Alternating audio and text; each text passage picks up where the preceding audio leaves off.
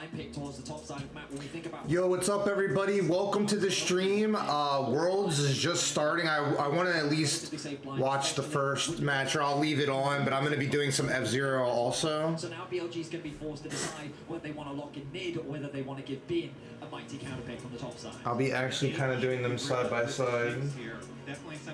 Welcome to the stream. I got a basketball clip. Go check that out. Smash that like button. We went to the college game last night. Team won. Was a lot of fun. I got some energy drinks this morning. We're stocked for today. We're good.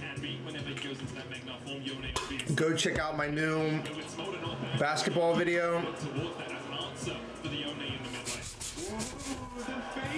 Here, he's just flashing some of his great champions right now. And they go back to the Silas. Silas has been incredible at this tournament. I think that Silas into the Yone matchup is always a bit of a gamble. He must be picking it largely for the team fight value. Sejuani, Nart, and Yone all have great ultimates to steal. When we think about BLG, their team fighting has been a core part of their success at this tournament. But they've seen the same Ziggs that we have. They're going to ban it away. Oh, that's cool. I like her outfit. Let me also... I think you have to. Both these teams know each other so well. They've matched up so many times. And at this last MSI, the Camille was effectively used. Double protection bans. They actually do the Renata themselves. Such a great pairing. Carrier having, it's a very good pairing with the Ashes, you say, but Carrier has been the Renata aficionado so far, well, so long really bringing it to the forefront of the meta. It's also something that really stuffs heavy engage comps, since T1 are showing a lot of dive, a lot of heavy engage, a lot of melee. You don't want to play into a Renata ult. I wonder what T1's going to be thinking about the bot lane, like Zaya, Rakan immediately as a potential, but again, they are lacking in terms of AP. What direction are they going to go with the Jhin? Now going to be taken away from Gumayushi as well. When we think about this tournament, that Zaya has been very impactful, but with Dokkan taken away from On, it does bring the question of what have they prepared for us in the bot side of the map. You expect top lane to be locked in here for BLG, but maybe they want to guarantee Bin the safest counter possible. The Camille you were talking about is still available. Alongside that, something like the Rumble that has had, although at the start of Worlds was having a very high presence, kind of fell off a little bit, but still very impactful in the top lane. Struggles a little bit when you get into lane swap situations though, and so perhaps T1 will be thinking about that now. The big question comes, what is T1 prepared in the bot side of the map? Again, we're looking for a little bit. The team comps are looking really good so far. Look, they banned Jhin, Kaisa. Those are good bans. That makes sense. They're using all the time available to them. They're also thinking about so much CC here on the side of BLG. They do throw down the Caitlyn once again for Uma. All right, Carrier. This time around, what will be the... Oh, I see. Usually Lux, right? When you want to get a pushing bot side, you get that Caitlyn Lux together. It would give you a little bit of AP as well. Except hasn't been quite this tournament. I know a lot of people want his Lux for the skin as well. Also true. Also true. But not quite at this tournament. I mean, they're really leaving us at the edge of our seats here. Holding until the last moment.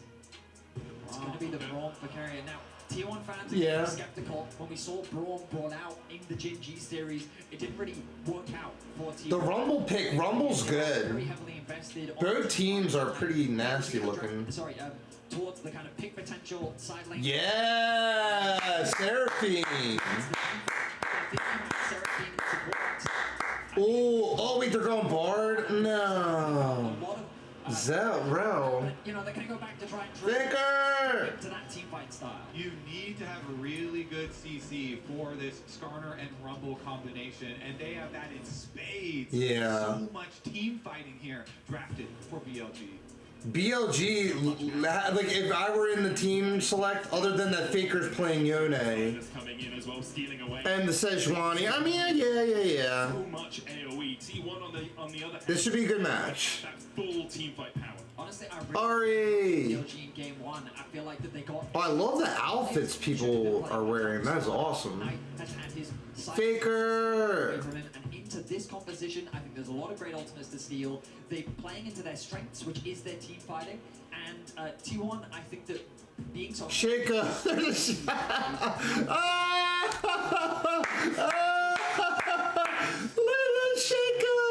There was a Shaco in the audience. Did you guys see? Oh my god. Oh my god, that was funny. Confidence on either Silas or things like their Kali even. Oh, I'm If exhausted. they cannot beat it this time around, you're not afforded that luxury later on in the series. Remember, T1 had side selection. They won the coin toss earlier in the week, decided they wanted to start on the blue side. It has been a favorable side so far at Worlds. But BLG, when you have the big guns in game one, to try and take that first victory of this best of five. And I think that shot right there was a big indicator. Some smiles on the sides of their faces, some confidence coming in here. That is the one big question. League Lasagna! At the highest that it can possibly be in the entire year. And It's so crazy that the most gormless game. I still have my shades on my head. Crown heavy on the heads of T1. Oh, look at the invade already. Also the expectations of the LCK, of their families, BLG. Well, it's not an invade. Whatever. BLG Knight is definitely in their jungle. And it's 5 games of glory, I hope, as we get into game one. Yeah, it's an invade. Oh, look at the Gumayushi Knight coming in from the side as well. Oh, at finals. Oh, wow. BLG strike first. Wow. on the Silas able to slip over and get behind the red buff to come from the other side, take down Guma, take down the Caitlyn. Wow. Pushing ability. Look at Fake, yeah. Flash out from Guma. Faker. A valuable summoner spell in the early game. Faker's got micro like me, baby. Let's go. Can we move the... You want to be leveraging the strength, which is going to be harder to do. Me and Faker are so similar. Summoner Knights Right, Butterbomb. with the Silas in game one of this series, and I mean, off to a confident start. Importantly, Elk did flash as well, so he doesn't have that same summoner on his side of that AD carry matchup. Looks like it's going to be normal lanes. No lane swaps coming out from either of these teams. Shun wasn't spotted on his initial pathing. Owner will be spotted when he goes over to the Razor Beaks, as there is a ward waiting for him there. Yeah, both junglers going to head full clears down to the bottom side of the map. One thing we've seen a lot in T1 games as well is Keria specifically roaming mid to Faker, especially in these melee matchups. You know, getting time for the Braum is going to be more difficult now that they lost Guma's flash early. They're getting pushed in. Elk and On are not going to let him have any free roam timers. I mean, they're certainly not. You can see the strength of the Ashe in the early laning phase, getting that early level 2 as well. And I mean, when you make that point about Carrier as well, usually he does that. Alright, now I'm gonna start actually paying attention or whatever. It's going to be much harder to do. Yeah, I'll So put I this would love here. to see really good Hope everyone's well. prep coming into series as big as this. I tell you, League is so gormless. At all levels, League is, it looks like bronze. You've already dropped pings down onto Owner. They know that he's on the bot side. That's one of the beautiful things about It's League. very real. With Faker's pressure in the mid lane, it's going to be hard for Knight to potentially roam down and look for a dive alongside his jungler. But Jun already setting his sights on the bot lane play. See Faker! available. There's always the possibility. Notice as well, Zeus walking back to top lane, has the TP available in the event of an early play. Good timing here from Shun to come down and Let me take my shades off. so that Elk and On can continue applying pressure on the bottom side. Yeah, I'll be right back. Going back for his jump. So that's what if you want, if you're BLG, you want to be able to continually harass Guma and carry it down in this lane, have them in a position where they are either looking for CS or eating your damage, and hopefully both for BLG. On their crashing down out, Gumayushi and Carrier have been able to hold the wave just outside of their tower range. You get the earlier recall there for Owner because he doesn't want to try and contest the bottom side Scuttle Crab because of the pushing bottom lane. So wants to trade, wants to get the top side one for himself. It's going to be a little bit annoying that Bin also on the Rumble is pushing up, and Bin is going down to check out that Scuttle. In terms of early skirmishes, you can see how the Yone is often able to get those advantages in the 1v1, but Knight doing a fantastic job in terms of farm. Has that slight lead over Faker, going to commit the TP towards mid lane, having grabbed a few early items. Remember, you've always got to remember, Knight famous for his Mejai's purchase on pretty much every champion that he's played. Only the Dark Seal for now, but depending on how well the game is going, he may very well look to upgrade that item. Let's talk about how the game might go from here. We're only 4 minutes in, but we do often, in about the next 30 seconds to 40 seconds, see that swap for Grubs. Knight and Faker trading in the mid lane. Faker down to half HP. He'll snap back to his soul. And overall, the trade even-ish, but slightly in Knight's favor. People have gone wild for how confident Faker has been in laning at this tournament, and him eating in there, taking the trade that Knight offers as he goes straight for it. Faker as well, you know, it's one of the big things with T1 heading into this tournament. His lane phase was not great in the LCK. There's that flash away. Shun looks for more, and BLG have found 2. BLG's able to find it on the top side of the map. Zeus caught unawares, the wave in an awkward spot. Ola not there to provide support. And the bot side as well. I also got some special chips. I'm putting away. I had some by the grocery store. Shun has been so good on the start. Twisted Lime. Let's go. All right. Tournament. And again, in this series, having an early impact now, gets the kill himself. And what an arc it is for him as a player. Remember, BLG started with weight at this tournament. So, Bin, look at all the work he does. But the hop off Bin's head right into the waiting arms of Shun. Nicely played by them. Bin really setting him up. Harpoons in, gets the slow, gets all the damage done, and they collect. And it's a very awkward situation for Zeus to be in just because of the state of the wave. Now Owner is covering to help him get that push out.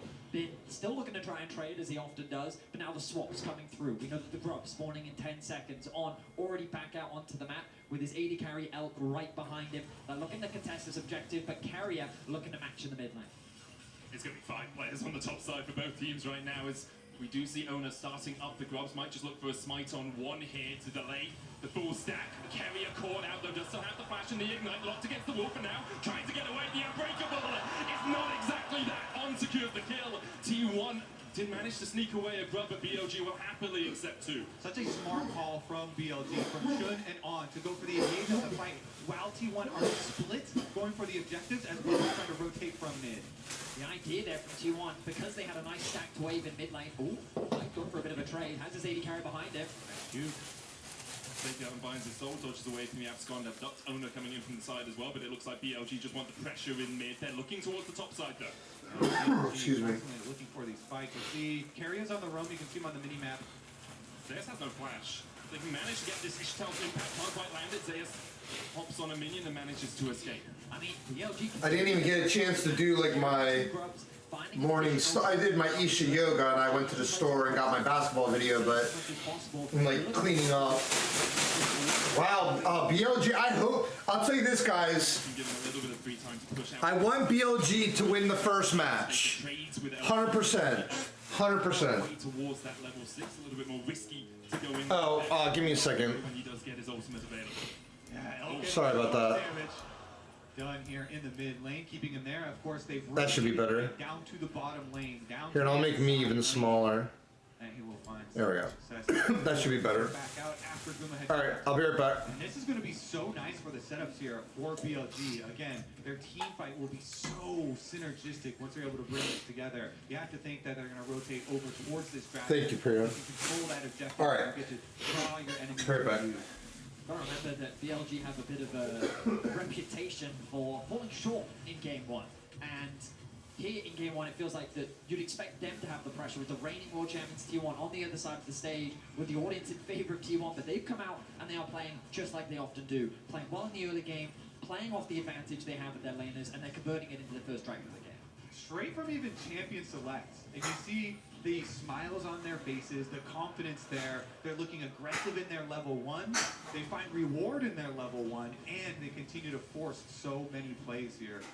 Let's see if they can keep it up as the game goes on, though. We know T1 are very notorious for being difficult to actually finish off in these games. And bear in mind, BLG, they're going to be looking at team fight. That's the biggest strength. Their composition just spells, we're ready to fight, 5v5, incredibly strong. And T1, they're going to have to find ways to either usurp that or navigate their way around that, because they found a lot of success with pick comps, but with the Braun, Caitlyn, they're going to very rely on Owner to be that initiation tool and find good flanks or angles, which is going to rely on good vision control, which right now BLG is not giving them. Look at this vision set on the bot side of the map. The river is very much in control of BLG, and they're putting extra pressure onto Owner's jump.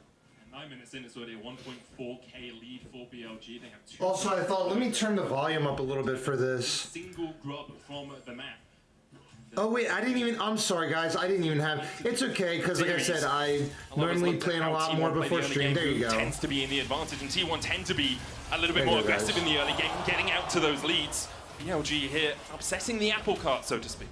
Knight has just been exceptional this tournament, and especially in their previous series, styling on his Syndra, styling on his Ahri, here styling on his Silas, stealing Faker's own ultimate, and this pressure, you even see the hover there for Owner, drawing a little bit of time. So Dwayne not immediately going over to Grom, kind of hovering around, see if Faker's going to need anything else. And it'll also kind of extrapolate towards the extra wards around mid lane. If you start to see the mid lane pressure here kind of spill over into other lanes as well for BLG. You're also just seeing it on the map, right? Because Knight, just then, after pushing in mid, hovered into the topside river and he's just moving into fog. He's creating that extra point of pressure, which means that Owner might get invaded on. Maybe jungle plus mid is going to come and put pressure on his jungle. Bin backing in a brush. Where has actually Bin gone? Just those subtle bits of pressure on the map that force T1 to hesitate before they make a decision. That control ward at the entrance on the top side to try and spot out some of these plays.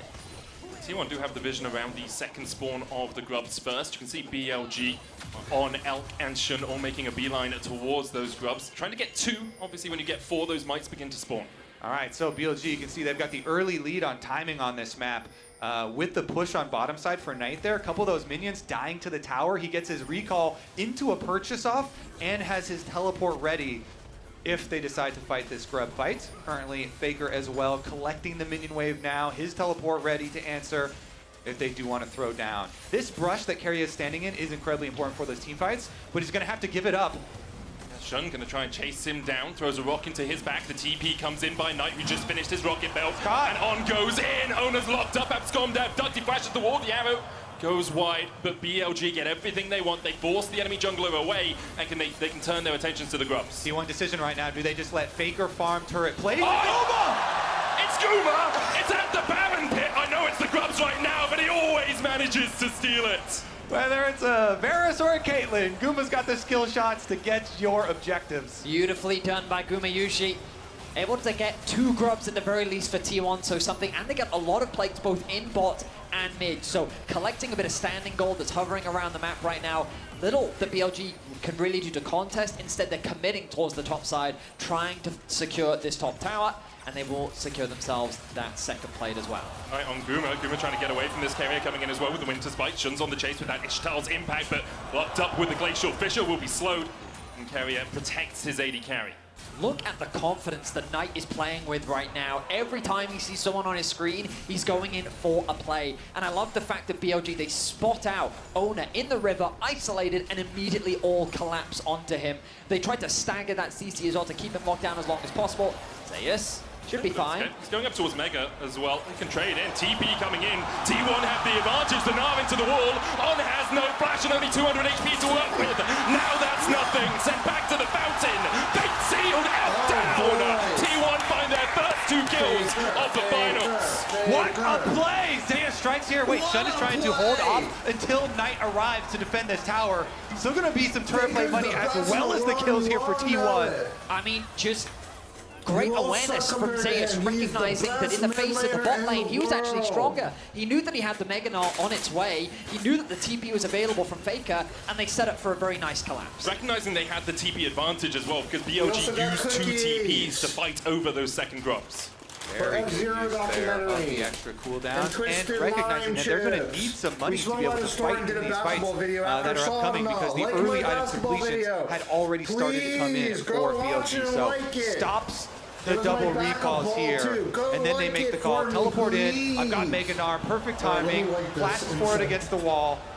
Beautifully done. And I mean, even without the TP, he likely could have just gotten on by himself. He gets the summoners out from Elk as well. And those are going to be crucial as we set up for the second dragon of the game. T1 should feel a lot more confident about being ready to fight for that objective. As you're seeing on the mini-map, though, extra gold going back there, the side of BLG, as Knight is able to push in and get another turret plate for himself. Remaining slightly ahead there in his matchup. About 1,000 gold between the 2 teams right now. Only a 200 gold lead for Knight. Gumayushi, the only spotted blue in that sky at the bottom. It's only 20 gold ahead now, 2. Really not an advantage at all. And gold is one thing, but really it is about the item completions. True. And before Faker does get his Blade of the Ruined King, you know, already Knight sitting on the Proto Belt, that play-making item for himself, gives you a lot of that confidence to be able to make the play. Right now, a bit of setup around that top side objective. You can see Faker fishing for information. Looks like that it's going to be sounding on the side of BLG. Dragon is available, but really no setup on either side towards that objective. Resets have come through, items looking to be further completed. And as you rightly said, Kobe, I imagine that Faker is incredibly close to that me blade read chat. completion. On his next back, he should Yeah, have I it, didn't even. and Oh, it and I is didn't have crucial. It is a OBS set game up changer to in the terms of your speakers ability to because fight I on have the to side. flip back and forth Another between thing headset that and this is and that. oftentimes hard for as we start up. But the now trail everything's here, good, and yeah, and also I looks like we should fixed be able to get it the done. Another thing that's ratio kind for of the hard thingy for thing. fans to track usually is information Editing that the should be- teams who's have because playing it's not the game? necessarily shown on the scoreboard, but it is Alex. critical to the success of these types of teams. That they have set up Oh, here. we gotta And go to so McDonald's without later to the get a extra Happy vision, Meal, 'cause they looks have- like they it is have just going to be the Mario trade. Kart. Dragon for Herald, no problem. But I will say, Knight staying on this outer turret and getting the outer turret gold himself again, more money. We also funneled gotta do into some Silas. Booyah today. Silas that does scale so well. Yeah, notice that, again, it kind of, while T1 did find that TP play, now they're behind in terms of TP. The arrow connects mids. Zeus able to walk away for now. Shadowing Strike will get the stun. The Magnet Sword coming in as well as BOG looks to is gonna be a collapse. good match. Already they've locked up T1 in the middle of the meat grinder, and one has gone down. Zeus falls. Baker getting chased down as well, and Bin's flashing forward. Baker will manage to dash across towards the red pit, but Gumayushi does not have that same luxury. BLG find 3, all of them sitting on out. A triple kill for the AD carry of BLG. A nice arrow to set up the whole play. T1 saw an angle to secure that mid tower and immediately get punished. And BLG are so quick with it. Elk's arrow say. snipes him right out of the air gosh, after you the wanna 2 check the kills with the leaderboards? Herald. Immediately turn it into gold. Liquid gold here for BLG. not They bad. shoot ahead Let's on the get to map. work. So many 3 structures. towers out of it as well. Yes, so much gold goes into their pockets. 4.5k the lead now for BLG. And it's a situation where the cross map, Since I'm right? a You see content Knight on the top creator side of and the this map, and but that, the I'm arrow gonna comes keep through the just game as up, Zeus but is I'm gonna jumping put it past. over there so Nice you can sidestep also from see On, me he connects racing. the stun, and then a beautiful multi-man ulti comes through from On with the follow-up really- there as we T1's go. forced to retreat. And now the Impel's going to land on Kevin as well, and he has no place to get out of this, That should be nowhere to fine, go, whatever. apart from back to the Put that one fountain in well. a body bag. BLG now between matches, I'll 7-2 try to up. make adjustments. Insane opener here in And game number 1 from Whatever. I'll get it after the BLG. match. The undisputed best team in the LPL coming out firing on all cylinders. They are not giving T1 a moment Finally, like, to start to relax. regroup at all. Faker now even under attack. He's slowed in the pit. The TP's coming behind here as they look to try and turn this play around. Bin trying to get the damage down onto Faker here. Hit him with the harpoons. Faker dodges away with the Q3 and manages to live through the Leandries.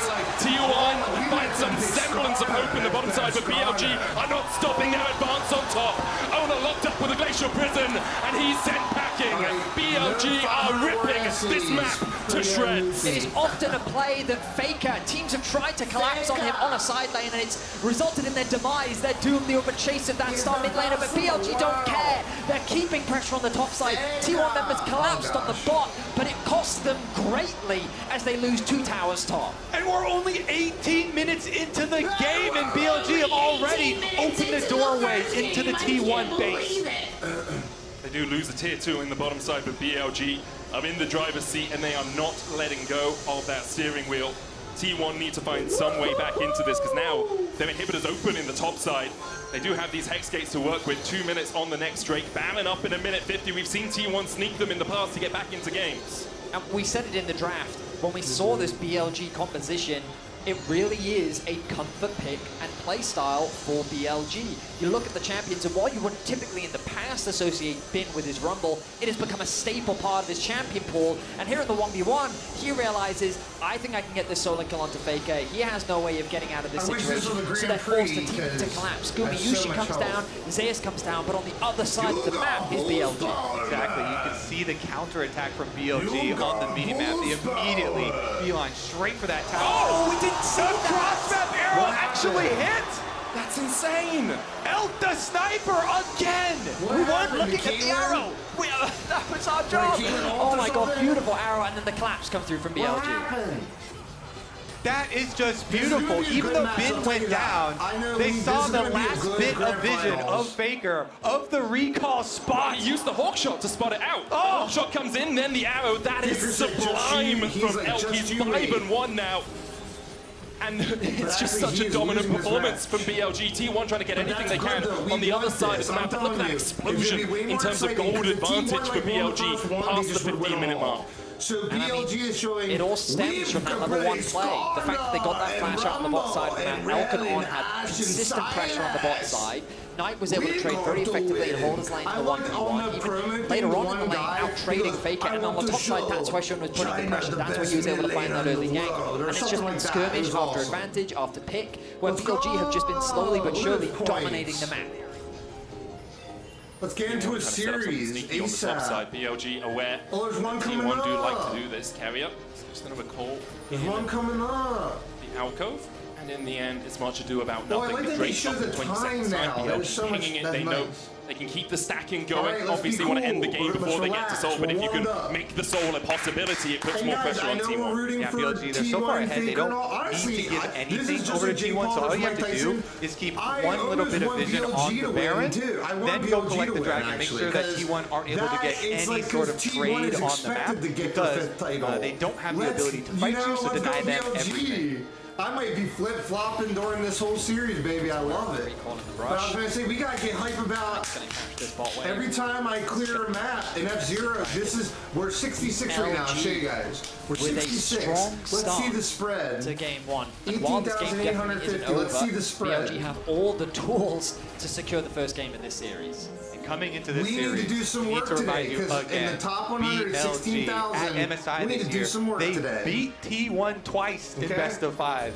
And last year at Let me MSI, get the thing. they definitely have shown that they have what it takes, and they are definitely showing that in game number 1. I mean, you could even go back to 2022 when Bin beat him on RNG in the MSI finals as well. I mean, T1, the World Championship has definitely been their tournament. But when it comes to MSI, that is where the got LPL work have to been do able to today. find those advantages.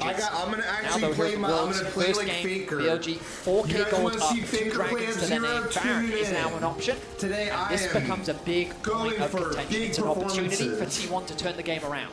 They have had some spectacular Baron plays so far at need this World their Championship, points. whether it be sneaking them, whether it be finding incredible team fights around this objective. It is a point in the game that BLG will have to be cautious and respect T1. CT1 just trying to get towards those second, third items, lock it on Ona. But the Blade of the Ruin King yet to see second item for Faker. It really comes online when you get up towards 2, 3. The Yone so powerful in teamfights, so powerful in side lanes right now, but he can't even step past where his Crux would be because he doesn't know if BLG are on that bottom side of the map. So he has to accept the pressure much deeper on towards his side of the map. Look at that, Knight even hovering in the brush, waiting until he collects all the information. The rest of BLG here, just keeping tabs on the Baron as We we need wait fuel for victory. Elk to arrive on the map. He hex skates out with his Doritos 3-item Twisted power Lime. spike already completed. 10 out of Before 10. Doms, That's a because new they're so far flavor. ahead. Wow. Oh, it's Elk player spicy. that came onto the scene was called Jomong. Oh, Widely regarded we're as a in the good whole player map, who right? would be way too aggressive a lot of the time, would overstep in plays. People said he has got Jomong fever because he would just throw games from Oh time my to time. We God. haven't seen that in years. He has been so consistent That's amazing. for BLG. And now with 5 kills They're to really his good, name, though. you have to expect that BLG will protect him in these upcoming team fights and just I love allow this, him that to there's rip through T1. Hype stuff going on. So far as arrows have been Tetris great as tournament. well. Sniping Zeus in the hop in mid And lane. guys, I'm telling you, Of today's course, a big day. big kill onto We Faker gotta as well. We And it only looks have like, a few again, you thousand don't have to point give lead. We gotta T1 put in some anything. They'll be F-Zero so today. far We're ahead, gonna and they let have so Faker's many energy pick tools. inspire us. Not to mention just the arrow, but also So watch, like I Shun said, and On, we and they're going to won. look for it. Shun going in with T1 each does to impact lose can't this quite land game. onto Ona. Because Does have that it's passive as well to lime, avoid that it's slow. lime, Yeah, they're just going it's to like, chase them out of it's that like jungle. Baldock Make sure lime. that the entire Yes. pathway leading to Baron. It's got a hint of lime. It's really good. It's out from It's real. Gumayushi. I'm You'll not notice as joking. well, I will eat this Elk whole quite bag happy today. to solo push on 100%. this mid wave No way at this times, just bag because he gets knows the to only real tomorrow. threat is if Ona and Zeus are collectively diving on top of him, because if the Alright, Sejuani the ult comes out, mini he has pre, the we don't threat, wanna do and mini that's really pre. the Wait, only what? initiation tool, unless Zeus, Crap, Faker we is able gotta to find do an it. angle. That's Ward offering a lot of value for T1. They'll see that it's going to be started off. The pings are I thought coming it was a through, big- but can they really get access It's into the at pit? 12 They're definitely going o'clock. to try. Betty Carrier is the one to face check that mid lane bush. Shun still tanking All up right, the well, you know Baron. It's what a makes it 9,000. more exclusive? That's Knight good with the as back well. position. Let's go. Glacial Prison hits, and Guma is down. BLG used the Baron as a bait, and immediately kill off the enemy AD carry. Knight with an extraordinary Sejuani ultimate connecting to the AD carry. Guma does not flash away, and this leaves the Baron wide open for BLG. The beautiful positioning from him on Silas too, coming from the mid lane. T1, they don't expect it. Now without Guma, they try and fight them. So almost spotted as he walked towards that razor beam hit. The Baron down to 2,000. Knight on the front line. Ona trying to get in. Bankseal goes in as well with the Magic Storms already locked up 2 members. Of T1, the Impale grabs 3 and they're burned to a crisp in the river. The ammo has to be flashed away by Zeus, but BLG are taking everything and giving T1 nothing. It's complete annihilation. BLG are going to try and chase him down as well. Zeus able to jump across the wall just before he got hit with the Shadowing Strike, but now with the Baron buff on them, BLG can advance down mid. The TP in from Knight as they look to close this one out. I mean, they're I'll turn knocking it down a little down bit the there. inhibitor towers, the Baron buff BLG. The respawn time is I'll still turn like down 10 F0 seconds. some. They're going to respect it, they're going to back away, but the damage has been done to the base of T1. And I mean, the kills are going to Elk, but the plays from Knight are phenomenal. Keep track of this angle. He's staying in the fog of war. He's trying to circumvent what Gumayushi can see. He finds the good angle. He connects. Someone the remind me, ultimate Priya, onto the later AD remind me carry. to readjust my volume levels. And you know what, for today, let me see here. I really want to relax and not and just kind of. But today, I'm going to move this here. Check 1, 2. I'll even turn it up a notch. Check 1, 2. Baker's trying to get away from Knight, but For today, we're gonna do like this. Okay. Baker's been pushed off it. Check, can you hear me? Good now. Fine form today, and T1 just can't keep up. The golden left hand There's of taking the LPL drag. strikes down the goat in the side lane. And Ash is, BLG oh my will god, collect their Ash is third looking dragon. saucy. They might collect the entire That- base before we see the Elk's fourth. micro. Let's go, BLG. Like I said, I'm getting hype about this. Let's go. Take down the best in the world. Take down the champs. T1 here in game 1. They're looking for another inhibitor and they're looking for the game. This is actually hype. Because then, like, Faker's trying to get his 5th title, and, like, oh, he wants another battle pass. I'm telling you, look at the Scorner is just taking everything. But BLG continue to advance. The first Nexus Tower I told you when I saw team comps, did I not say BLG had a better team comp? I'm telling you, if I know a few things in life, it's legal lasagna. I told you it was game. I told you it was game. I'm telling you, I actually am convinced I know League better than most people. Let's go, BLG! What the first game upset? Guys, we got action-packed show for you today. Now, I'm riding that energy into a mini pre. Let's go! BLG, just absolutely phenomenal. All right, we're good. I moved the microphone closer for once, so let's go, BLG. Tactics Macau Open, this year's biggest TFT Faker, event, you're is not just the around best corner. anymore. And Chunk is already celebrating at Whoa, the look at China that. Regional Finals in Wuhan. Once we wrap up the Tactician's Crown, we are heading to Macau. Is that- And that's like a we're thrilled to bring TFT you along. Grom. With Magic and Mayhem winding down, a new Wow. set featuring Arcane is on the horizon, promising big, game-changing moments. 512 players will battle it Pingu! out Do you know what's live, awesome diving is? into this brand new set Because League is that so sure to successful, shake I'm gonna things get up. so much Get ready Jinx for more content, like, unforgettable moments. I can't wait for 2xKO. I'll tell you this, I'm gonna be one of the best in the world at 2xKO. You think I'm not gonna be the best Jinx in the world? You better be joking. I've been playing League for like 15 years. More like 12 years, I think.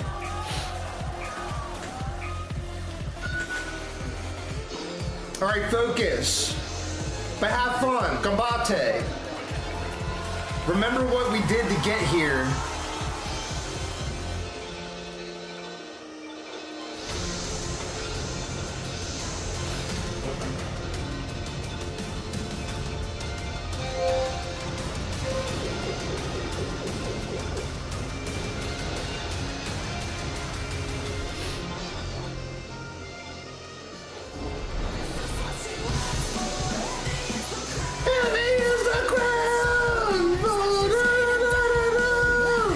And the thing is, and it's okay, but Hopefully there's no like copyright crap, but people, I would assume League assumes, well, Twitch streamers, they're allowed to restream everything and play copyright music, but whatever. If YouTube gives me a thing about it, I'll just delete the VOD. But we're here to do F-Zero documentary and enjoy some legal lasagna, baby, because life doesn't get better than this. I love it. We went to the grocery store too, we got stocked up. Let's go. We got a documentary we're trying to finish today. And I'm telling you, I'm feeling good. Yesterday, going to the basketball game, I feel rested. I slept amazing last night, listening to champion mindset stuff. I'm ready, baby. And we dominated the basketball clip today, guaranteeing 750,000 views. I'm going for 1 million before you better believe it. Every video I'm going for the 1 million. We're getting there. 3/4 of the way there. Go, go, go, go, go. Butterball. Full steam ahead. Perfect turns. Zip, zip, zip, zip, zip, zoom. Here is the crown. This is what you asked for. Here is the crown. Everybody's a streamer. That was Michaela. Oh, but we will mute when it's like, when it's some of the stupid commentator people, when it's just them talking about stuff here, we'll mute this too. Ah, I froze it. 1 second, crap. I meant to just mute it. Here's a crown. This is what you asked for.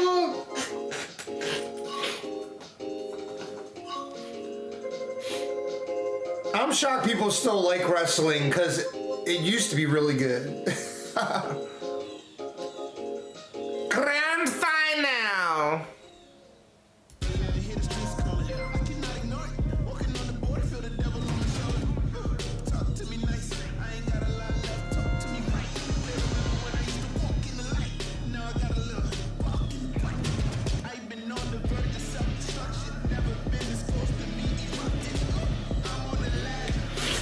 Focus, no 500-word essays today.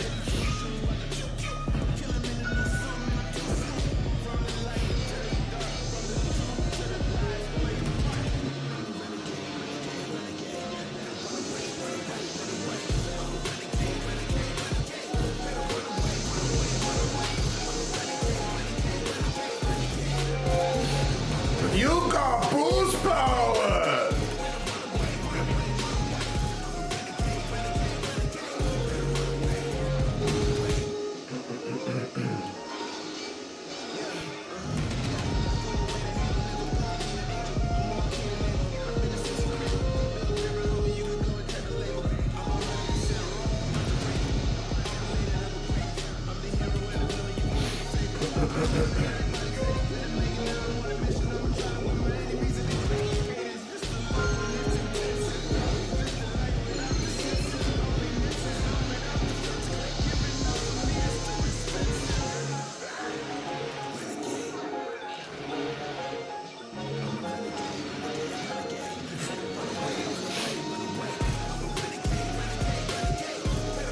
You got boost power!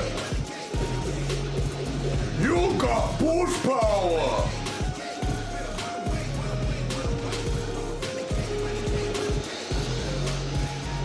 You got boost power! Yoo-hoo!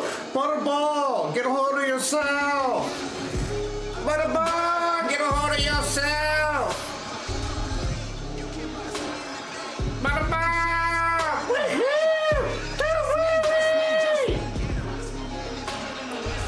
Don't say worry!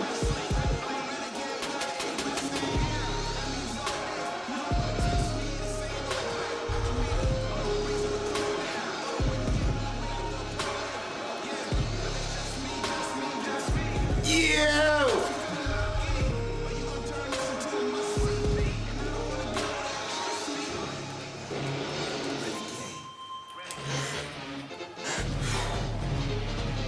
12th place, baby. Let me make sure. Let's go. Watch, I'll call the next game too. I'll look at team comps and I'll call the next game. I'm telling you, I know legal lasagna. I'll tell you, we wanted BLG to win that.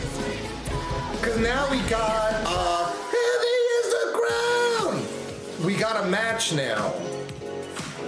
I want to see T1 get upset because it's hilarious. Like, even like, well, I think it's cool though. I liked when they did the Faker battle pass, but also like you want to see Faker win, but you also want to see him lose.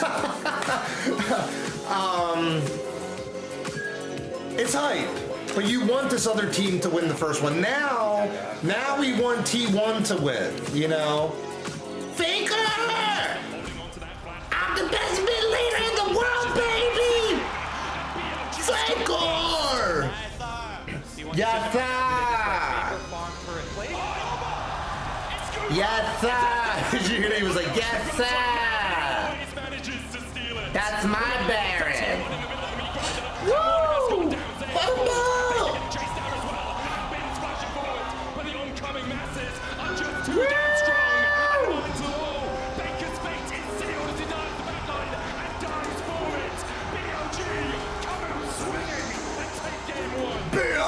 BLG choke slam.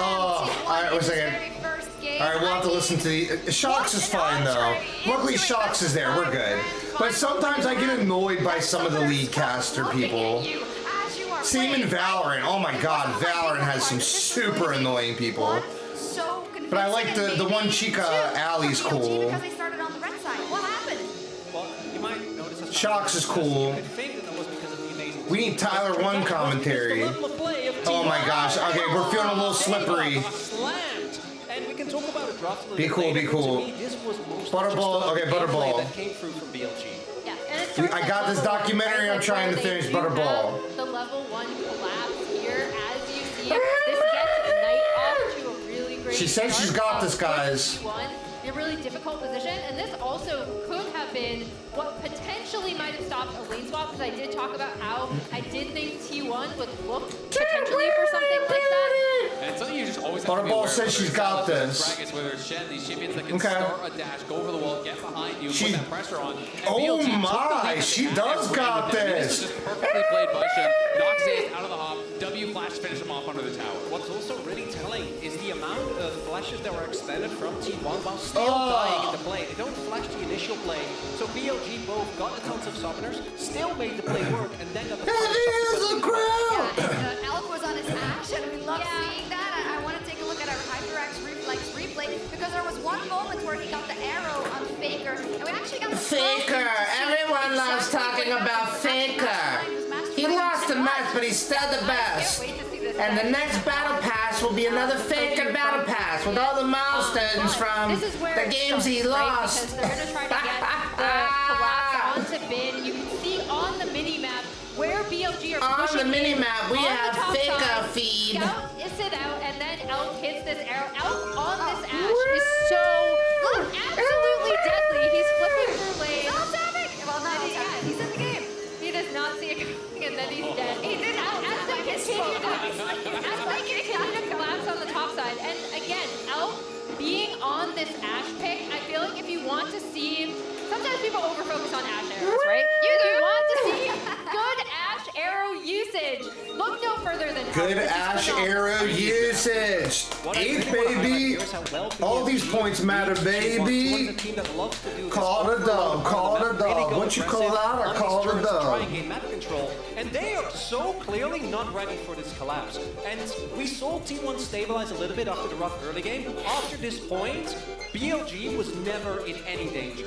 They really weren't. I mean, there was just so many avenues of attack for BLG, and I All right, I'm gonna have to eat a shout little out food. Knight. He played incredibly well in a Number matchup that's supposed to be one. advantageous for the Oni in the 1v1. Yeah, he it was is hype. dominating Faker from the word go. Our Oppo player of the game was Knight in this Faker one. needs to Focused win so again for much them to do on the another battle matchup for pass. this Zale, but just I almost, what's funny is I wanted to buy Straight that up, you know, battle he was just pass. dominating him Oh, I in the love 1v1. Shocks and Faker did Stress. shut him down Wow, early, but nice. even after I the love TP the back, he strap was and winning everything. It's every nice. single trade All right, big thereafter. points. We He needed made that. Faker 264 big points. with no Nice. With no teleport, lost a full wave, started to fall behind in the experience.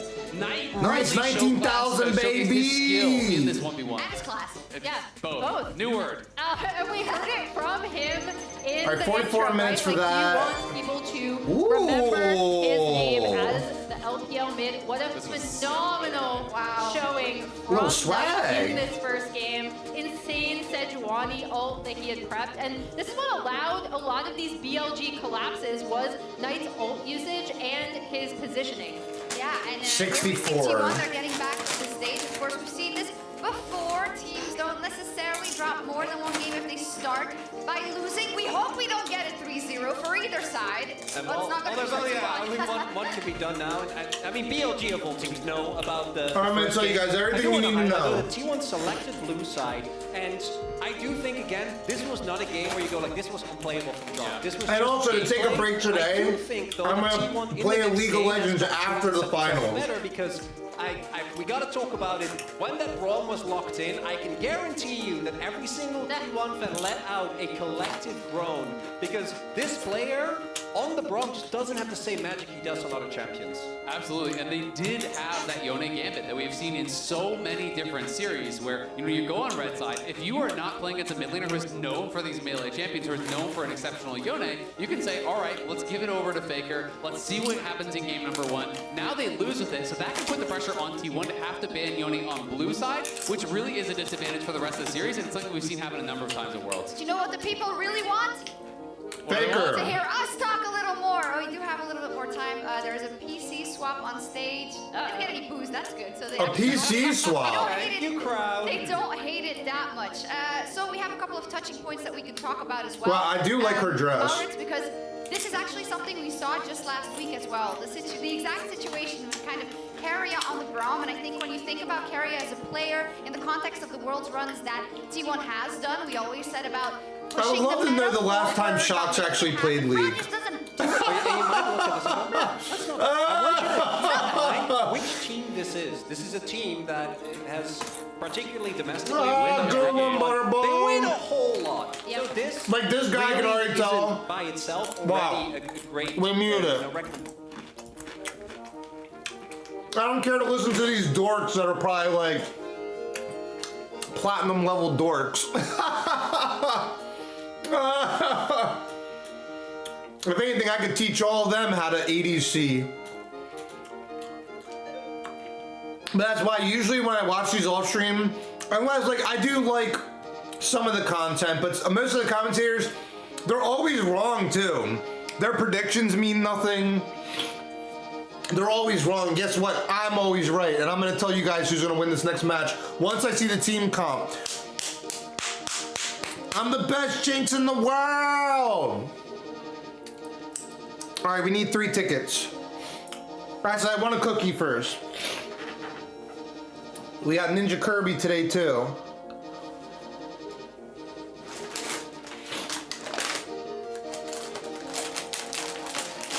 And then once we get 3 tickets, we'll wait for the next Grand Prix.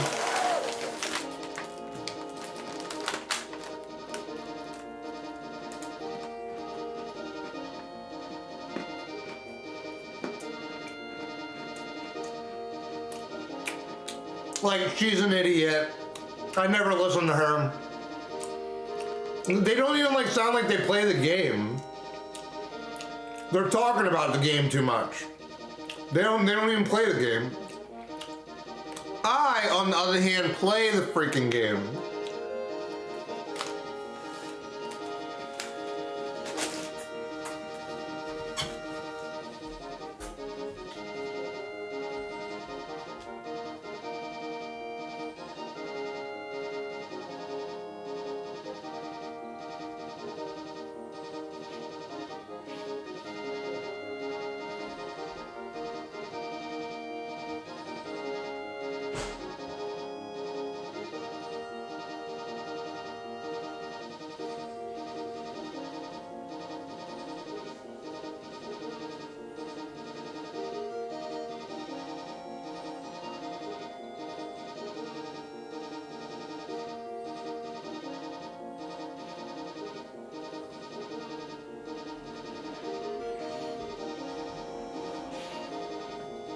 Alright.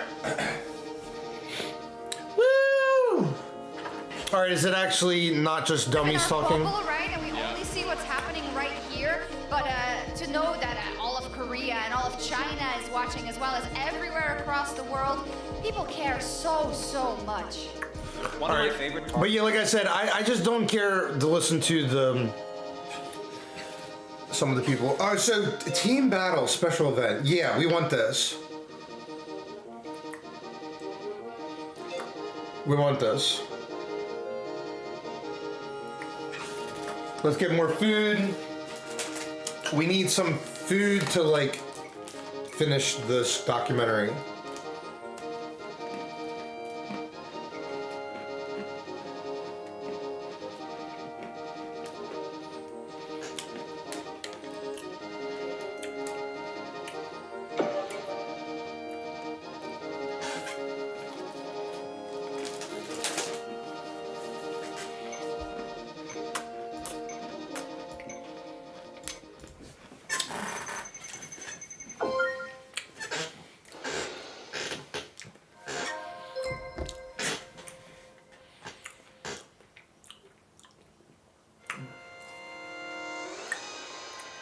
Oh, the thing is glitching again. Whatever. I don't know why it does it.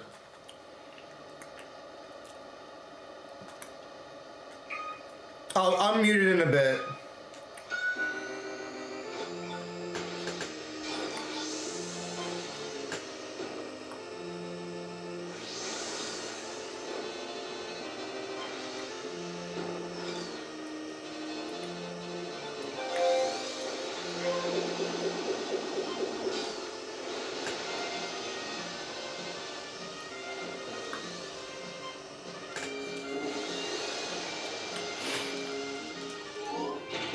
Oh my gosh! Oh, I'm gonna blow up.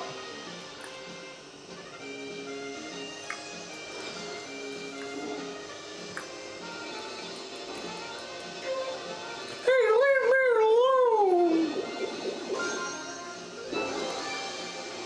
Team takes the Skyway.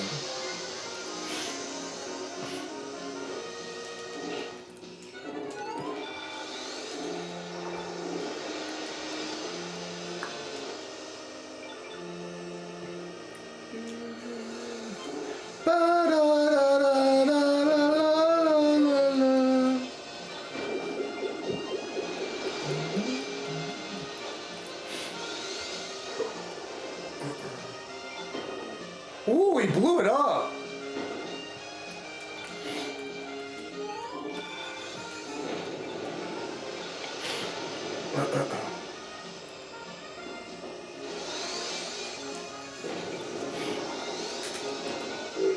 Okay.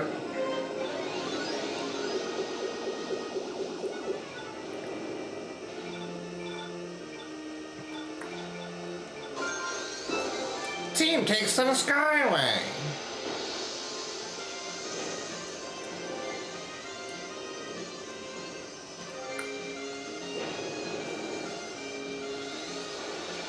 You.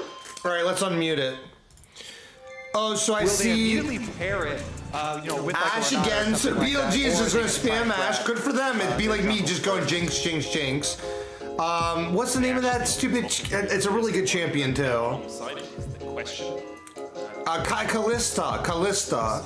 Maybe side go. Callista's really good actually. Well, looking at something like the Renata to make sure that T1 Frick. can't have the Callista Renata bottom side. Yeah, it's a possibility.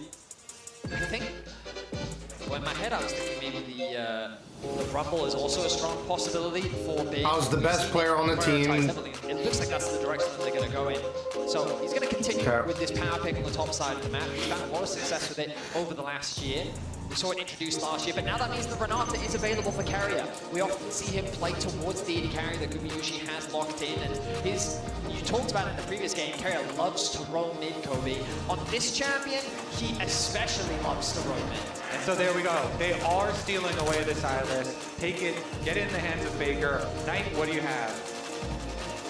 I mean, Always look towards the Ari. yeah, or Galli. Okay, so if they do Galio, It's a Kindred game, technically. exactly. Are we in for a should Kindred? Because you're like, oh, he just keeps getting Skarner. Well, some signature picks possibilities. Those are very far down the line. I mean, we also have the ban phase to go through where T1 could say, well, it looks like a Kindred came to us, so we might just take that away. It just makes kind of sense here because they have double AP with Galio and Rumble, and when you're playing Kindred, you always want some setup with a mid laner like Galio. So maybe T1 will ban it away. I don't Maybe not. He could still just play like Xin Zhao or something. I don't want to overcook, but there's always the world where the Rumble goes bot lane, and then there's still a counter pick top of the bin. For now, we'll assume that it's on the top side of the map, given that we're seeing these top lane bans come through. The Gnar going to be taken away, and there's the Kindred. So it seems that T1 had the same read that we did. I wonder if... I'd actually be very surprised if they go for something like the Nimbly. But let's see what direction that BLG now go, because they're going to need a little bit more damage to come through from the jungle. They do, of course, have Elk and Finn on these high damage threats. With the Sejuani taken away, the pool in the jungle is getting much narrower. Could always go towards the Xin Zhao, as you said, Kobe. It's a possibility. See if T1 decide to ban that away. Alongside that, you have the fringe picks like the Graves, even the Poppy a possibility as well. I mean, Poppy into Silas and Callista, both pretty good things to shut down here. A couple of options to hide. Yeah, I think the beautiful thing about the Poppy is you could flex Well, taking his time, thinking about what jungle direction he wants to go, and it's going to be locked in for the Xin Zhao. So I think Galio plus Xin is a great combo. We have that utility in the mid lane provided by the carry threat that the Xin Zhao provides, and an easy engage tool to follow up on any Ash arrow that connects. Zin's ultimate is just so good for those team fights as well. They have a lot of Ornn is really tanky and good. Now on the side of T1 though, the pairing with the Callista, we do get the Ornn lock-in first. Nocturne? Okay, T1 is responding with some team fighting of their own. It's also very long range. Yeah, Ornn Seraphine, go ultimate, BLG. Nocturne I love as Seraphine. well. Semi-global himself, trying to combat some of the global power of the Galio. We have lots of long-range stuff. There's always the threat of the Silas ulti steals as well, but you have left on Rakan open quietly in the back line. That support pick wasn't locked in, and when we think about Onn's career all time, this is his best champion. It's his most played, it has a 73% win rate. He's battling against Guna. Wow. With His 73% win rate with Rakan, that's awesome. So the support Rakan is really good at like shutting down incredibly things. exciting. We've already seen the two team compositions being routed out as well. What do we think? I just think the Rakan is such a good delivery for the Galio as well. And I just think it's hilarious that here in the World Finals, these players have high win rates. A lot of times, right? They tend to win a lot. They're gonna be another good match. Game one, I'd say BLG just even. came out sweet. Even. A phenomenal I'd say performance slide it on straight from the number T1 one. slightly, T1, but you have to even. imagine they've adapted. Their draft is very different. Their bot side of the map is a lot more Could confident. go They either can way, have but an that AP team damage comp, threat, I'd and it's give gonna have a lot of agency T1 like with the Silas 55, to steal away 60% Ash Galio favorite. ultimate, along with the Rumble red carpet. It's going to be an interesting matchup for sure. The Ornn and the Nocturne, but we'll see. World Finals game ever. Faker! We've been blessed to be able to watch a best of 5 between these two teams. I think a lot of people in the audience, even if they're not T1 fans, are hoping that T1 can fight back and take us all the way to 5 games. But BLG in game 1, clobbered the LCK number 4 seed. And BLG this year for them has just been so strong. Adding Knight to Let's the go, lineup. Faker! First in spring, second at MSI, first in summer. Now in get this. LPL. And What here, a legend would it be? finals, up 1 game. It's writing a already better on story T1. because if Faker comes back now and wins, people are really going to think he's the best of all time. To have this sort of success. Do you guys get this? This sort of match is deciding if like Faker is the best of all time. Literally, that's one of the many They were looking at a things. team that would grow into a super team, and that's exactly what they've done, as you say, with the addition of Knight this year. And once if BLG wins another game, that's With the huge. entire world watching, they get Rakan going in. I honestly can't believe what I'm seeing. Cleanses away from Knight. The chase continues. I mean, BLG Faker's punches playing forward. Silas. Coming out, Gumayushi now slowed by the Ash. Every Can't game escape. they've had a more The successful Twitter indeed. First blood again to BLG. Guys, is BLG literally... Another one! Level 1! They literally did the same thing they did in the first In the game. exact same spot as game 1, Gumayushi will lose This is his literally life. a bronze match. Summoners blown. I'm telling you, someday after my F-Zero documentary, I swear I'm doing a documentary about League of Lasagna. But first we need 10,000 views with the F... The chase down of the Ash is the BLG draw first one. Nope, flashes forward so he can get the slows onto Guma, and it's enough. They get both his summoner spells. I mean, a lot of summoner spells were also used offensively by BLG, but it is still going to be the lane swap after the first blood here. T1 will go topside. Yushi and Kerry are trying to get away from... I'm gonna wait for a Grand Prix. Obviously, Orn good in lane swaps as well, can absorb a lot of pressure, pretty tanky. I'm gonna wait for a Grand Prix. Zeus might have to burn the flash to get away. Elk with the slows, just gonna chip him down to about 190 HP. Oh, and also, did I let me just make sure. Sometimes I forget that I think we're good. Takes a lot of damage for it, and now we have Bin going mid to soak experience and do a After lot we of get 3 damage. tickets, then I'm gonna watch just the matches until the Grand Prix. Hold on to the flash for now, we'll catch this wave as it crashes. I have a Guma UC Jinx skin. Making a beeline towards the bot lane. I mean, I really think they need to set up for a dive onto Zeus. He actually hasn't gone back to base. He's at about 50% HP. You'll notice Shun still on the top side of the map, pathing towards his bot side. Typically, you'd see this split map situation, but both junglers have had access to their side of the map. And actually, because Keria cancels his recall there, they might make the call to go for the extra pressure on Bin who teleported in, but it doesn't look like it. Level 2, he acquires it. Meanwhile, Zeus? Level 1. It's about 1 minion away from level 2, so 2 tower shots should be enough to take him over. Oh crap! You're supposed to do the boost at the beginning. This attack. Zeus underneath the tower, able to flash away, gets the double knockup, and look at on, he's about to be turned off. What's happening? Down, Shun almost falls through, escapes that final tower attack. Ends up being a one-for-one trade, but I think BLG's happy with this. Look at all the farm that's being lost. Zeus needs to TP back in quickly to soak up as much XP as he can. The good news is the threat of a redive isn't possible for BLG. I'm so impressed with BLG because like it'd be so easy just to fall into the whole thing of like Faker's the best. Bin stuck around to soak up to 2.5 his level now on the Rumble before getting chased out. Keria on here, Yushi here as well. On just trying to shepherd Bin in towards the tower. You can actually see Knight using the TP here. Guma, still no flash, no cleanse. The Grand Entrance going to get the knockup. Knight flashes across the wall. Shielded direct for the double taunt. Now the flames spinner is doing a lot of work. Guma's going to roll back with a bailout. But can he survive? T1 going in. Knight. The battle dance Ron keeps him alive. Owner still chasing.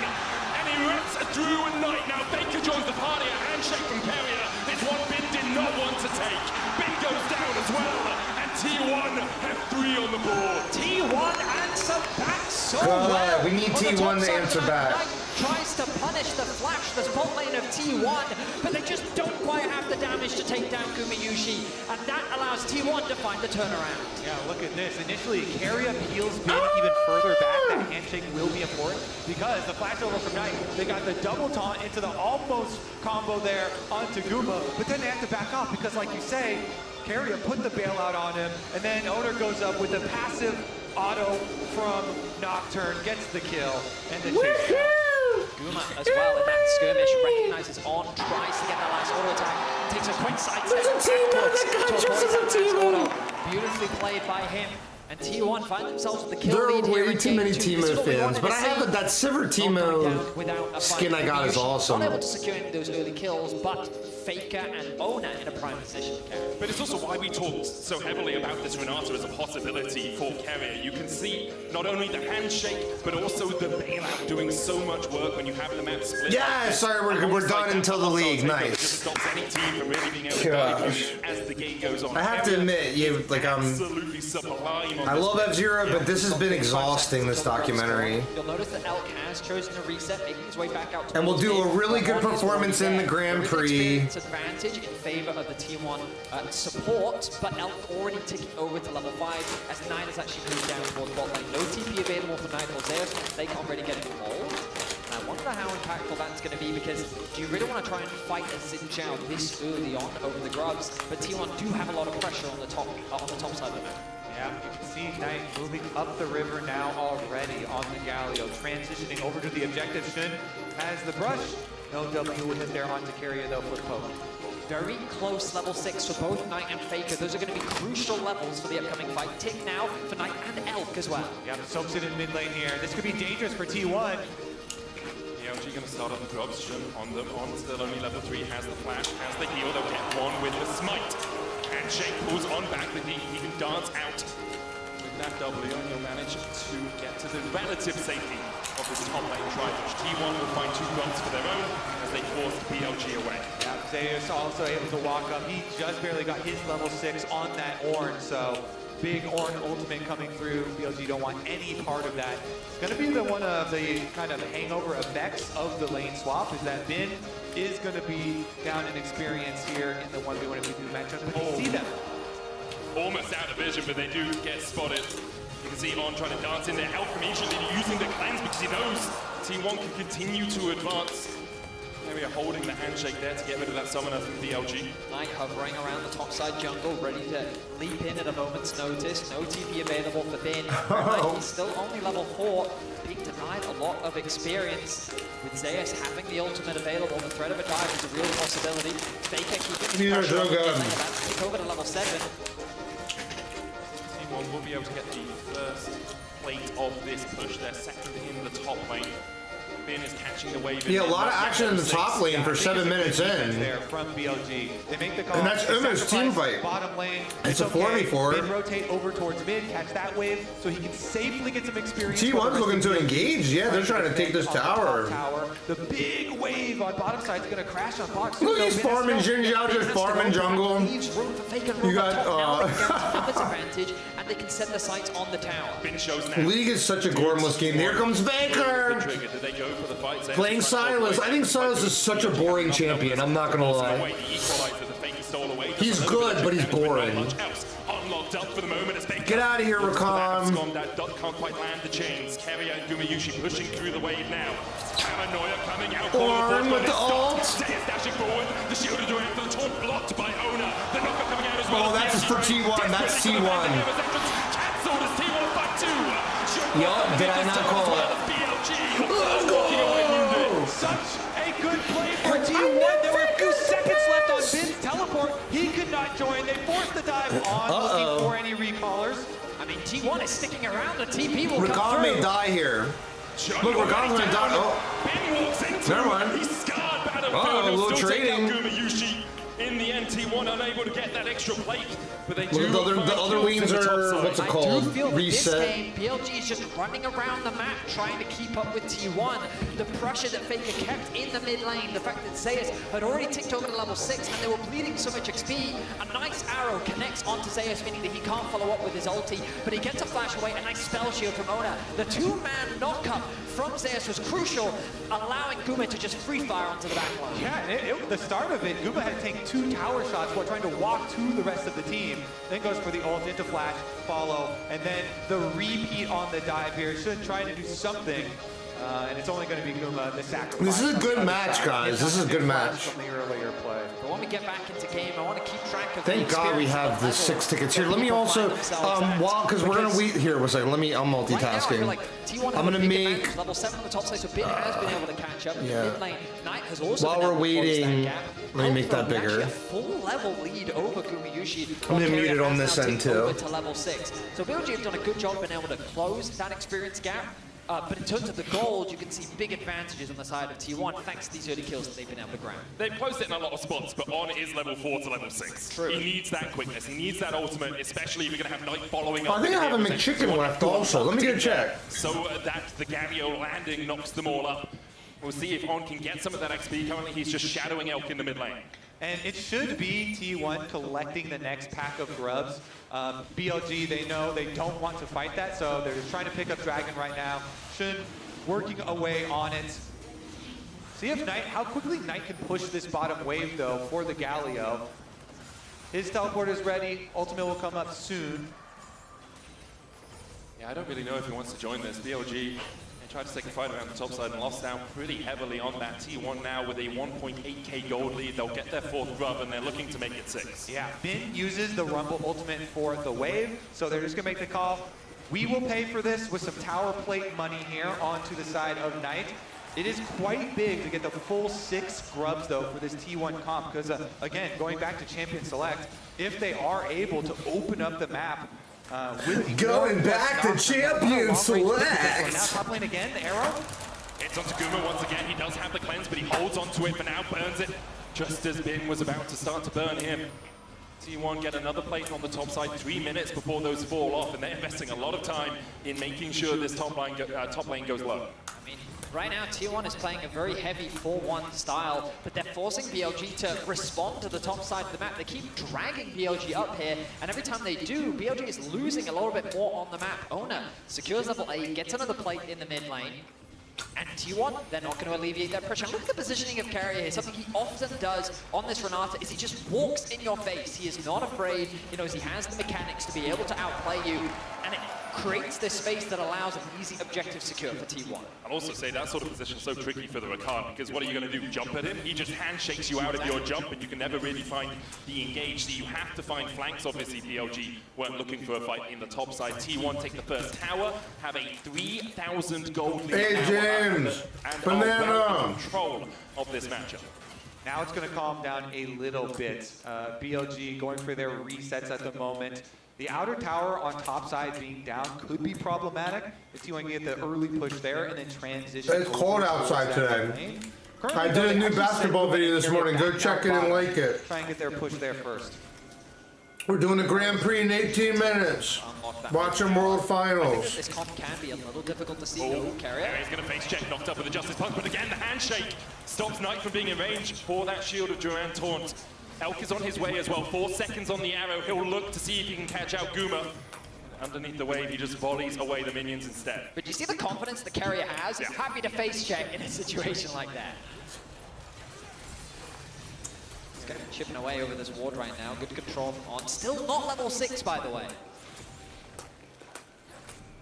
All right. We are going to get the early push on top side for Zeus as well. The early Still not tempo level here for 6. T1. What play can they create with it? He doesn't quite have teleport, so it is a little awkward, and he's not even going for the recall, so doesn't look like they're going to force quite yet, but you always have to look at these hovers from Oner. The Nocturne kind of shadowed there with Faker Silas, making the roams, threatening down to the side. And the Hawk Shot cooldown is very important for BLG. Every time they're trying to find that play before it happens. It certainly is. The Herald likely going to be the next big point of contention. The reset's coming through for T1 as Carrier already making his way back out to the map. Oner's going to be first to the top side river. Scribe Bloom going to be popped by Bin, spotted any vision, but that was has actually been laid down. Really good. Carrier's just replenished his stock of wards. Meanwhile, BLG, heavy investment on the bot side, going against all these wards being set up to reclaim control over that area of the map. But this is where T1 want to focus. Should know that the objective has started off, and the bot lane of BLG now regrouping with the rest of the team. T1 have just had prior in basically every single lane. 9 plates to 3 in this game. Oner did start up the Rift Herald. Her patience is going to run out, and she'll scuttle her way. We'll see if it matters in the team fights. And in payment for that, Zeus is able to again push another top wave. You can see in the MasterCard lane economy snapshot just how different it looks from game 1. In game 1, it was only Gumayushi who I think had a 40 gold lead, the only speck of blue on there. Now is T1 across the board, having leads apart from Bin in that top side. Knight and Faker trading here, Faker down to half HP. Meanwhile, across towards the Rift Herald, that handshake from Carrier going wide. On does have the quickness. Faker still trading down towards the bottom side. Now goes in with the Justice Punch. Carrier down at half HP. BLG gonna get the advance through the mid lane. Faker and Knight unable to do much more than just slap each other around. No one is going to fall in that bot lane for now. Those side lane trades are so interesting because Knight's trying to make the trade as quick as possible, get used out of the aftershock. Oh, On just pulled back with a handshake. He's going to have to grand entrance his way to a grand exit. Manages to escape for now. For a second, I thought he might fall. Faker dashing back in, lands the abduct as well. They don't even know where to put the camera. Slow his advance in that bot I was side. waiting for Faker to dive that tower. He wants to. It's a fog of war and then TP into the fight. T1 still looking for a bit of a battle around his Rift Herald. Look at that Callista. Callista starts to farm. Quest to take a fight towards this top side. And it looks like they're going to go for the recall first there for Knight because of the extended trade that Faker was able to get on him. Knight goes back to base, full heal, teleport out. I mean, the important thing here is Faker didn't reset before TPing in, so he's at half HP. Does have the quickness stolen away. The Scuttle Grab will go across. On goes in with the quickness, knocked back with the Crescent Guard as well. Caught up the forward, got coming down. Oh, they're cleaning that up. Takeover just possesses BLG. Oh, look at Callista. The hero's entrance. Oh, that's, Exit back to the fountain for Knight. Aren't so it's going to be tied up if it keeps going this way. It's really funny. League is more momentum-based than it's ever been. Jun goes in, actually knocks Faker over the wall, but then the wombo combo comes back in. But, you know, things can happen. Find the fight that they've been looking for. Oh, that was so Rift juicy with Herald. the Ornn and Renata there. Did I not say that T1 was going to come back and win this game?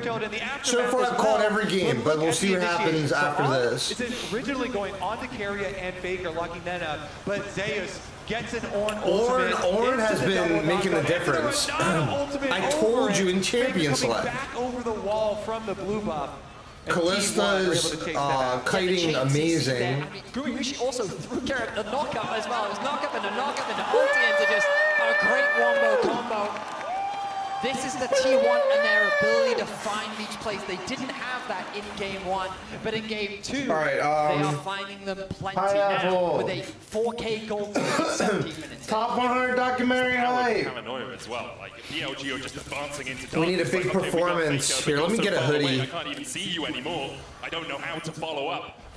And then T1 just throw everything into the mix. And now they are looking for their first dragon of the game, a 5,000 gold lead over BLG. They'll get that dragon. Very similar to how far ahead BLG were in game 1, although obviously T1. So they're getting objectives.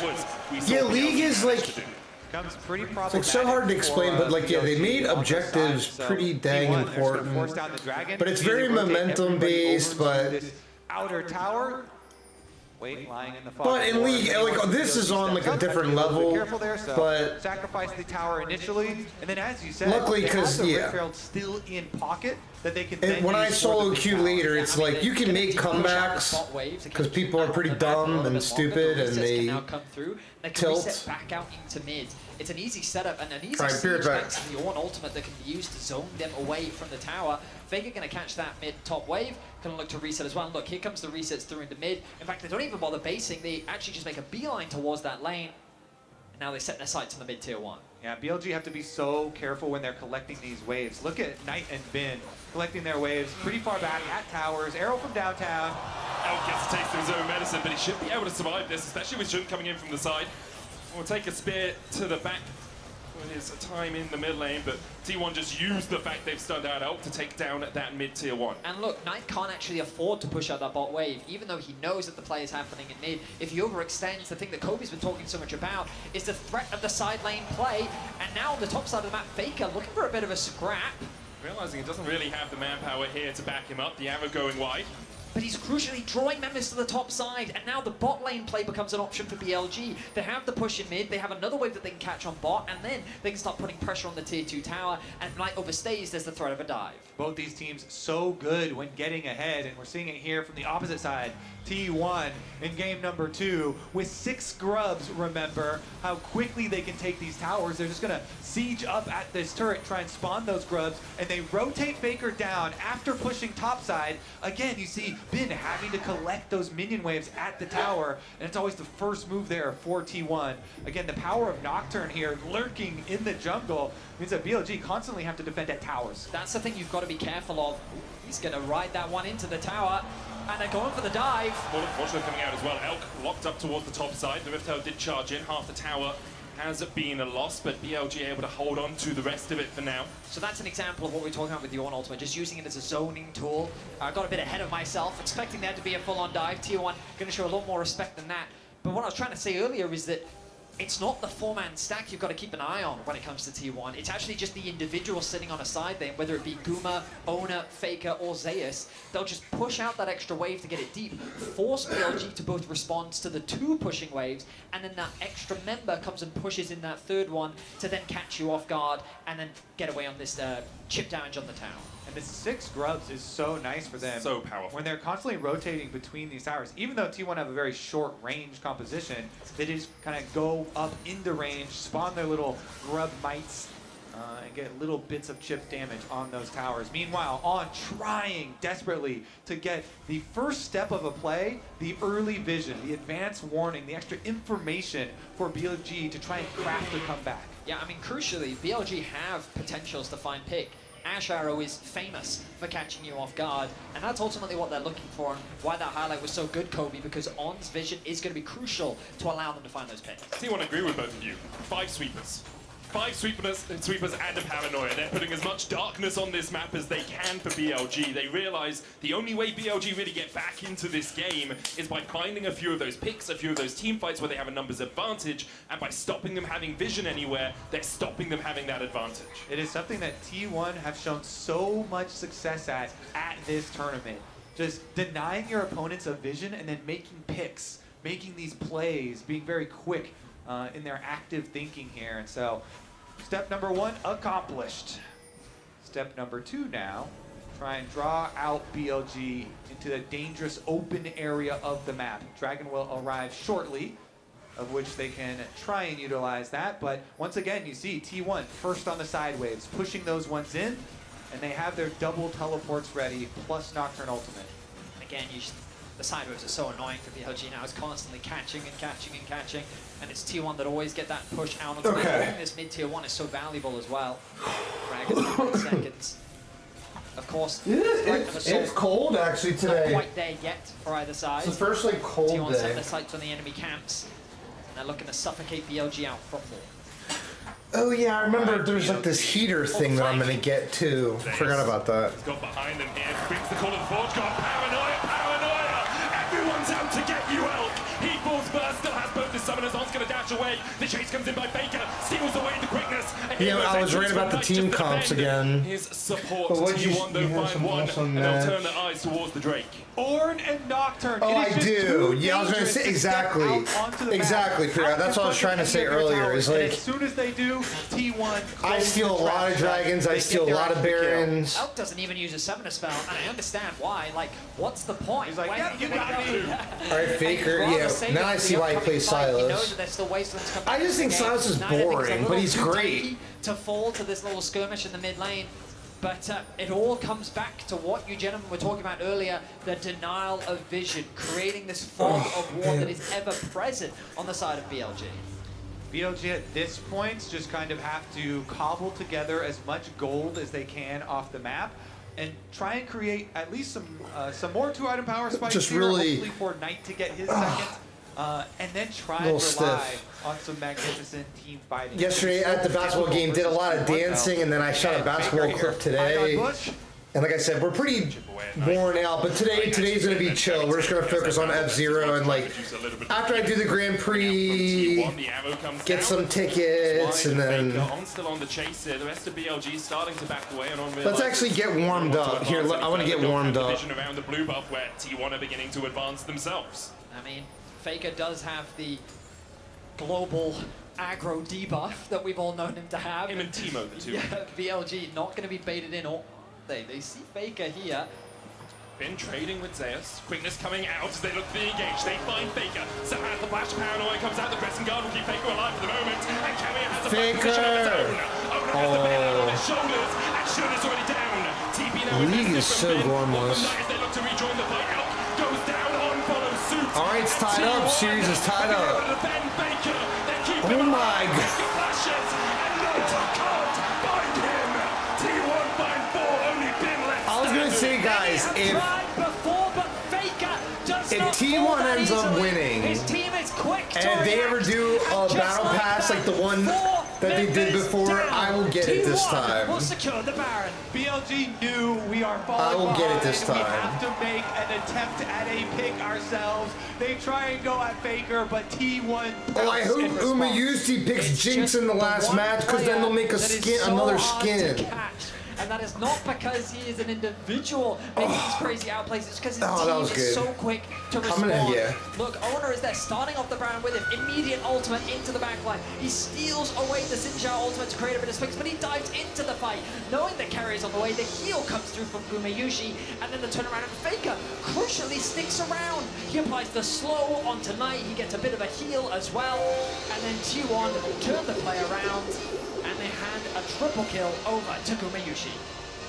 All right, back to live. You can already see the ramifications of that play. The Baron buff. in the hands of T1. The Bamba. Rocking up these towers, they just fall over in front of them. This series here, very likely to get evened up. The response in game number 2 for T1, taking back Julia the Knots. Her Now name is 12,000 gold ahead or thereabouts. T1 advance on 2 lanes. Faking Oh with mid. man. Has stolen away Elk's ultimate and has used it to great effect so far this game. Gumayushi has a masterworked blade of the Ruin King alongside a Terminus and a Ginsu's. Elk still about half an item behind T1. Continue to pile the pressure on. On looks for Owner, can't find him. BLG just trying to find some semblance of an engage, trying to find some way to break through the armor of T1 right now, and perhaps it's Faker that they want, but he dives back in onto Shun. Half HP now on the Chin Chow, and T1 just chipping away. That's all they need to do. They have the Baron buff for another minute's time. Again, Baron buff and 6 grubs just solved so many siege Whoa. problems. People blowing up all around me. Flash was Watch lost it, by Carrier. buddy. Damage is still being done. BLG's picked. There they go. Witness, paranoia coming out. Zerg. The premise goes in. Gumayushi locked up here. Just going in as well as Knight looks for the back line. But already, he needs to look at his own team because they are being ripped to shreds by T1. It was a valiant effort, but BLG find nothing. All right, it's all tied up. Now Will watch. strike back in game number 2. Actually, the next game could go either way. 1 second. Try as you might, T1 are on home turf, and we're going to a best of 3. Lethal efficiency from T1 as they change up the Now we draft. want BLG to And win the even next though one. they concede first bloods, they're able to bounce back with some incredible Now we team want fights. BLG to win, but we'll look at the team selects. Snowballing their lead so good. I told you we were gonna have a series Really though. have. It's been It could go to a seesaw distance. so far. BLG had game 1. T1 showed up very solidly in game 2. The But I'll question tell you is, will this, that still if I'm gonna continue say to this swing right the now, way it it's has, like we do or will we see stream BLG bets. maybe go to the blue side for the If first time T1 and in Faker's the world's team finals. wins Everybody's the been whole looking at thing, Yone as they I pick will all buy the whatever because I know really they'll do another silent battle pass like they did this baby last steals. summer. Certainly I will might buy make it and I will very level well up the be whole down. You thing, could and I'm dominate not the even rest for joking. GX have a chance to secure a Masterwork chest and key to celebrate finals. Get your official league mods for your browser. If BLG Access the wins the whole dedicated thing, right of the tournament then news we're and sticking enjoy to a what we brand already new do. streaming hub. We'll be back after this. All right, Grand Prix in 3 minutes. 3 tickets. Oh, for. Whoa. Pengu. I just want to see Jinx and 2XKO stuff. I don't care about Arcane. I don't care about Teamfight. Well, go. What? Into the Arcane. Wow. TFT is cool. I was gonna say. And Becca plays TFT. There's Jinx.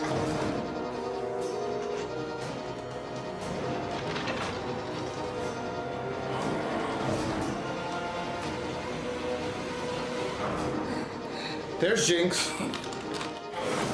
Cool. Hey, as long as they're doing Jinx contents, I don't care. Wow. Man, they have such a crazy budget. You know what's cool, guys? Well, I need to be careful with them. Here's my Jinx, my bronze Jinx God trophy. There's Jinx.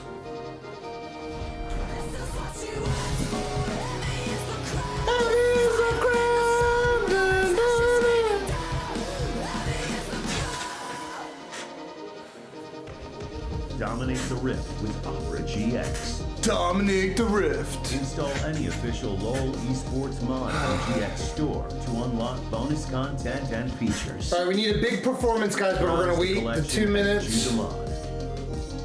Open GX Cloak and scroll to the Riot section with a brand new co-streaming hub.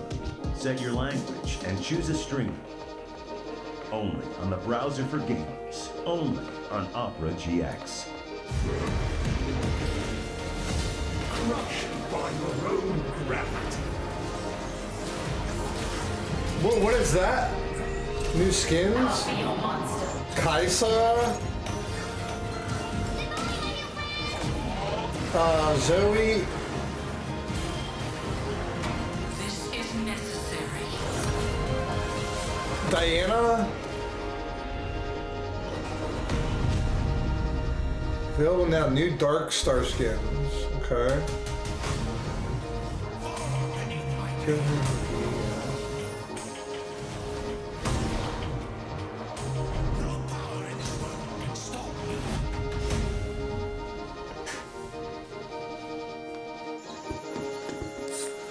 Alright.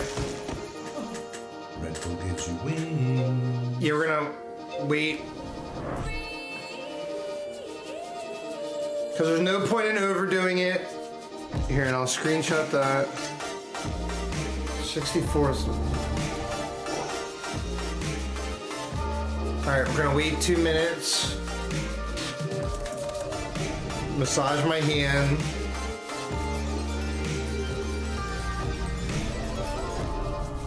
See, you know what's funny is I'm gonna figure out how I'm gonna, do the documentary on Monday. I have a few ideas in the direction I'm going in, but I may actually talk about how it's really hard to, what it actually took to do this was actually a lot of work, and it was pretty exhausting, and this has been a challenge for me. But I also can be really, I plan to be funny in it, I plan to be entertaining, and I just plan to talk about the game and stuff. But I was trying to think if I want to go in, yeah, maybe I should. I don't see, because it's part of the truth. It was challenging, and it actually was harder than I was expecting. Because the thing is, the game is intense, it's competitive, and then you have to like earn the tickets. Getting the tickets is like the hardest part.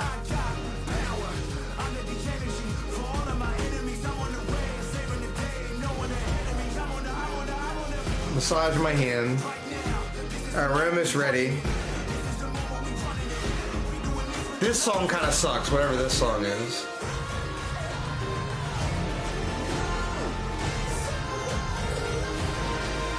Okay. I hate how, well, it's okay, but like, they always do the same rap style and the same type of lyric, like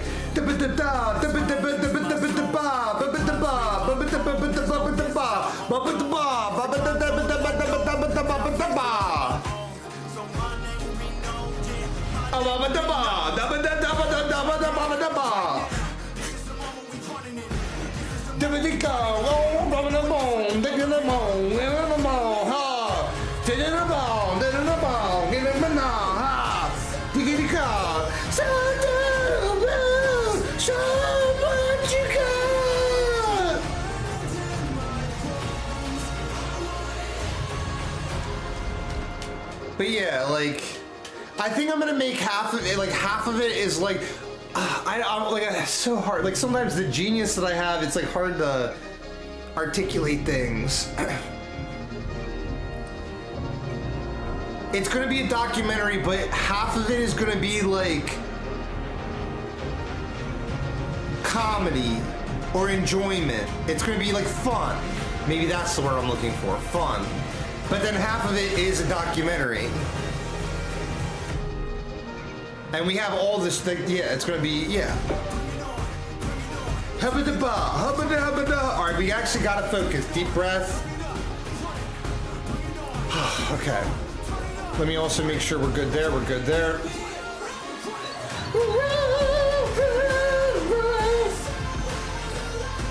I wanted to stretch my back, but I'll get it after. Yeah, but I like, in a way I kind of feel, but it's, I think part of it too is all the dancing yesterday at basketball. And I worked out today. It's okay, we're gonna chill. But I definitely feel like, almost like sick. I feel a little sick.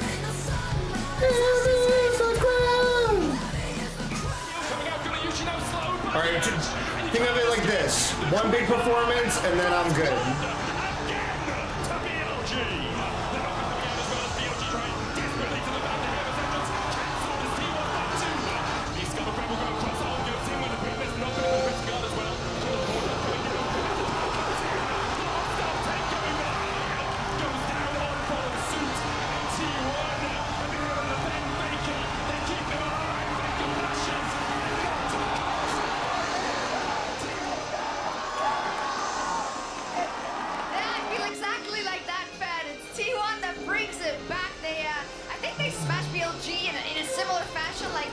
dealt that first blow in game 1, and that's what we love to see. With that, I mean that we get at least 4 games. I would like to see a game that is incredibly close and comes down to the wire in the last fight, but you gotta compliment T1's approach in that game and the way that they made sure that they could push their advantage. Yeah, it's actually really cool because me and Crowdplayer were talking about how both of these teams are so good when they're ahead, right? Like, they know exactly what they want to do with their They know lead. exactly that they want to Two very win. lopsided games, and we have a great series already. And what they Great do with them is punch series the face in already. It's repeatedly, been right? And it's such a sharp contrast to already. some of the other teams that we've seen this tournament. They just keep fighting. Absolutely. I mean, it's two of the teams that have the highest kills per game of any team in the world. They're both early aggressive teams. They know how to snowball. It's both through fighting, so you just guarantee you're going to get action. Yeah, it's that theory of if we keep punching hard and we make the right decisions, we can balloon this gold lead. We see other teams that sit back, they play the macro game a little bit more, talking about you, Genji, and it doesn't always work out, as we see. Both teams subscribe to the theory, when you're ahead, you have the advantage, so you should team fight. And when you fall behind, the only way to come back is also Also, team fight. excellent. We love it. So, level 1-wise, though, again, same story as game 1. And I'm sure I speak for everyone that is on the side of T1. I was never worried. Oh, And we yeah. look back to game number 1. And this, to We me, need these felt like points. such a, again, credit to BLG for the amount of prep that they Yeah, do. and how true, confident they Priya, are in these level like- ones. They clearly have done a really Really, good job I should of talk about knowing what their everything. movements for T1 are. Yeah, makes sense, but if you're T1, how the hell are you falling into this trap twice? I don't know, and I do hope they don't fall for it the first time. I imagine they had an expectation that BLG was going to play on the opposite side of the map, maybe opt into a swap to deny Well, what's cool that is, Granada other than I want to do a combo, basketball but they never documentary, Did I hear Oh swap? my gosh, okay, so they wouldn't let me do a lane swap telestrator because they're too this will boring. be like stop you. No, I my need to keep debut it down. So T1 documentary. lane swap just as I wanted them to. Yeah. What actually, it- No, it's just a bit higher up. This Yeah. girl does All not right. play. So, I here we promise go. you, she This does is not the play the difference, game. Right? You see, this is pretty much from that level 1 that we just did. She but is look at just a this. dork. Area almost up at 1K. I ahead of honestly their can't opponents. stand, They made like, I can tell BLG she have does to not play the respond to them game. On the map, they set up to get 6 grubs, which T1 is so good with their grub usage. They're so when they good with the overload grubs. To try to attack turrets. We saw it from them in their last series as well. 13-18. That's special because that's around the time. They're so that good On with the got grubs. level 6. Do you realize League of Legends is CSing, micro and macro management, and being good with your champions and team comps? I'd say half the game is team comps. All right, go, ball, we need these It's such points. a big thing for T1 because they were not the lane swap team, right? There was Genji for basically the entirety of the year, and it wasn't really, I'd argue, until Worlds that we really saw them be able to get leads Really consistently. slow game, and it was really fun, and then we're gonna say all the obvious things. Wow, we're tied up 1-1 series. This is gonna be really exciting. Wow, Faker's the best. And the next battle pass is gonna be great. Shot on Fingers, but gets knocked over the wall. The hostile takeover from Carrion, it just absolutely destroys BLG. The re-engage from T1 was immense, and to me, this was the end of the game.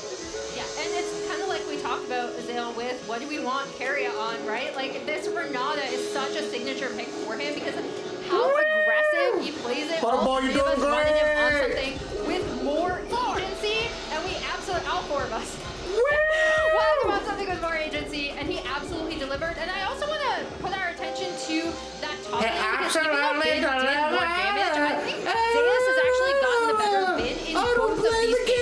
And a lot of that to me comes Faker's down to that great. rumble. And it's not like Bin doesn't know how to play the champion, but Oh, we all boy. know what champions he excels on, right? All right, we It's goofed the kind of around too effect much, you want to make Butterball. on Carrier, which is with the Jax and the Camille, the playmaking that he is able All right, be to cool, find be so cool. consistently The is so much playmaking. better. And I do think as we go to blue side, I do expect it to swap up because T1 100% has to ban that Yone and that Aurora, which really limits him in That Yone was incredible because Faker was playing it Because we all. had that swap, and now this is where we get to see That the adaptations coming into this Yone. third game. Do they Holy identify that, hey, we need to enable Bin more than what we Yone. want, or are they confident that if they execute in 5v5s, the Rumble That's is still going to be Faker. alright? I really think that this game is He going the to set best the in the tone for the rest of the series. world. That's a great last note. Let's hit it back over to our casters to get us into game 3. Let's get into it. 1-1, both slaughters so far. I would like a close game. Same. I'm gonna be honest. I think They're it's, all just the we deserve same. one. You know, I but feel. yeah, Audiences. both teams have been like, they've got their wins. Now just give us a close one. We don't really mind who wins. Fair is fair. Each got to stomp once. Now we get to see a close couple of games. Exactly. Let's get into it though. Of course, the level ones have resulted in first bloods both times around. Yeah. So we'll keep we'll keep an eye on that as well. We have seen BLG actually swap to the blue side for this game as well, so it's the first time we'll be seeing them on the blue side this series. Do you guys think there's much that changes with that? Well, this time round, we know that T1 will likely be forced to both ban Aurora and Yone, True. which means that BLG kind of like free up a ban. I'm interested to see what their priority is. Based on the sound effects, that does sound like a different first ban, and it is. Forest going to be banned on the side of BLG. I wonder if they're going to look to implement a similar He really approach. good at the game. He can click the button really good. First pick for BLG. Yeah, because T1 kept on giving BLG the ash over to them when they are on red side, so they don't want to do the same thing. Definitely knowing the power of that. I think the real question here for T1 is, They're really good at clicking the buttons. Is Jack still going to be like your target ban third? Are you still keeping that They're out of Ben's hands? really Or good. do you feel confident to let them get it and play, you know, the Gragas or They're really good. or even the Maokai top? Because by leaving the Jax He open, collected the we're buttons forcing all BLG to make a day. choice between Kalista and Jax. And I think that T1 is likely considering that possibility. So I imagine, well, Vi is left available. So They're Kalista gonna Vi, be a if the hard Jax is left one. open, and that's locked in first with BLG, I think that T1 would be very happy with that. Using all the time that Nico is going to be banned. So here's the Jax. Let's see what BLG choose to do with it. Silas Prio is also really high here, so Jax Prio, Silas Prio, as well as Kalista Prio. It's on the 3. Spring to mind. 4 Get out the T1 way, as you well. The Vi nerds. has got its way through. BLG have had that out in both games so far. Looks like it is going to be Kalista first for BLG. And I think the response will be a Jax from Zeus. Even though we know being for the champion, Zeus is no stranger to it himself, and I wouldn't be surprised to see the Jax plus the Vi locked in here for T1. I wanna see a Jinx. Oh, the Renata, of course. Why not? It's been such I want to see the bronze Jinx And you do go. not want to give over LeBron's Kalista Renata. Jinx. The pairing LeBron's is terrifying. Jinx. Pretty good response, honestly. I would say LeBron's from T1. Of course, Jinx. Elk on the Kalista Ooh, is Jinx, such a Jinx, beautiful Jinx, bottom Jinx, line. Jinx, Jinx, Jinx. Ended up pairing it with, though, on Jinx, likely Jinx, going to Jinx. get, Oh, let's picked go, here Jinx. before Now we this got. next round of bans. Oh, Looks like Vince just gonna Jinx, play the Jinx, same Jinx, play Jinx, in Jinx, so Jinx, far. Jinx. There is the rumble Come for on. BLG. Shout out to Ben LeBron's also because he's put Jinx. so much work in on LeBron's this rumble. He Jinx. expanded in solo queue. It's one of his most played on his solo queue accounts here, and was spamming so LeBron many Jinx. games on it in champion queue as well. Are we going to get this locked in? we We are. are! Blitzcrank for on! Oh, As an answer Blitzcrank. to the Renata. LeBron I think it could be a Jinx. great pick. And Jinx, on, when Jinx, he gets out on Jinx, the map, Jinx. he's going to be lethal. The ballista combo. I love this Jinx, combo. Jinx, This is one of Jinx, the most Jinx. funny combos you could possibly have for the mega grab. Oh, they banned Ash This would be finally. such a big step up, though. So much playmaking pressure on a blitzcrank to really be effective. They and find finally value. banned Also, so reliant Ash. on having good vision control through the game because Blitzcrank is basically impossible to play if the enemy sees you all of the time. All LeBron's you're doing is running Jinx. at them and hoping that they don't manage to dodge away from LeBron's your hook. Jinx. The last of those like prio picks that we were talking about, T1 do collect the Silas as well. And you think The ultimates are bronze always what you're looking for. Jinx. Rumble. Kalista potentially can be valuable, but also the juiced up AP scaling, blitz ults, can do a lot of damage. Yeah, it actually is. Now the Akali can be banned away. That respect being shown tonight. LeBron's Wonder what else they could be thinking of. Jinx. Maybe the Syndrome. I being a hate possibility. those. The problem with Knight is he has such a deep champion. I pool, want at least to showcase- those. Like you also banned the Ari away. Alright, be cool, guys. This one's a fun one. Answer into the Ari. This Is that one's something they want to potentially fun. deny is Sejuani taken away The on the side bronze of the Trying to Jinx. focus. It's such an obvious ban here with Jax and Silas, double melee solo laners. That would just be way too much power for Owner. But you were talking about the vibe earlier as well, Vidius. That is Oh something my that gosh, Owner I hate that. a lot at this tournament. In fact, the most at this tournament, and has been critical Ah. for getting both of those picks. Hey. Oh no. VLG, it gives you like a lot of power. There's already a bunch of dashes. You can put Poppy into the jungle. Shun could look just, Oh, just some of no. that control into T1. I think that stands out to me was that Draven ban from PLG recognizing that. What's a Oh, good go, pairing go, with go, go. Renata? Oh, yeah. Ooh, there we go. It was banned out in the second round of bans was. last game. Now we get to see the Kindred Galio combination from Shun and Knight. Shun is one of these players that has the signature Kindred as well as Nidalee. It was such a big pick for him at the MSI meta as well, and very, very excited to see him on it. It's with double AP solo laners as well. It's with playmakers in a Blitzcrank and a Galio for you on the front lines. So while the Rumble and Galio for PLG remain the same, the other components are vastly different. And I mean, a lot of faith is being put in Shun and Elkit, especially when you think of the superstars of this roster and this BLG roster are Knight and Bin. They're the players that everyone talks about.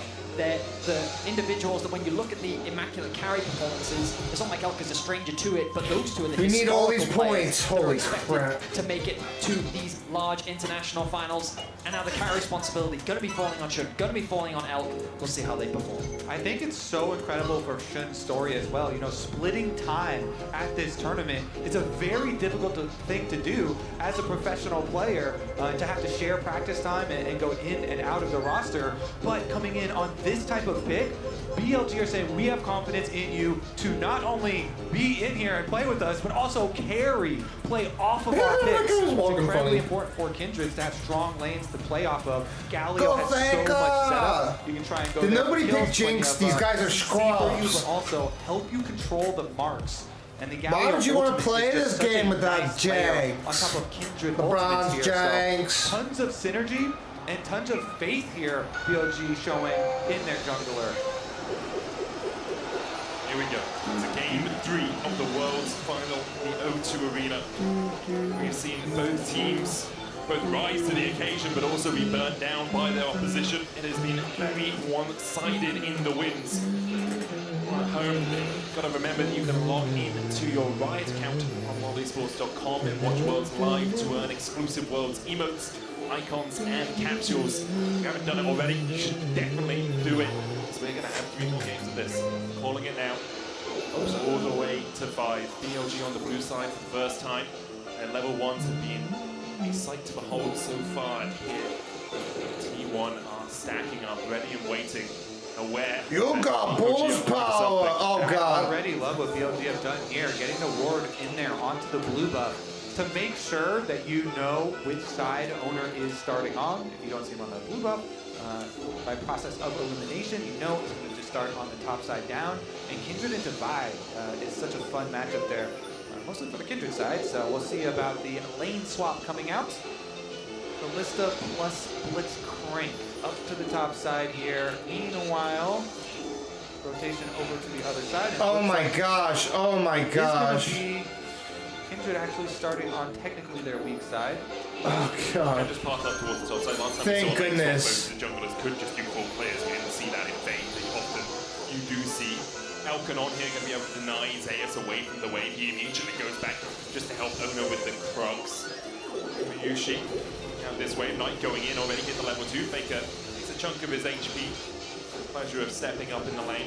Look at the positioning of Ben in the bot lane. He is hiding just off in the fog of war, but close enough to actually... Oh my gosh, I might be dead. Half a bar towards that level 2. Carrier, though, going to spot him out. Actually walks up and says, no. I'm going to deny that experience and try and mitigate it as much as possible.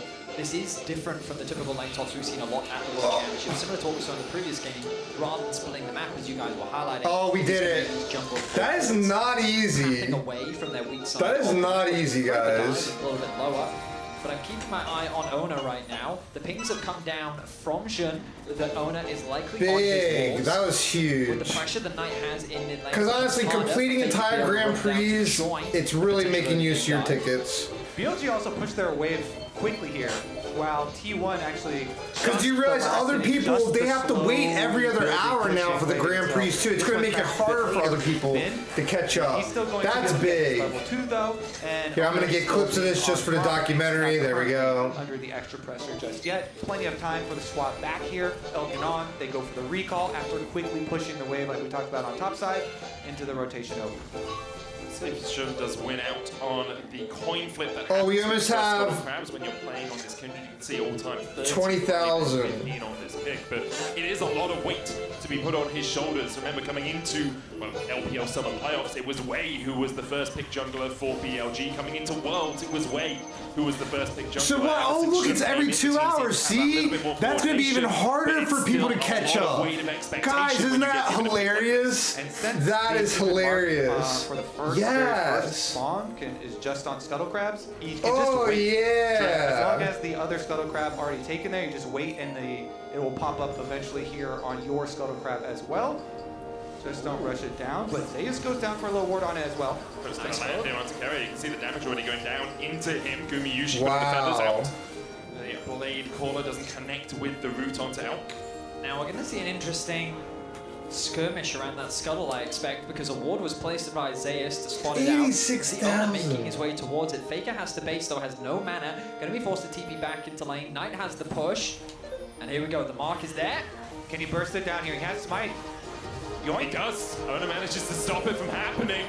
But Shun is looking for more. He flashes forward. Knight on the flank as well. Ona's going to flash away. Counter strike out from Zeus. Not quite able to connect. The Shun is around with the stun. His first blood BLG. again. The third time This in is what 3 we games want. for BLG. A nice Because then punish that would from really BLG. make it Shun saying, that "I'm not gonna let you get T1 would away have to with that." And really he's able to earn secure it. the first Raptors respawn. And I love this trick for Kindred players because, yeah, you're like, oh no, you technically stole away my first mark. Guess what? You That were was a marked. big performance And we had just to now, kill though. on you. So he still got his mark. Beautiful start for Shun. First blood, third game in a row now for BLG. This time Gumiyushi will avoid that advantage for BLG, but a small goal. And thank now. you. I guess you could say unfortunately it does go into But the I kick, really am big giving my attack, best putting to that the kill best onto of him, my definitely good place to energy. get that goal. I will admit, this love F-Zero to see game that has because exhausted you know me, but everybody has it's so made it that I much enjoy the other It's games I always play focused so even much on more. getting them their marks and stealing them their Just marks. like anything But that's a break, even like this going to basketball scenario, yesterday you was just actually nice. get over even more than if you It's helping for today. grab the scuttle. Mid lane prio. That's what it really comes back to. And what's Right good is there this on will the be Galio. over this time tomorrow. This will be finally over. BLG burnt 3 flashes to do that. Ona Then only it'll burnt actually be 1 fun to because he take a day to lost edit the alone. whole There are some thing. windows now where perhaps T1 can punish the fact that this Rumble in the top lane doesn't have a flash anymore, and you have a Jax with a flash and a Vi who can come in for the follow-up. Well, it's funny that you mentioned that, Medic, because the bot lane of T1 have moved to the top side. Oh, I didn't know bumping into people gives you extra stuff. BLG is also on their way. The wave is being pushed in mid, and BLG want to punish Faker. Faker has flash, but the flash in from on into the pullback. That's a Faker's huge down. thing. On secures the kill. We get to see some blitzcrank value there. Goes in, immediately makes the play while Owner actually yoinked away one of the grubs. That's all you really need out of the first pack to at least put the threat of 4 on the second pack. I mean, the good news from Faker's perspective is the kill went down to on. Bit of a mistiming on the rend execution from Elk, meaning that he didn't quite have the damage to get the kills to the Ignite. Ended up finishing it off, and Faker also didn't burn any summoners in that trade. He's now going to path up towards top, catch that wave as the bot lane of T1. Oh, maybe it's just for this mode. Yeah, probably. 2 marks here for Shun. Again, Wow. the 4th mark is where you get your nice range increase and you're fully operational, and that's your big goal. And the Kindred here off to a very good start in this Kindred-centric comp. But there it is again. I love the flash rocket punch because it really negates the ability for Faker to flash away. If you flash outside of the auto range, it's still going to connect, you still get knocked up, and then the grab comes out afterwards anyway. There was very little that Faker could do. He burned everything to just try and push the wave out. And so I guess the good news as well is that BLG didn't have a wave to actually push the mid tower. So they were able to get a single grub, which is definitely still an advantage because it means that on the next grub spawn you can still look to try and contest and get 3 grubs for yourself, bringing them to potentially 4. In any case, we turn our attention towards the dragon as the next major objective. 80 carries have moved towards the mid lane. You can see that Knight once again finds push on the bot side of the map, and it is going to be BLG to start this objective off. Yeah, should be them finishing it off as well. I think it would be ridiculous for T1 to try and go contest that, so they just teleported Wow, from top side. I think we got second overall. No reason to throw any I think we got like second into overall. this BLG fire that is growing in the early game. So We're becoming a beast. Full Carrier was actually looking for a roam up towards top, but good vision coverage from T1 on that side of the map. it would be a situation where Bin is at risk of getting dived, but with the wave situated as it is, he's chosen to back off, going back to base. Oh, come He is on. prone for a dive. And I wonder if he's going to path back up towards mid, or if he sets his sights back on top lane. It looks like top lane is. I'm always the best on my team. Have you noticed that? It's like, oh, well, there was someone, that might have been the person that got first. The aggressive positioning It had to have Shun been. or on here, constantly looking for plays on T1 members in rotations, between those lanes swapping over. So let's see if they can actually make use of it. Currently keeping on an elk through mid lane here, trying to deny this cannon. Nice, level 55. New boost color, really? Nicely done. Ultimately, Give me though, that. It's a very even game state. Even though there is a small goal lead in favor of BLG, a lot of that is sitting at the top lane in favor of Bin, thanks to the early kill that he was able to get. But Pink! this is what we wanted to see. Both teams relatively even, setting up nicely for a dragon. I will say, at around the 10-minute mark in both the previous games, this was about the gold lead as well, Betty. So until we get past 15 I'm minutes... be optimistic, Medic. Cool. You want to be optimistic, I can understand that. It is relatively even right now, but often the game starts to explode around that 15-minute mark. It certainly does. First items are going to be crucial. You'll notice that Bin looking to rush is the Andries, get that item completed as quickly as possible. Something we often see on these rumbles. Yeah, the commentators are so annoying sometimes. They're just talking, but it's fine. And the rumble, very valuable things to have. So let's see what's actually going on here. Items completed just yet. The grub spawning in about a minute's time. And Knight continuing to trade with Faker on the bot side of the map. Both the teams just willing to have this push and pull between the waves. Faker's like a Silas main. Those first items getting towards the next neutral. I don't blame him though, because all the characters he'd want to play are like nerfed. These small microcosms of action happening in each lane to try and find those. Like Zed got gutted, so it'd be dumb for that. That's funny. Actually, just before the second pack of grubs, a little interruption there, and now Faker cancels his recall on the bottom side, so he's not going for his base preemptively. He goes back to deal with the wave that Knight is pushing up. Nice push here. Yeah. He's sitting on just short of 1,000 gold right now. He has the rumble ultimate. He's going to use it to clear the wave. They're looking for a dive. Maybe coming in, might just be looking for another plate here as well. Knight going in with the taunt. Bin doesn't really have much left. Put the damage down. Shun on his way across them and will have that Lamb's Respite. Zeus already down to 300 HP. Look for a lead strike away, but Zeus falls. Knight takes the tower. Meanwhile, the hostile takeover goes just short of Elk as he flashes to safety. BLG able to survive down towards the bottom side. Beautiful reward there for BLG getting their first. Boom. Flash hook from on, they look for more. Faker goes back in, but the hero's entrance will bring Knight coming crashing down. Faker down to 300 HP, Bin now has that flank position, and the Leandri's complete. Owner jumps onto him with the bolt breaker and is able to keep him away from Faker for the moment. Faker dashes across the wall. Carrier's life will be forfeit to keep Faker alive. Brings out the bailout, but falls immediately after. Faker trying to escape. Knight still on the chase. Faker. Beautifully done there from BLG. As you say, they're not done yet.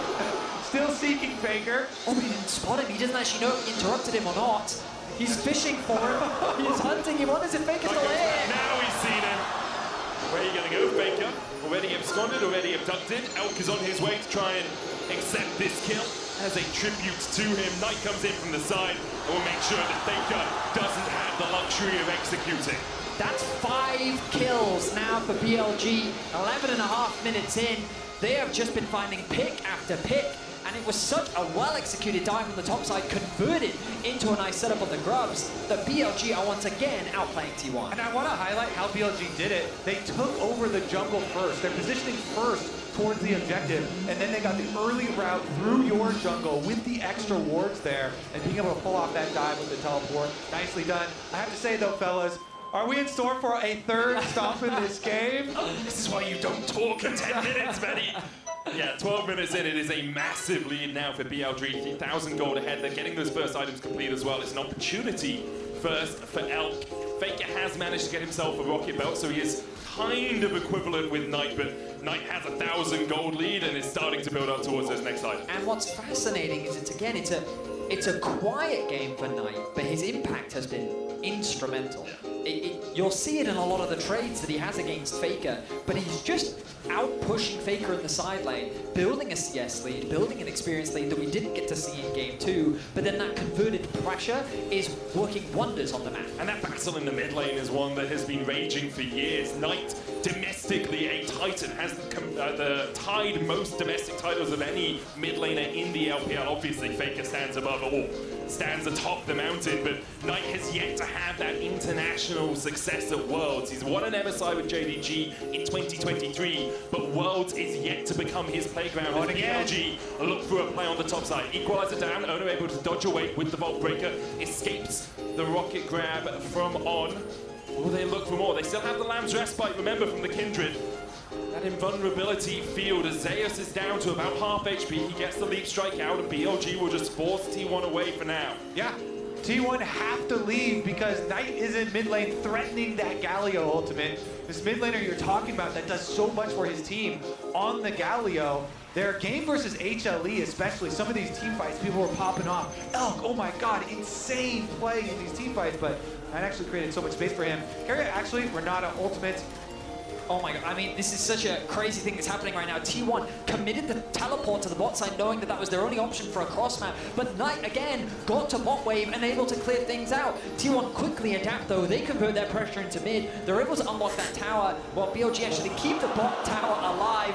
Knight doesn't quite interrupt the reset from Faker, and now T1 can convert this into a dragon, but I think BLG is still more than happy with how things have played out. Yeah, they want to keep on snowballing here, get the Rift Tail, keep on taking down these towers, open up more space on the map for you to position so aggressively with these blitzcrank plays, backed up by the threat of a Galio ultimate. The invades coming from Kindred, so much more fearsome when you have that defense of a Galio ult coming through, or even the long range of Rumble ultimates being able to follow there. So BLG, again, resetting after the Rift Herald as Knight pushes up once again, but they can immediately send that Rift Herald and everybody towards mid lane to try and pressure and knock down the domino line of outer towers.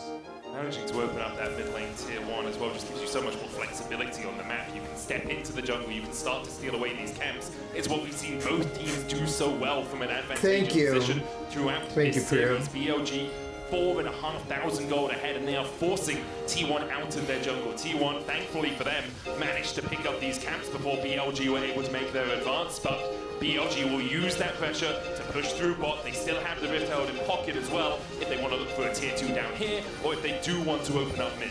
I mean, just look at the pressure that BLG is exerting right now on the minimap. It feels like that everything is collapsing for T1. They're trying their best to cross map, but that top tower is barely dented. Zeus should be able to get it, but they're going to lose so much in exchange. The bot tier 2 is going to be secured. BLG ballooning their gold lead now to 6k. And all the towers are not equal value. The outer tower is 550 gold for your team. The secondary towers on the side lanes only worth a full 800 for your team, so even bigger rewards there still for BLG, and why they're investing their Rift Herald into those tier 2s. So many of the towers already wiped clean off the map, and it really does show in their gold lead. I think what's crucial about this draft as well is we saw it in game 1 where by leaving the Yone open, BLG were able to find a way in which they could shut down T1. Not only did T1 get the Silas, Ona got his Vi, Gumayushi got his hands on the Xayah, and Carrier got Renata. Like, you look at this draft from T1 and it's like, there's a lot of very comfort picks here. Zeus, also a very good Jax player. And BLG are just running rings around them. The way that they're finding these picks, the way that they're executing upon these plays. To see T1 being put under this kind of pressure is something that we really haven't seen any team do at this World Championship. Yeah, specifically at this World Championship though, because in the LCK Summer, we saw this a lot. We saw T1 struggling to have the coordination that we've seen from them in the Worlds. Remember, they were only just the 4th seed from the LCK, one game away from it being KT, who perhaps would be here today. BLG, though, have been like this the entire year.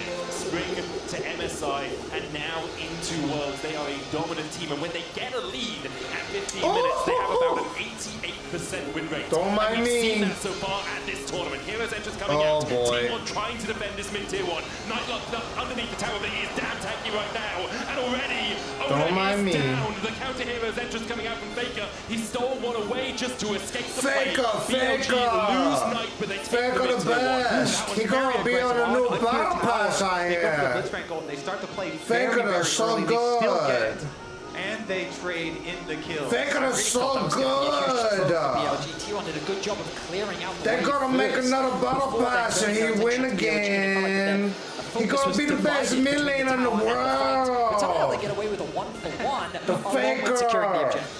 Again, and the extra objective. He like the best player in the world. He plays Silas now. He used to play LeBlanc and Zed. Started out, so they're He the still taking tower a bit. best. They're fine The with it. best. Galio ult comes down. Renata does delay them under it. Then they're trying to both get their kills, but then also finish off the tower. Shut up in there, will ya? Falling in exchange for Ona. Faker steals away Yeah, the Galio ultimate to help them butterball. disengage. You can feel the tension in the arena as T1. Their backs He are the getting closer and closer to that best. wall.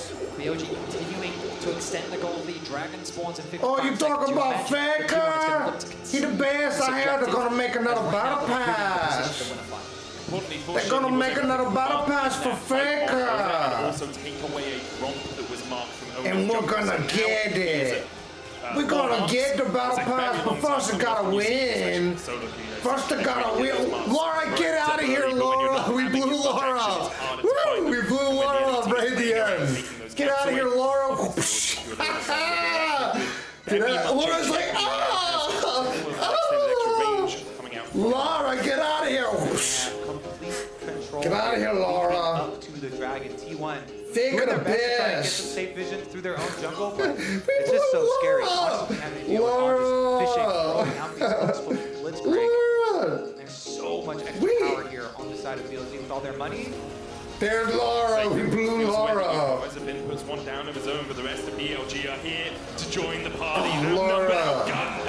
Faker falls in the side. Faker does it again. Cannon will survive, as will the backcasters. I mean, often we talk about how when Oh, it's a teams lot of commit to collapsing tickets. for the Faker, something is often lost as a Faker, consequence. But Faker. here, Faker is just overextended on the side lane. He has no tier 2 tower. Faker to run to. There's nowhere else on the map overextended. that T1 can really put pressure down towards. So BLG, they secure themselves another pit. They're gonna secure. Wait, the I'm Dragon. actually confused. Why is Drag upside down? And T1, the best they He can did a look for flip is of vision on the Dragon. top That was side, weird. ready for a potential Baron play.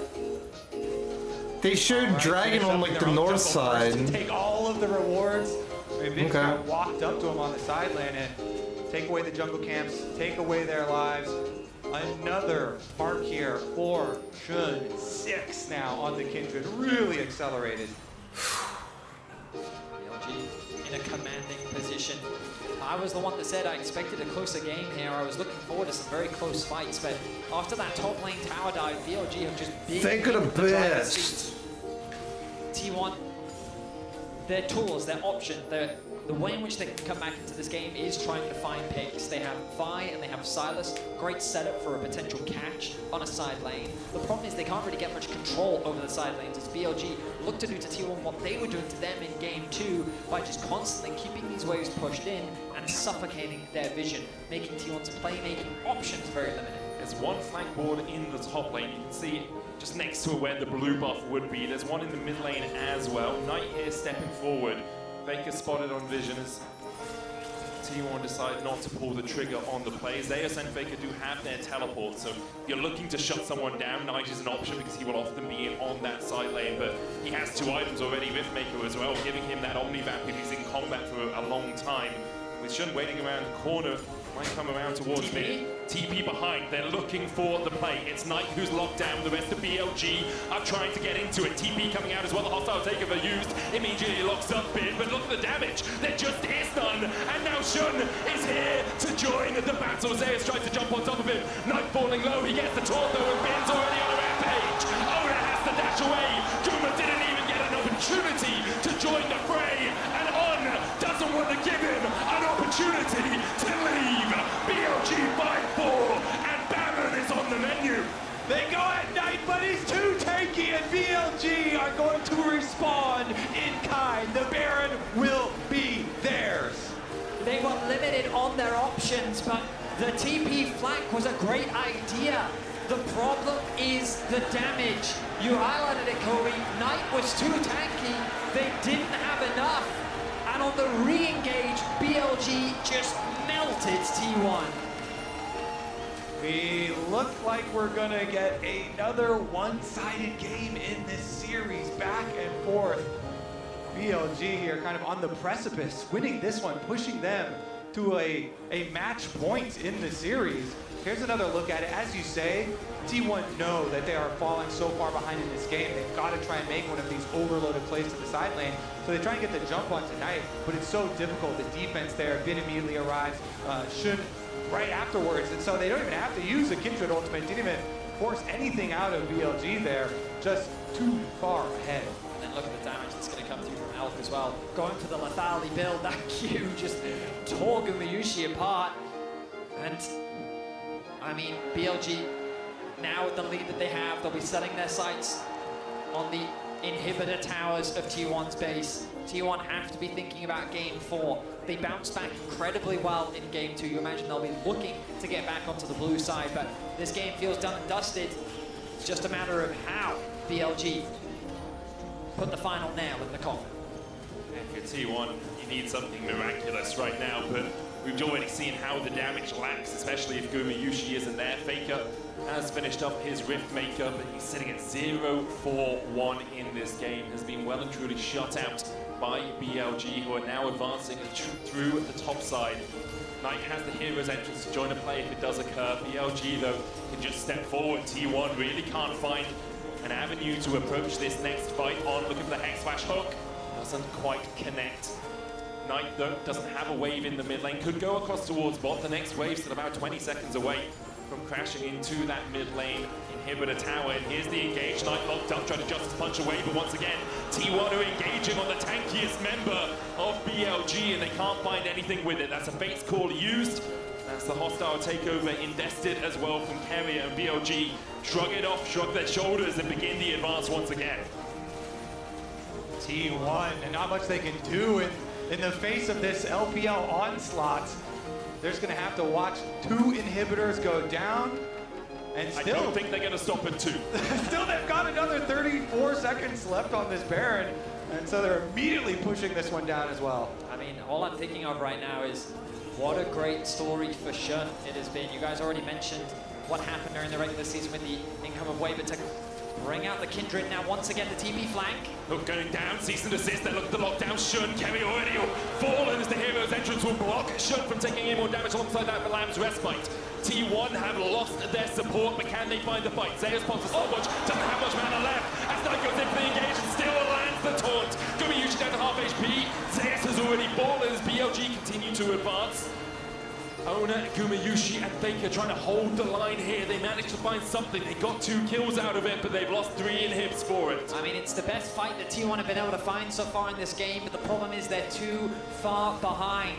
At the end of that fight, Knight literally just walked menacingly towards T1 and said, "You're not defending this inhibitor, concede it now," and they're gonna get a dragon as well. BLG, 3 inhibitors secured, dragon as well.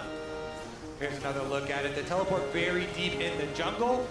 Oh, that was quite nice, actually. Owner with his ultimate, able to still stay connected, but they have the emergency buttons of the Galio and the Kindred ultimate, which kept their backline alive while they killed off Carrier.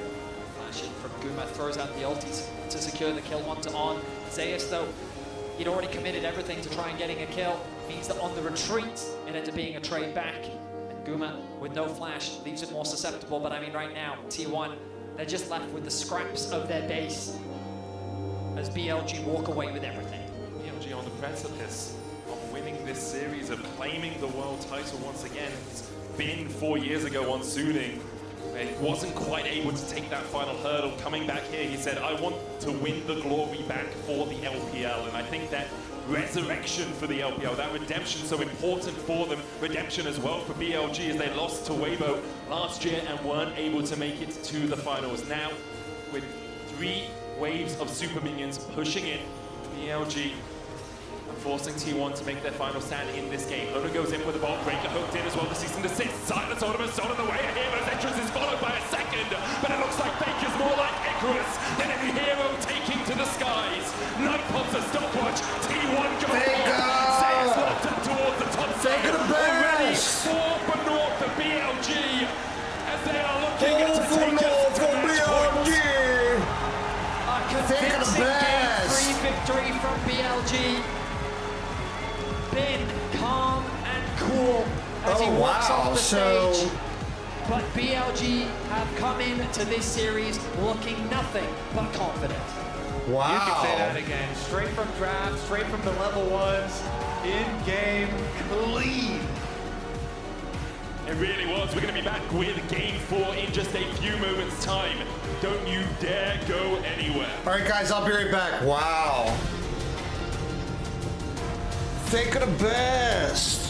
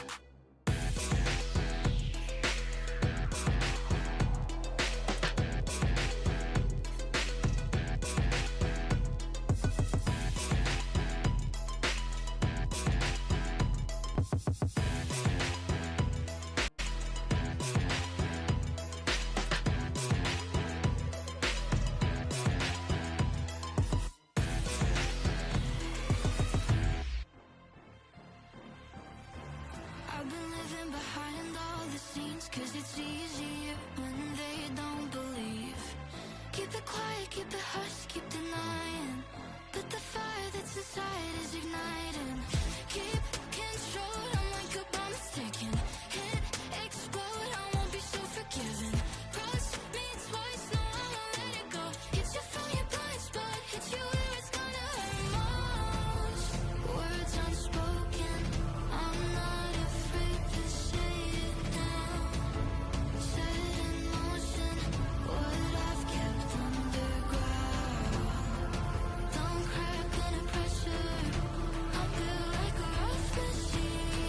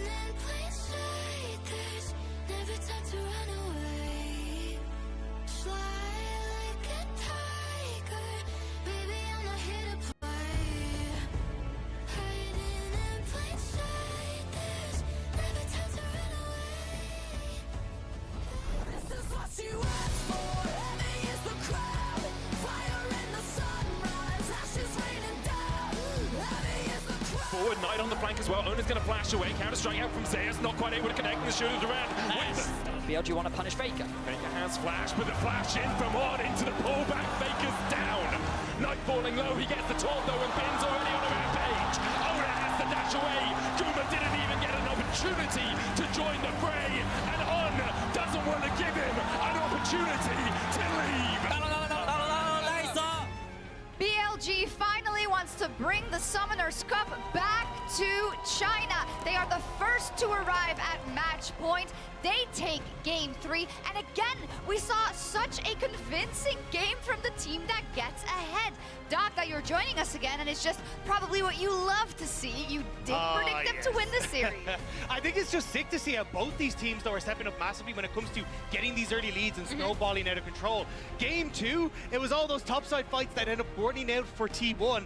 Then we get into game 3, and it's the top side that's winning out for BLG, on opening up on these roams to the mid lane, punishing Faker. It was sick to see BLG get that early control. It's also, with every passing minute and passing game in this series, so funny to see both teams be like, what do we do when we're behind? Because so much of their problem solving is rooted in just going in phase first. But you see, with the goal deficits that are being created in these mid-games consistently, you don't have that opportunity, and neither team then has really been able to set up the cross maps to try and stay relevant in the game. And that's where, of course, I have to press you a little bit, Maurits, as the aficionado from the LCK. Isn't T1 the team that always knows how to come back in games? Isn't T1 the team that when we were watching them versus Gen.G in that first game and they were behind, we said the Baron is about to come? I've seen none of that today. At Worlds, yes. But what we're now slowly seeing, particularly with... We are at Worlds! We're in the final! I know! Hear me out! But for the entirety of Summoner, even going back to Spring, there were a lot more moments like this. And I think, unfortunately, particularly with the performance of Faker, we saw how insanely well not only did Knight play that matchup, but the real issue was that everything that happened from there on out was because of how that early mid lane prio tilted the map. And again, if you get behind in these series, neither team seems to be able to deal with that it. Flag is getting closer and closer to you. All right, I really like this. Okay, because as Maurits set up, it's Knight on the wraparound. T1 had actually done a really good job of flagging this as the potential mark for Kindred, right? So they knew they were going to contest it. Knight was able to come over from his prio. It was a really great wraparound. They were super well aware. And then we have the Shun and On coming mid, affecting that matchup, and Knight just balloons it out of control. Yeah, and I think it was just great setup coming through, because you had a read of, hey, we're starting to move both of these AD carries around the map. How do we try and set ourselves up for success? T1 wanted to contest the scuttle, but end up shifting down to the bottom side, opening up then for Shun to make the play on top, and it was a win-win. He had already marked the enemy jungler. He either got the scuttle, he was always going to get a mark in that situation no matter what happened. Yeah, and I really like how BLG responded to the lane swap this time around, right? Like, did not look nearly as discoordinated or upset by what T1 really wanted to do. And for me, it really starts with getting On and Shun, especially on these types of picks, involved in their lanes early. I always like Shun as a jungler when he is able to affect his lanes early. I think it's how BLG worked the best. And also, I think this is something we've seen missing from On.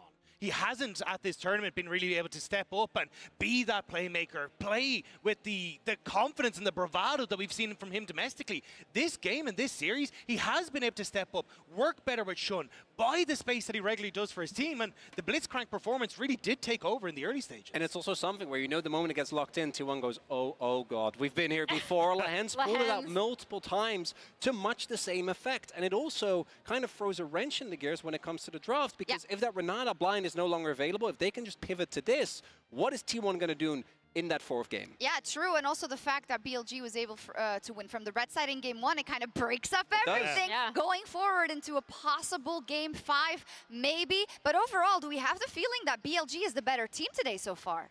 I think personally they've been stepping up a huge amount when it comes to good draft in game number 1. I think their early game has been significantly more explosive, but I still look at the game 2 adaptation, and I think that's really where we got to see T1 shine. So, and I'm still curious as to what happens when you do get Keria with that counter pick. So I'm not, pushing the boat out too much. I still think T1 have a lot left in them. I think the coolest thing, Rob, because I know you wanted to take a look at this, was how they've also been playing really well with grubs and being able to push onto turrets, right? Yeah, and I wanted to set up a telestrator to kind of show that.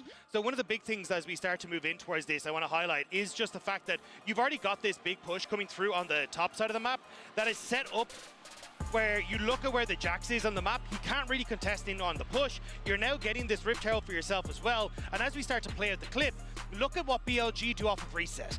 They have 5 grubs, so when a push comes to shove and they're trying to trade on the map, they will be significantly quicker. And traditionally, you'd actually see the rumble opening up to move up in towards this top side of the map. But that's not what we're actually getting here. Instead, they end up just cancelling out on this top side. They all open up on this bottom half of the map. And it means that then they're in a position as they go through to move and shift all of these members down and just play off of a singular lane where they can use the fact they have those grubs. Welcome back, everybody.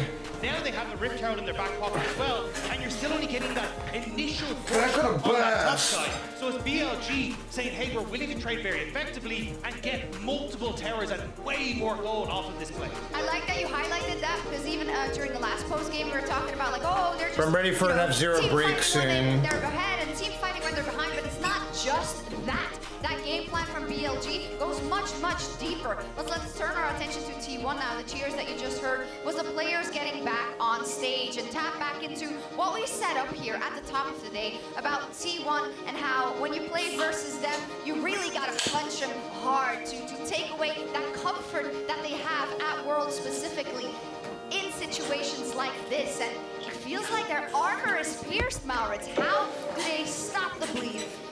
You got to clean up the early game because early game has been so deciding. Early leads have been the biggest indicator of how a game's going to play playing out with his throughout this hair. series. And I also want to make very clear, T1, even with their Worlds win last year, their Game 5 struggles have continued. He They playing weren't with able his to actually hair, get the main man. in this position in spring finals against Gen G. All right, this And isn't then gonna when work. they There we faced go. off against BLG, this MSI, we saw them also not be able to get that crucial Game 5. He playing with his hair, Of course I man. believe. Okay, London, do you believe in a Game 5? London, you believe in Me the too. I Game want to see you all 5? silver scrape. Are we gonna get there, Bennett? One can only hope so. I will say there's a trend in the game so far. Every losing team has had 3 kills. We've had 18 to 3, 18 to 3, 17 to 3. And every game has ended between 27 minutes and 0 seconds and 27 minutes and 59 seconds. So if we The commentators are so annoying. Like, tell me more obvious stuff. Perhaps there's something going on here in the O2 as we get into draft. Tell me more 4 obvious game, stuff. 4 match point, championship point for BLG for T1. An The opportunity winning to team prove have more once again kills that shot in both the games. Tell me more. And the winning team got the objectives and fake the best. Alright, tell me more. And then fake the best. Yeah, and then Gonna be the Ash lock in. and then what? And then fake it really good. Yeah, and then Again, rises to priority once more, and the Ash Renata is the direction fake it the that best. T1 will head Okay. towards. The instant And Gnar then- lock in here, blind here for BLG, of course, with the Jax ban. And into the Ziggs Ah, combo. Bobby! Alright, they have their AP damage secured from the bottom side. They have the safety of Ziggs playing back. And maybe they go for lane swaps, try and get away from it. God, I hate the commentators. Just shut up. They went Ash, okay, because they didn't ban it this time. And we're gonna talk just to talk. True Renata carrying. So And then fake it the best. 24 will lock it in once again, and now perhaps look to the top lane, give Zeus something good into the Gnar, but Gnar just such a safe blind pick that really. Oh, yeah, pretty sure people will be happy with really? any of those matchups. Really? Fake it the best. He biting his nails. Fake it the best. He nibbling on his nails. Gives you that lockdown. Fake it Also the just best. synergizes really nicely. Even fake a bite him now. Like that. Fake a bite him now. Nah, both great. Fake it like I gotta win 2 games, man. You guys better step it up. I'm the best. They ain't gonna do a battle pass about me if we don't win, guys. Come on, come on, you're ashamed. Here, their Come reactions on, from the crowd. man. And then what are we doing after this match? Does have to scale a lot. Oh, we're gonna go back to practicing because we lost. Faker's supposed to be the best. Matchups be pretty oppressive in itself. Oh, they picked the girl dragon. As the advance comes through, definitely Schmite? What's her name? Schmite? Take away from owner. And then Schmolten? I forget.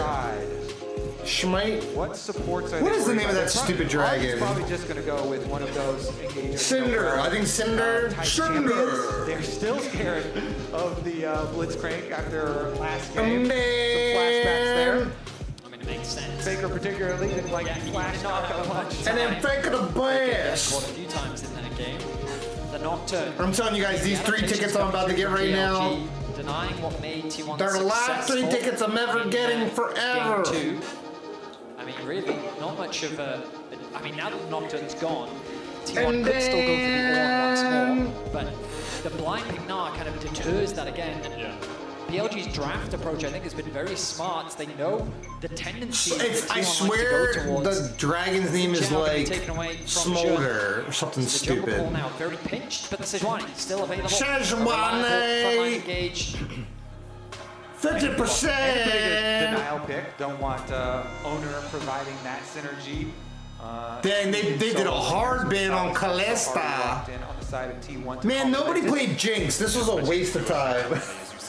At least they teased Jinx. So, we were talking about the Camille from Bin's And then we didn't see a single team out. There's also played it. What game are we playing, man? But he's not going to play it today.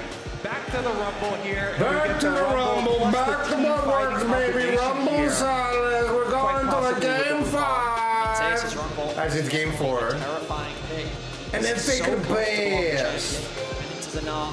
I think in the early laning phase, Rumble can still be very Man, this F-Zero documentary is still going on, man. And nobody, everybody gonna watch it, man. Faker the best. Everybody gonna watch my F-Zero documentary. It's gonna be amazing. Yeah, I think it's really good, for sure. I mean, who else stupid enough to play F-Zero all week and be the best? Sort of been somebody gotta do it. BLG in this series, they have easy ways of and to be the best, like Faker. Gotta play the game all the time. Faker, if you lose, all you're gonna do is practice. So effective because of their weight. You think they're gonna make another battle pass for you? The previous games in this series gotta win, man. Who is going to find success in the grub? You're supposed to be the best. 4 to 6 grubs for their team. So what if we gutted your mid laner Zed? Blame not the characters, leave Lasagna. All the characters are broken. One side, at least for grub You wanna be the best of a broken game, man? You better be good. Is RBLG going to be able to and then, outscale that later with some if you wanna be the best, we're gonna nerf you another character. Next tournament, we're gonna nerf. Actually, they'll never nerf Silas. I won't even make that joke because it's not a joke. Certain characters will always be broken, and don't get me started. Earlier in this series, and so Gumiyushi's arrows are going to be crucial. If you want to be the best, Faker. The Sejuani ultimate and the Gnar ultimate are going to be important. Faker, like, I'm going to win just picking Silas. That's how good I am. I can just go Silas like David played the Bronze Jinx card. The Bronze Jinx. But yeah, I mean, backs against the wall now for T1, our reigning world champions. LeBron's needing to win 2 games to get themselves. And then, Faker, you better win this. Don't die, Gubayasi. Don't die to an indeed. T1's head, but in this moment, that is realized even more than ever. Faker actually going out. So far, then the difference between these 2 teams is the beginning of the game. Dorman's ring and a health potion, but give me extra tickets. Yeah! On the grandest stage of thank God. All right, one more. At the start, obviously. New time record. Nice, just one more. Mistake, but that is all that can define a whole series like this. Yeah, BLG just give me that. Win away from that world championship. For BLG what was that even for? To being the best team in the you world. Want to be the best? Finishing top in 3 years. To take that title away from the defending world champions. The T1, it all rests on this game. BLG, they will have another opportunity if they end up losing. T1 poke their noses in, but it doesn't look like anyone is going to get too much out of this level 1. One more. Experience is currently still in the game. That's true. I'm the best Jinx in the world, me and Double Not Lift. taken out quite yet as on live, so that will remain for Faker there. Well, you know what's really funny is that's 100% true. And Gumiyasi, me and Double Lift are the best Jinxes in the For world. the first time this series, we'll see the split map. Bin is hovering around. I wonder if he's trying for a... Nah, okay, no steal for him. The ward in the brush as well will spot Look at out that this face very Eon is cheeky. making. But we haven't seen this split map swap so far. Both top laners throughout the series have been doing what you see Zeus doing now, trying to leech what experience they can. But Zeus is very much isolated from the rest of his team. I'm kind of surprised that we don't see him hovering around the mid lane, sharing experience with Faker. You wanna be the best? Because the thing is, Xun is going to be trapped. Man, on the Faker, bottom you side better of the win map, this 1v2, which man. Zeus is very Yeah, I think susceptible Smolder's the name of to that an stupid and with Bin on the way, dragon character, which T1 has to be Smolder's really ready good. to stop this from panning out for BLG. Yep, they're going to bring all 4 here. Bin helping Xun accelerate his jungle clear while they build up the rest of that wave and head on over. Now Carrier, level 2, gone back to base, making a beeline towards the bottom lane, has to get there as quickly as possible. Owner hovering around the top side, we're ready for a potential TP in from Bin, but he's sticking towards the bot side of the map for now, we're ready for the oncoming dive. And the risk of Carrier is him trying to get back into this lane. He may just be cut off by Xun and Bin. He'll be seen on that water map now. Zeus gets to level 2 underneath the tower, flashes away from the grand entrance, but the damage continues to rain down from Bitchin, tanking the tower. Zeus gets a bailout. Carrier keeps him alive. And for the moment. stuff. That bailout will run out though, and BLG can look for a redive if they so decide to. Zeus taken down. Bin flashes away on tanking the tower, and BLG will escape with a kill and their lives. Nice, just the tip of the W there from Xun, able to get it. They're able to finish it off. Elk here cashes in, and once again, so many games we've had Elk getting first blood. He'll be rich on the Ziggs again. I mean, in terms of XP, Bin hasn't really been able to catch much. He's not even going to TP to the top wave. He's just going to run towards it. Ultimately, though, BLG secure themselves the kill. But I'm not sure I would say that it was a huge advantage gained, as Zeus TP's back into the bot side, is able to catch a lot of the remaining wave, and the gold still remains even. The big thing affecting these lane swaps, though, is that Ziggs also takes teleport here. So not only did Elk get the first blood money there with the cash-in, but then teleports right back down to the bottom lane. Zeus has no flash to really threaten him if it is a 1v1. Elk has a flash and, of course, the satchel to escape any precarious situations. Kerry is working his way up towards the top side. Bin without that summoner himself. Perhaps we'll see a dive materializing because Owner's on his way towards that top lane too. Faker forced away, 150 HP on him. Make it very difficult for him to stay around. Kerry looking for the handshake here. Bin jumps away. The handshake is just short of a full agreement. They're actually calling Xun over back to the bottom side once again. Dive o'clock, grand entrance goes down, Zeus is overheated, and he's sent back in BLG by their second. Easy execute for BLG. Bin reads that the dive is likely coming top, and he's out of there before a play is even set up. All right, we're fine. Zeus sticks around a little too long and loses his life once more. Still, though, I started focusing on the league match a Still level 4 to the level 2 of Bin, and so while he is conceding gold, ultimately, he still finds himself ahead of his top lane counterpart. Yeah, dying for experience, sticking around down there on the bottom sides. Meanwhile, finishing up with the rest of this split map jungle camps here. Take away the rest of the Raptors before swapping over. BLG feeling pretty good about this one because in the mid lane, Knight has been pushing in constantly with this Smolder, stacking up, scaling quite nicely. Oh my gosh. His own turret plate. He's going to get knocked up here. It's more about just getting stacks for Knight, as you say. He's on 24 right now. Wait, I might go to see it on here. Oh, that was funny. Once again, a little bit overstepped here in the bottom side. Bin jumps in, hops on, and Minion takes the Highway Express to get towards this Rumble, who goes over here. BLG is looking to close this out. But Zeus is going to go back to the fountain again. No escape for him. He tries to clear the wave, but in the end, he will be put in the ground. Wow. BLG BLG now 3-0 up, a 700 Dang. Well, gold you lead. know what's so funny is they were Only 6 building minutes up the into this Faker game. hype The first train. few kills, I think, weren't the end of the world for Zeus, but now adding a third is really going to make things difficult for T1 in this early Wow. game. You can see Shun with a 300 gold lead over his jungle counterpart. That Ziggs is being accelerated so much and been able to close that gold gap. Good, that we got 3 previously been built up in tickets. favor of Zeus. On's on the warpath here, passes through mid, and T1 are trying to stick to that game plan of taking down the grubs to be able to snowball turret plate money and turrets later on. But BLG with so many early kills already, throwing a wrench in I the blew plan. up Bobby. Shun has just been so active throughout this series, constantly looking for ganks, and he's a core part of why BLG is even here. The turnaround in the Swiss stage that he brought to the team, and just his playmaking in the early game has been phenomenal. He is continuing that trend. He finds himself involved in all 3 of BLG's early game kills. Elkin on with their synergy with this Rakan and Ziggs as well. You know, knockups into satchel charges. So far, nicely executed from their side. We will see as far as the mega stacking continues. The tier picked up there for Knight. Continually stacking that up as well as Faker goes for another trade. Steals away the Smolder Ultimate, but can use that obviously later to clear away, or just to heal himself up.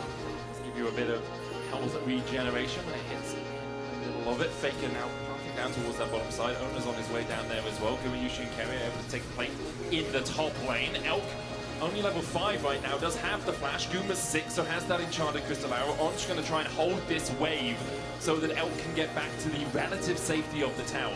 Exactly. It was a nice little kind of Red Rover, send one member over there as Guma and Keria run past the tower to zone Elk out from the minions, but On tries to go collect, as you said.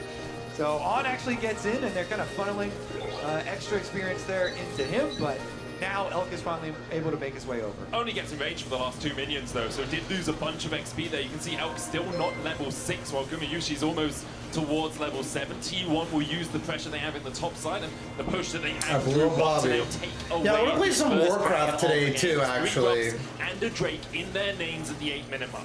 I think that will be critical for T1 moving forward, since BLG have drafted really good late game for themselves. I didn't even get to see the musical intros till I was doing basketball. I mean, there are different ways to look at this, right? Because But basketball is from worth BLG's it. perspective, the fact that they've been able to find these yeah, advantages never of mind. what is a very scaling comp, Knight's going to be forced to flash away, knows that the setup play from Ona was very risky. So BLG having this advantage in the early game just better sets them up for scaling later. Baker face checking. Straight into Shun, the Glacial Prison hits, but Baker heals up with that Kingslayer.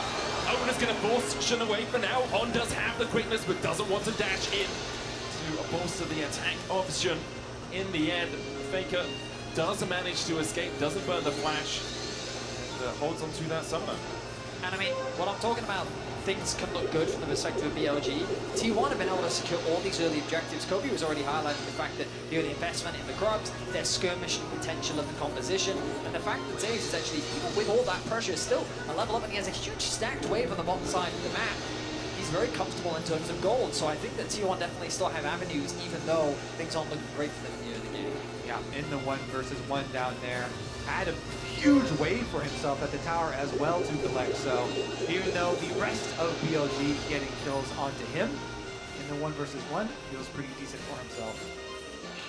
T1 do have those pick tools as well, so even if you do start to fall behind a little bit, you've got the arrow, you've got the follow-up with the equalizer, you have Faker jumping in with the abscond that does just like this. What a ball! Sidestep. Faker dashing forward for a little bit more damage, using that passive to its full effect. Steals away the Ringo Inferno bomb, El past the flash it. Faker takes the best!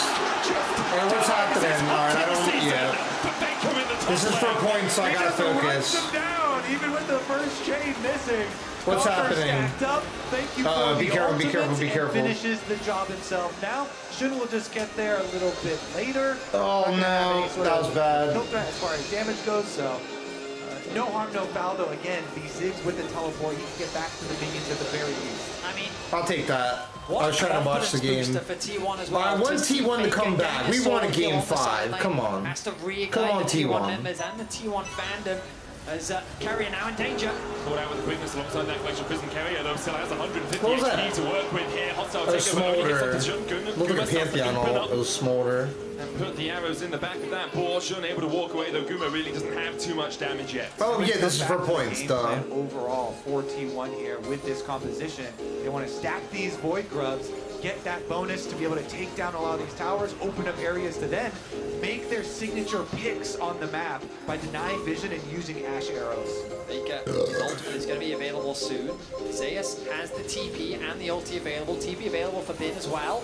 Owner has found Jun. On has flash here, will use it to get away. You knew the steadfast presence was coming from Ona. Stops any dashes in its area, and so On has to burn the flash. If your Faker has been spamming Silas. Many dashes. He broken, man. Making his way down, but Faker controlling the river, trying to force On back. The arrow isn't quite going to connect. Hey Faker, how are you gonna win in World Finals? I will spam Silas. Coming true, Kobe. He the best. Even though BLG is getting some extra early. I'm the best and he the best. Side lane T1 still. Faker, how are you playing in Finals? It is actually kind of Spam the Silas. Double Void might spawn.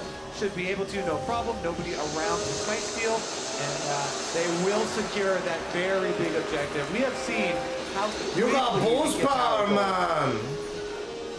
Hovering around the bottom side of the map, there's potential play onto Zeus on the rumble, but there's no way for him to really play through. Instead, the rest of Team 1 is going to look to reset. You can see that Alki benefiting from finding those early kills onto Zeus, but after losing his life from Kumiyushi, kind of playing the map well, he's been able to close that goal gap thanks to the CS advantage that he's been able to find.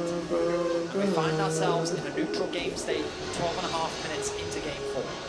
Tiny gold lead for BLG. You can see Shun about 500 gold ahead, the bot side about 200 gold ahead each as well, but as close to neutral as you can get in this series. T1 though do have the neutrals themselves, those 6 grubs and the Drake next Drake up in 40 seconds time.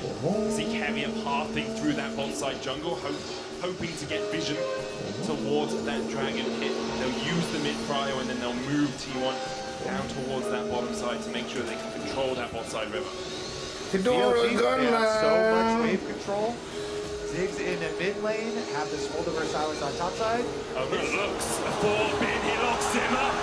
Bin over the Great Narvin's Lord. Ona's going to have to flash away the lock-in invested as well. Bin holds on to his summoner, BLG beginning to collapse the Mega Inferno bomb coming out as well. There's the arrow, Bin sidesteps it. Zeus might have to flash the wall here. Ona on that front line, locked up with the quickness. He dives onto Elk Yushi corner.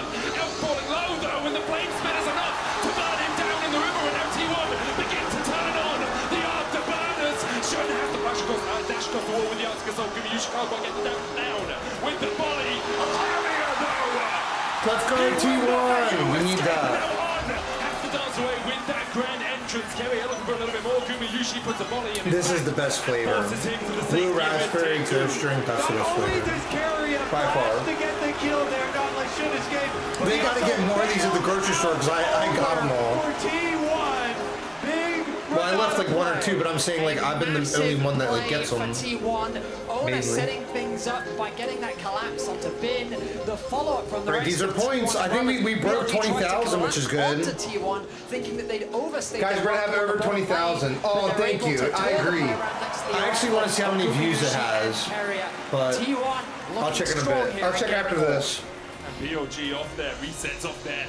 We're gonna have over 20,000 points. And take this Rift Herald away because they know if T1 get the Rift Herald alongside 6 grubs, that is a tower-taking machine. Faker's here to check though, and the rest of T1 are making their advance through the mid lane. On and Faker the best. Rift Herald down to 2,000 HP. Bin looking for that Narv as well. The Rift Herald Come on, Faker. I want to see it go to. I want to see them come back now. And slam the door as well in BLG's space. Back out onto the map. T1 don't waste any moments. Securing the Rift Herald, forcing BLG back. They can look to drop that mid if they want. The 6 wave play is going to be so obnoxious, so they're not going to look to use it on this wave. They did the thing and then they do the BLG's thing. composition have a lot of tools to stall, so securing that Get Rift the Herald Rift, is gonna secure the help Rift T1 Herald, get the Baron, get the Dragon, get the Void Grubs. They did the thing. Finding on. It was really good. They did the thing and it was really good. Pick the best. Now is where we're going to see the real acceleration. We pick Silas over and over. Plus the full 6 grubs. Drive the Herald in for the extra Void Mind spawns there. Immediately move up. Now we're snowball racing. all Go this fight. Butterball. We've seen in so many of the games in this series is I spoke such an too acceleration soon. at this point. mid-point of the game for the team that did get the early lead. And T1 are that team this time around. BLG trying to defend. Glacial Prison hits onto Oh, you idiot! Get out of the way, you bumper, buddy! Back to hostile takeover. Scarlet, get out of the way! Underneath the tower, and he pops the lock-in, but he You will blew go up, get out the way, Scarlet. Stop trying to get points that way. They found two. Carrier has no flash, but Knight has one to chase. Carrier escaping on 100 HP, but I will not give him. And a fake of the best! BLG find 3 in the top side. And just like that, BLG And just like that, fake of the best again! Trying not to lose any momentum. Just They like set that, their no sights on the battle top tier pass. one, but BLG denied them access and turned the fight around. Just like that, fake of the Change the course back! of this series. BLG with Knight on the front lines with his Trinity Oh, Force gosh. Smolder completed.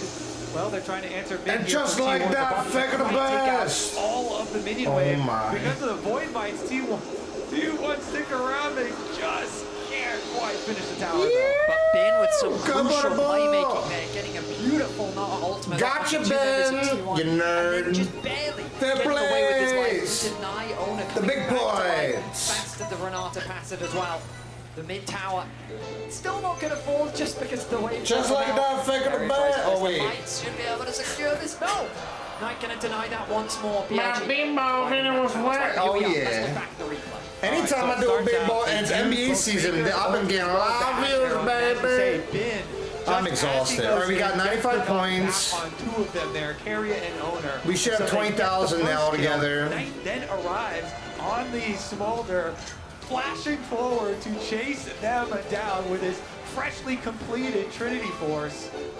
And BLG, I mean, we have seen 20,000 terrifying areas for a long time in the last few patches, actually. So let's see if we can put this to the test here. Carrier knows that one is going to be rough. It's a tense situation. So now when you know, oh, Gold finds itself easily thanks. even once more. We'll check out the itemization once we get back. But 2 dragons in the favor of T1, 6 scrubs to the name. 3rd dragon of the game going to be spawning soon. And ultimately it becomes a question of how strong will this Smolder get? Can T1 accelerate the game quickly enough before Knight becomes a serious problem? Or can BLG stall the game long enough to get to a point where T1 will run out of options? Might already be a serious problem as we'll see him continue to scale. I mean, when you accelerate at the beginning, then you get to even stack much quicker, and so we'll start to see the execute and the burn really come in. Only 60 stacks short of that 225 mark. Alongside that, BLG helped by the fact it's a Chemsol this game. Obviously, you don't want to give the enemy. I'll tell you this, if anyone else has 20,000 points, they deserve to be on the top 10. Isn't as impactful Top 100. as if it were in Inferno. Pink if it were, team. Hextech. So T1. And people now they have to wait every 2 hours to do a Grand Prix. I'm assuming that's going to be all the way up until tomorrow at 8 p.m. They have to pressure in towards this blue side jungle. Drake up in 10 seconds. It doesn't look like BLG really want to fight it. Not necessary for them to do so. Of course, just number 3 here for T1. I think the correct call is we keep on scaling. We got to get our Smolder to the break point that you just talked about. And so they're going to push hard on the other side of the map. Definitely the correct choice here with the scaling that they have available to them. Take away a little bit of the jungle as well while they're at it. But T1, they press ahead. It's a tense affair. I mean, Medic, you called it earlier.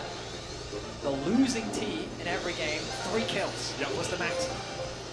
Well, T1's at 3.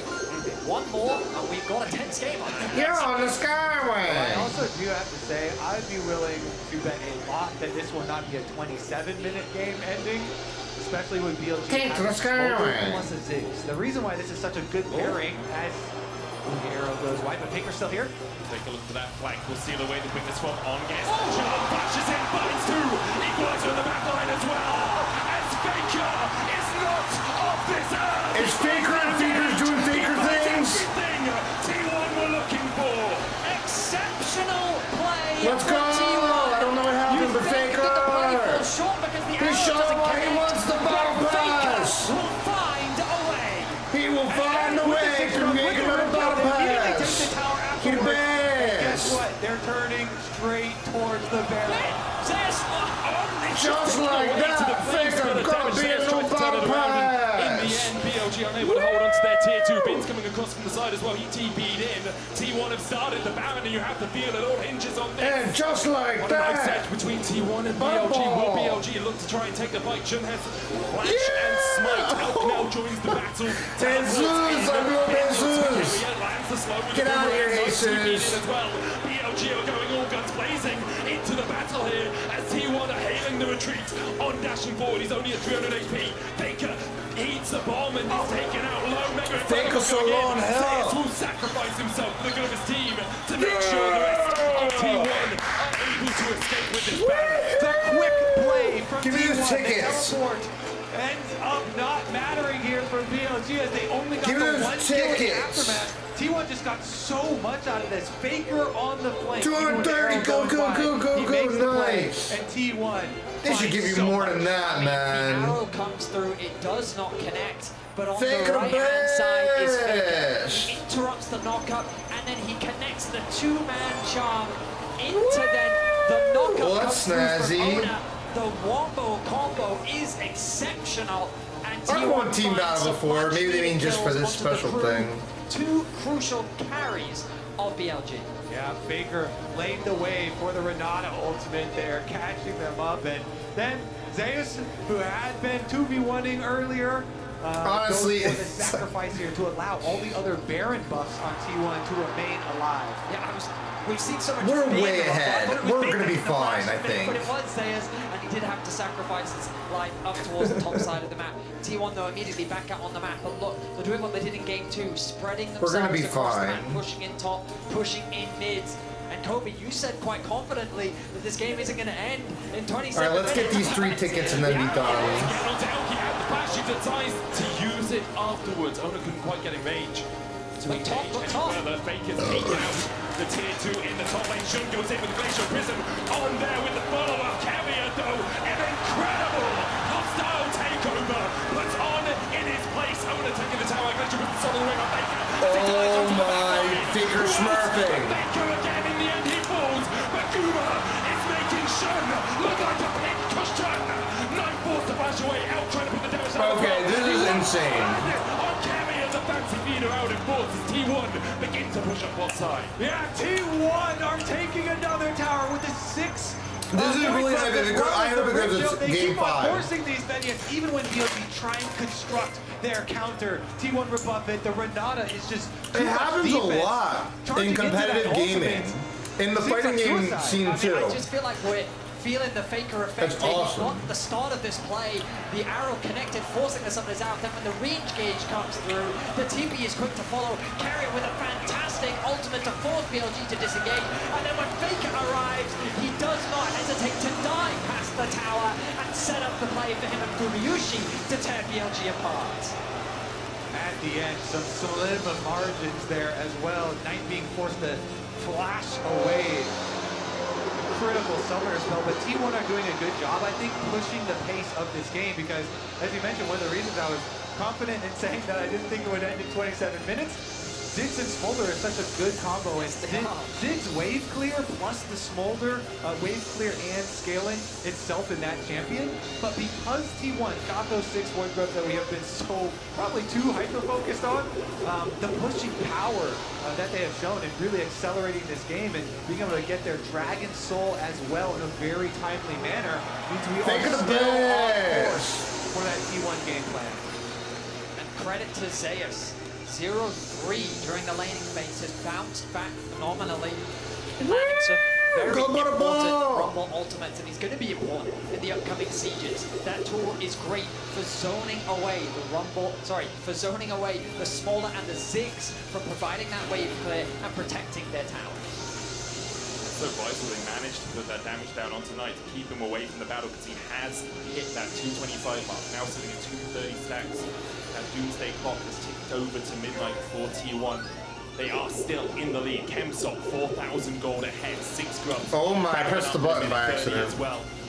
Faker has been on fine form, finding people with the quickness, with those engagers. You blowing the people BLG up, still man. hold on to the fact they have this Blowing wave. people up, man. They also are on championship points, so even if they lose Why this you game, they have blow? another God. to battle back. against T1. Owner forced away with I the missed blew satchel, up. but doesn't Alright, I really think we take too did much it. damage to make Fourth that burn, but I'm place. only clicking onto Carrier as well.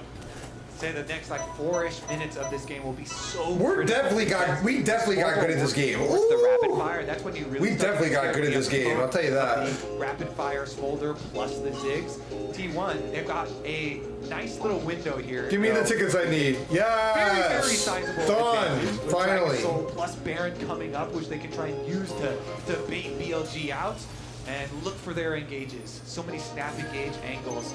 Faker with a stolen Rakan ultimate at the moment. Alright, I'm gonna watch the game for a bit. Yeah, I'm gonna... He knew something was up. His spider sense was tingling. Good check there. Good reactions from him. Pops the scryers as well. Yeah, let me and mute T1 the can come in game to take away or all whatever. that safety. Owner manages to get the knock into the wall. Steadfast presence already been used, though. On will have a second dance away. Hostile takeover coming out. Shun cleansed away by that. Mikhail's out of on. In the end, it's just an investment of ultimates from T1. Mikhail's used. Carry flash handshake. Pulls back Elk. Faker trying to get with the quickness onto the back line. Usually unable to open up quite yet.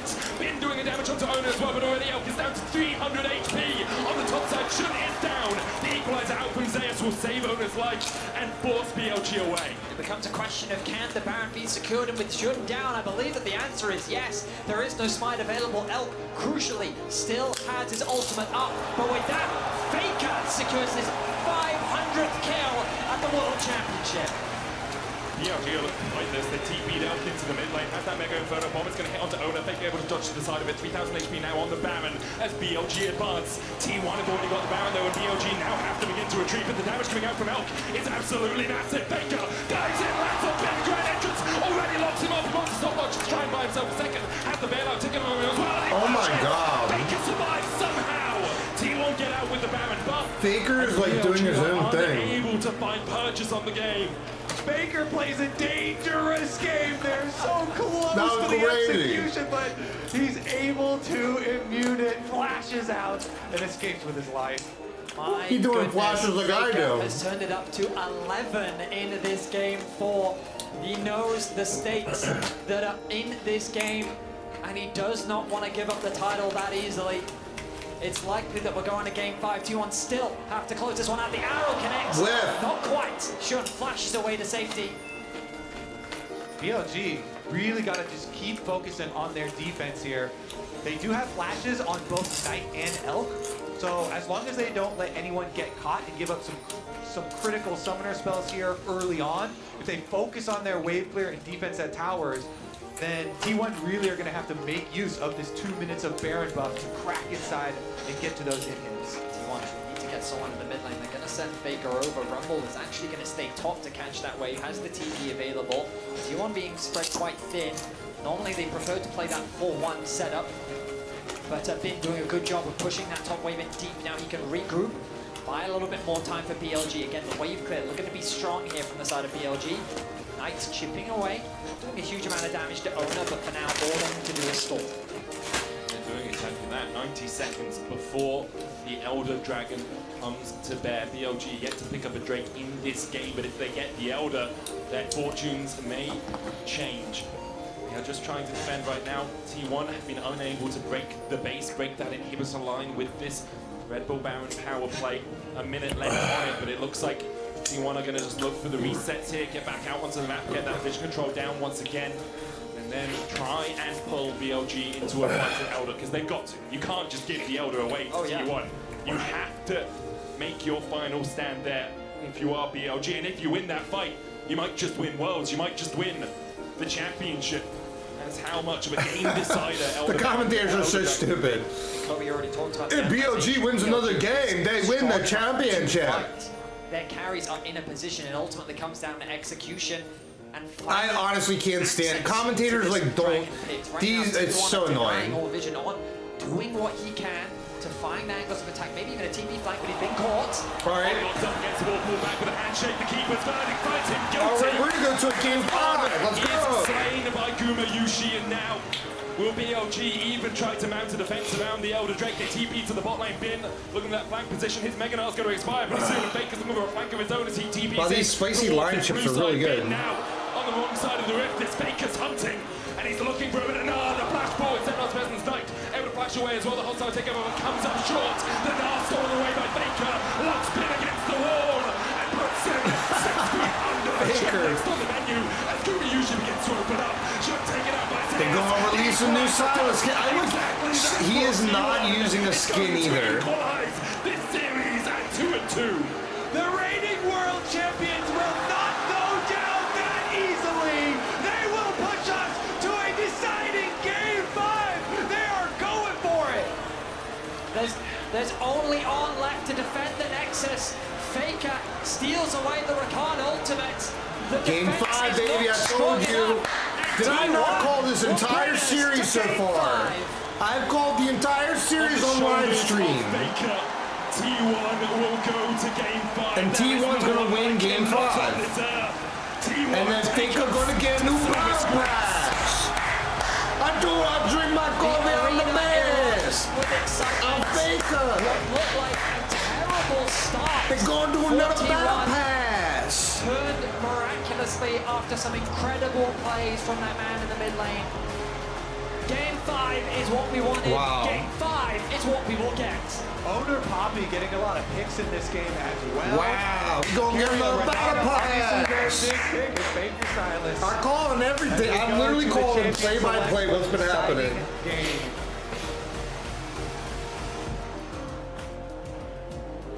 Also, I'm about to make another prediction. Jake Paul versus Mike Tyson. I'm predicting Mike Tyson to win the fight. Faker, they're Faker. They're gonna do another battle pass.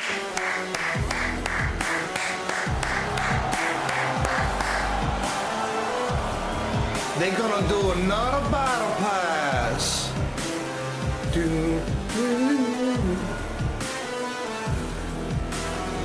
They're gonna do another battle pass. Oh.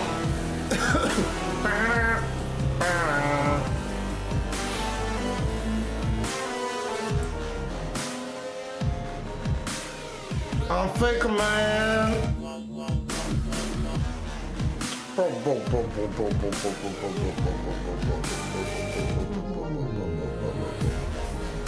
I'm Faker, man.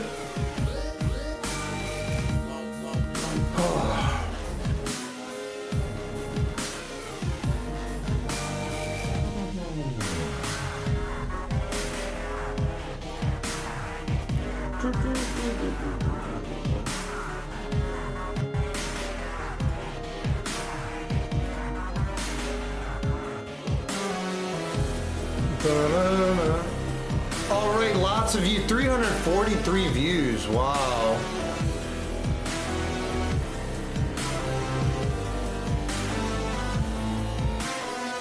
It was my off ball, my backup ball, whatever you want to call it.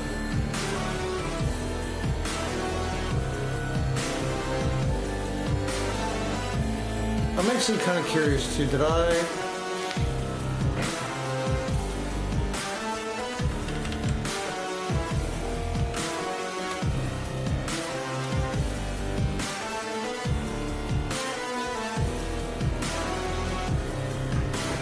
Oh, whoops. I didn't mean to do that. I meant to do this.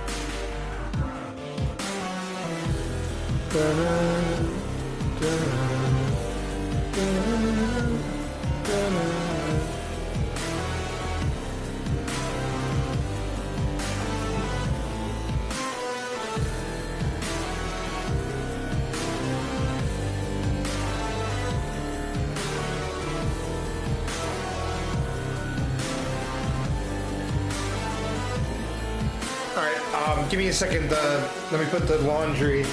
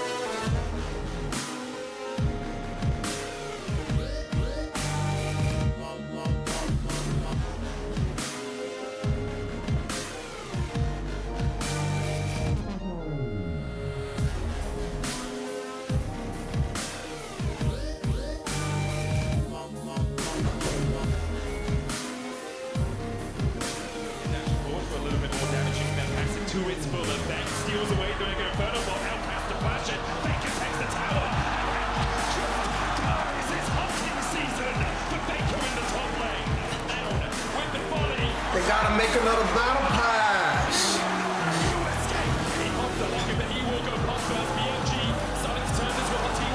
This has been a good day so far. Some Gormless gaming.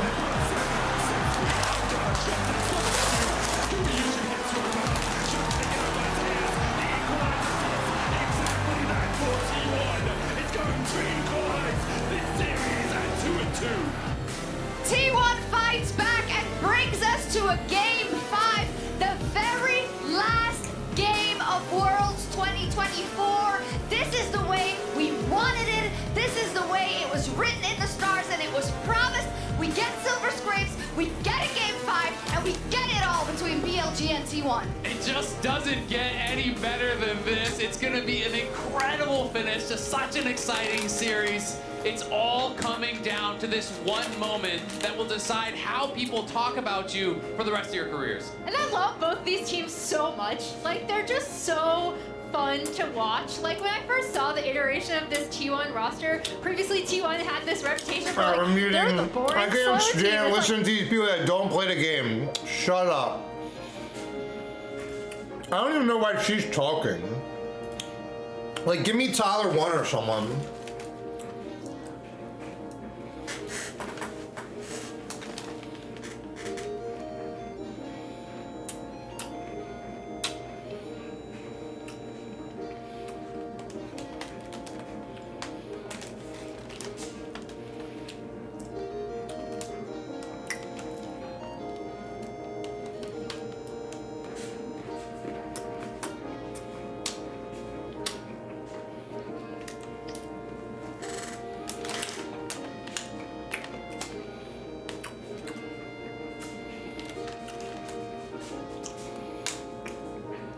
T1's gonna win the last game. I ate a banana! Becca ate a banana! Everybody's gonna eat banana. Wow.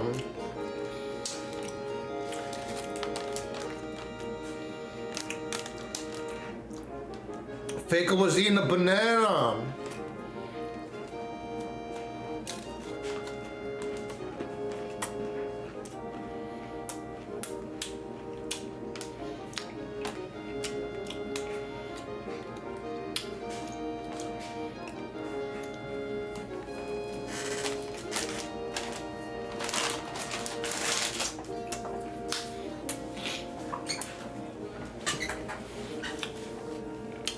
I call it every time.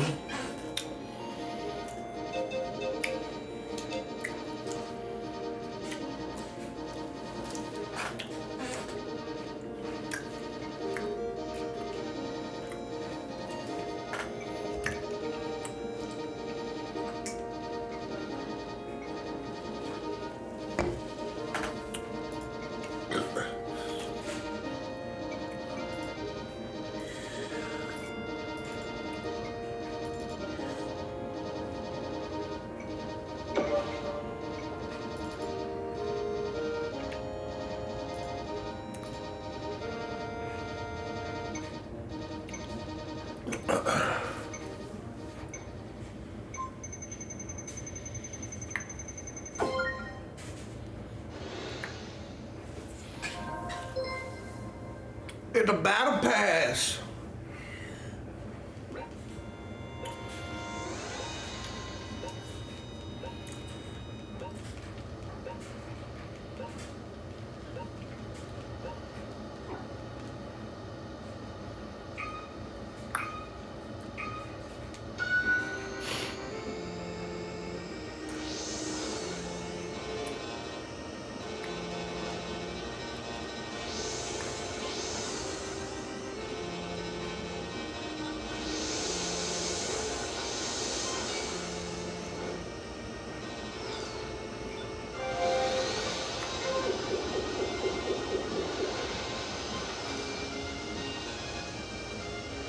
Hey, that guy's name is Bobby.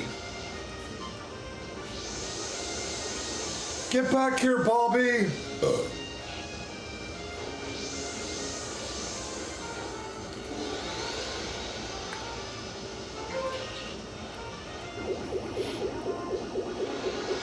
Get out of the way, Bobby.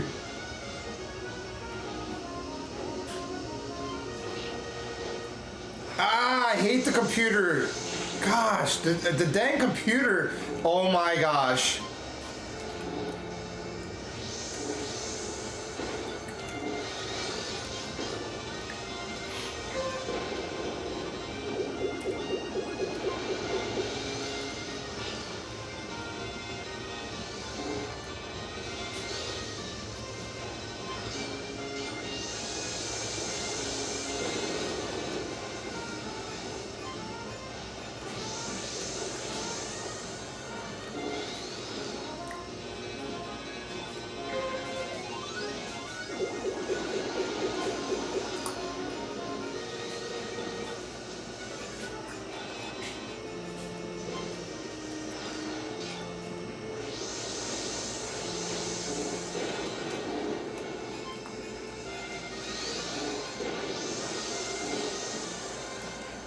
Oh my gosh.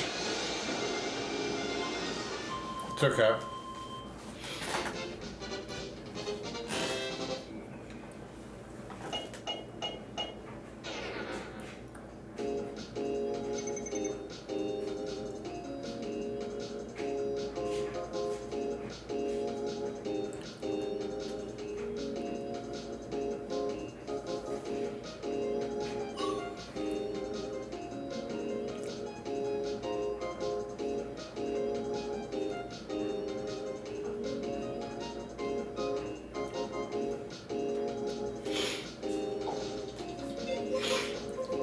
Nice.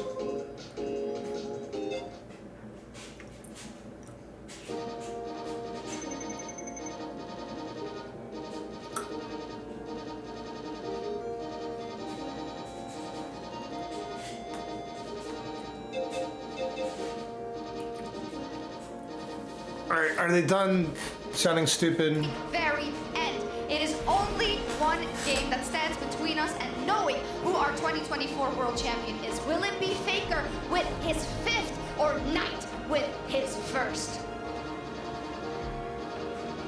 It's a good question, Shox, and I don't think any of us here at the caster desk have an answer that will please you too much. However, I can promise you the 10 players in the middle of this arena, full of people in the middle of London, are ready to provide that answer. Faker. See, like, the commentators, they just say a bunch of, like, fluff. It's, like, nothing of substance. Unless it's a good commentator, and most are just, like, so generic. Across the history of worlds, and Faker has been in 3 of those. He has lost one to DRX. They're just, like, saying, like, obvious stuff. It's, like, so stupid. In a 1-1 against Samsung Galaxy, sorry, in 2016. And now we'll see if he can win against the BLG, who are on the blue side. Varus, their first ban. So last time that BLG were on blue side, they did the Varus, Ashe, and Skarner bans. And T1, they did their duty in doing the Aurora and Yone bans, and threw in the Nico as well, as both Knight and Faker are very good on that champion, as well as on Icaria, this flex pick. But I'm really curious, will they still ban the Nico once again? I think it's Kalista. I think they'll take it away. I think it's proven to be too strong in this series, and I don't think they're going to allow it to go through. Honestly, I agree with you. I just think that the Kalista is the such a powerful block. But we had the same conversation where it's a question of, do you trade Kalista for Jax? and then T1 couldn't find much success from the Jax pick, and BLG really made the Kalista work for them. Now they have to make the decision. The Kalista will be banned, but that does mean that in Game 5, Bin is going to get his Jax, and without hesitation, he immediately locks it in. All right, are we going to get the Zeus Gragas, the Zeus Gnar, perhaps? I mean, you have to trust in Zeus. He's shown that his Gragas is an effective answer into the Jax. I mean, it's Jax is a strong an old pick. school counter pick, but it's the one that Zeus has been leveraging throughout this World Championship. I don't think they need to lock it in now. They could grab themselves the Vi if they wanted to, perhaps even the Renata for carrier once more. They're hovering it. Locked in straight away. Bin lays down the gauntlet, and Zeus immediately answers. Bin has only lost 3 times on his Jax this year. Twice against T1, once against Genji. Now we'll see if Zeus can stand in his way once again. T1 looking towards perhaps a Galio in the mid lane here for Faker. And it's going to be locked in as well, so they have a very tanky front line already. Gragas obviously has a big sustained tank, the Galio as well, which is pretty much unkillable unless you can manage to get ahead of him. I'm honestly surprised to see the Galio locked in this early for T1, rather than securing something like the Xayah Rakan for themselves. They've chosen to go for it, maybe in anticipation of BLG potentially going for the Silas, and knowing that the Galio could be an effective answer into it. Elk gonna get himself his Kai'Sa. Ooh, we have to think they're going to build more on top of this dive then for BLG. Yes, some strong side laners plus some dive. It's just comfort. BLG are just saying, how comfortable can we be? Oh we'll my give goodness. Jax, we'll give Elk Kai'Sa, we'll give Knight Ahri. That is the epitome of what BLG like. How many legendary player champion combos are we going to get? I can't stand Kobe too. He talks his name every time. How many legendary players? Knows very well if they win would be God, their skin. he's so annoying. Knights, I mean, he's I swear, world like, famous of all the for things his Riot Ahri. does This World good in Championship production, hasn't had their the commentators best are like the rate for him, worst. But you cannot afford to Valorant's even underestimate it. worse, man. The Xayah going to be Oh, locked like, in for oh my T1. God, don't even get me You started. imagine that Rakan is going to rise in priority. BLG likely What are looking the to ban that one away. chances? 100% agree with you there. It just works too well with the T1 comp. Let's see. What will the bans towards BLG be here for T1 though, as we try and whittle down? I mean, possible jungle? Yeah, possible jungle takeaways here for Shun. Oh my gosh, you idiot! Comfort route, do you just get rid of something like the Rakan as well? Obviously, T1 kind of want the Rakan themselves, so BLG will remove it. In the end, no one's getting Rakan. I'm thinking like the Vi is just such a no-brainer pairing with the Ahri as well. Fair. But they do leave the Vi up there for Shun to take. The Kindred ban is like, okay, we can see how much comfort you're drafting. We're not going to allow that.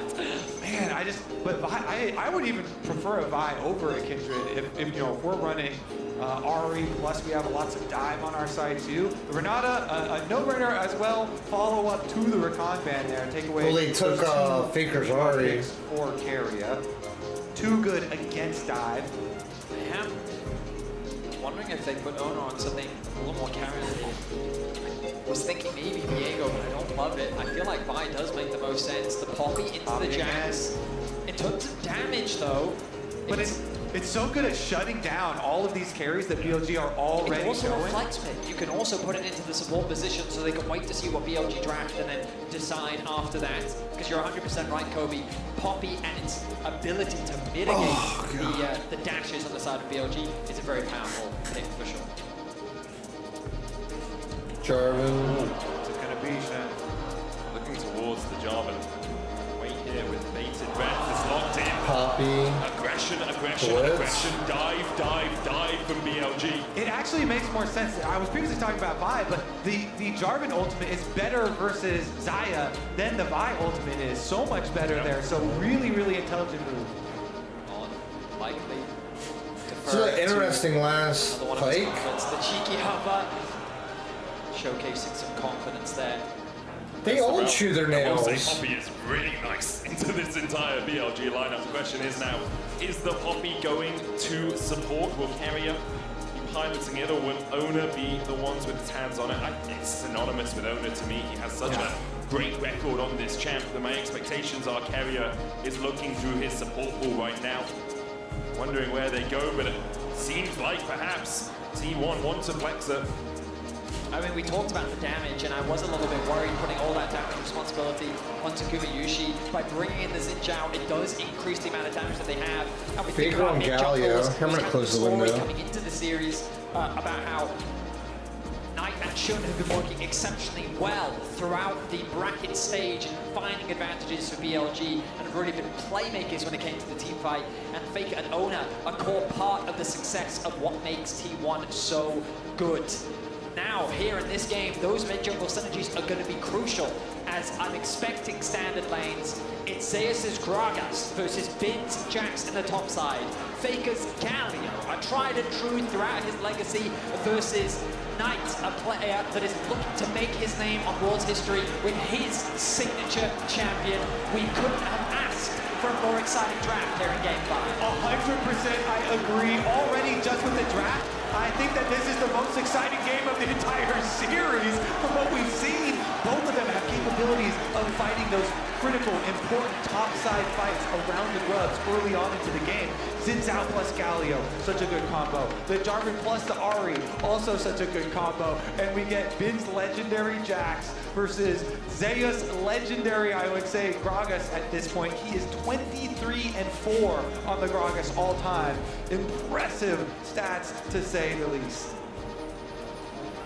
One last time we go to Summoner's Rift. One last time we see the defending champions battle against the first seed from the LPL. One more time we see these titans on the Rift challenge each other. One more time we see the weight of expectation so great on these two teams' shoulders. One more time.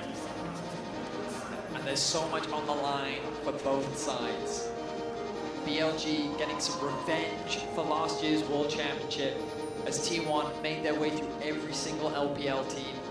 T1 looking to raise their 5th trophy. LPL and BLG looking to hoist the Summoners Cup. So much on the line, and a single game will decide it all. A standard line of scrimmage to start off the game. I keep my eyes on pathing up towards the top side. Lane swap possibility seems very real. We were optimistic, we were hopeful for Bin versus Zeus, but it looks like we're going to be denied. Looks like we are. The ward goes down in defense for T1. Sweeper comes out immediately, though, for BLG as they move in for that lane swap. Now we got to track, are they going to try and soak experience this time around, or their level 2s to defend against these dives? Looks like Zeus just immediately going right down, and will head on through that mid lane once again. Starting on his walls right now. Carrier spotting Bin out. Bin was trying to get to the wave to try and soak some of that XP, but couldn't get in range. Zeus has been able to get a little bit of XP out of mid as Knight is just catching that wave that Faker and Zeus will push forward. It's going to be a split map. Bin goes in with a counter strike here. Tries to get into range for some of those minions dying. He didn't get any XP. Yeah, look at that. It's that melee right there that was one auto away. He does soak a little bit now, though.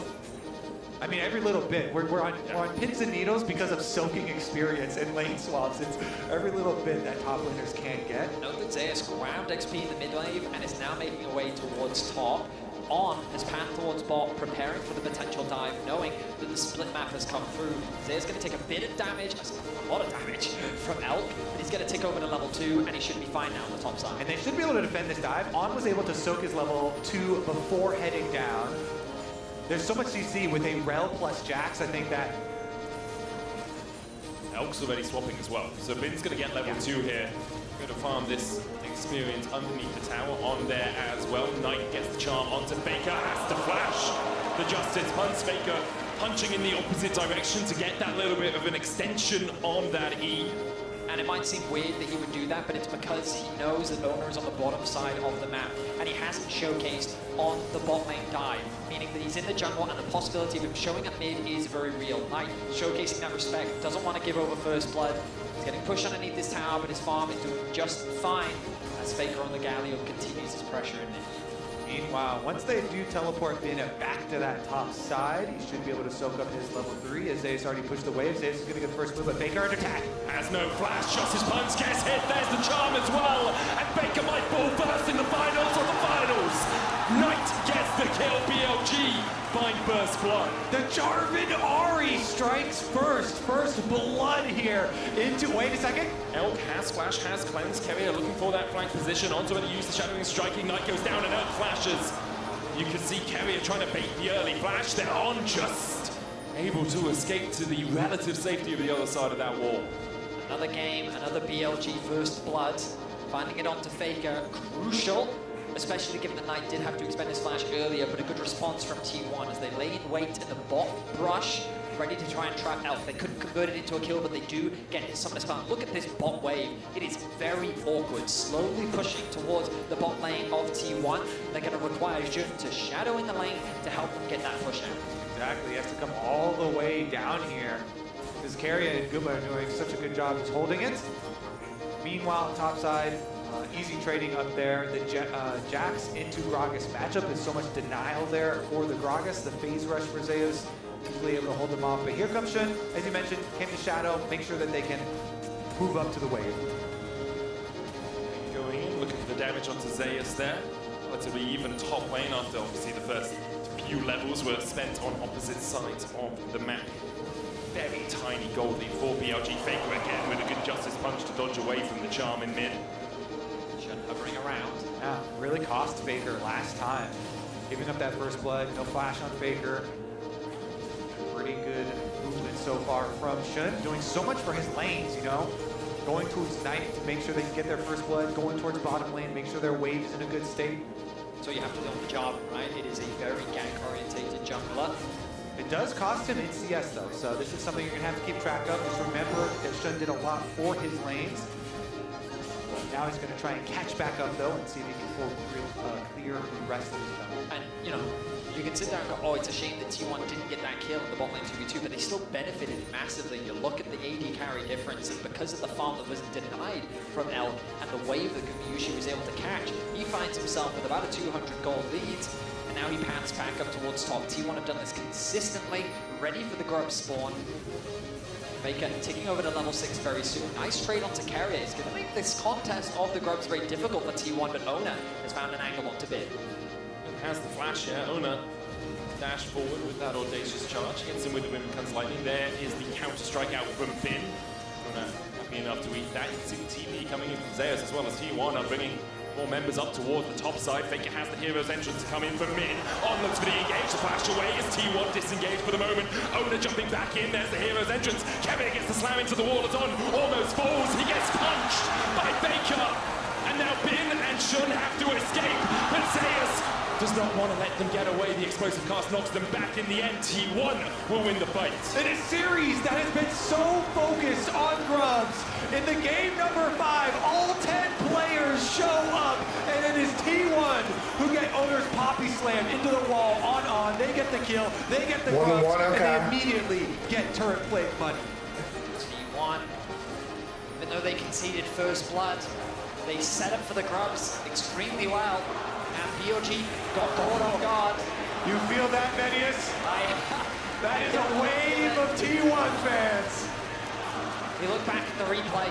Ona walking into darkness, but he knows he has the support on. Not quite connecting on the stun. It could have been crucial, especially with Knight right there for the follow-up. The Galli ulti comes in, the connection into the wall, and then Faker securing that first kill. Yeah, and it's Keria Poppy this time around, of course.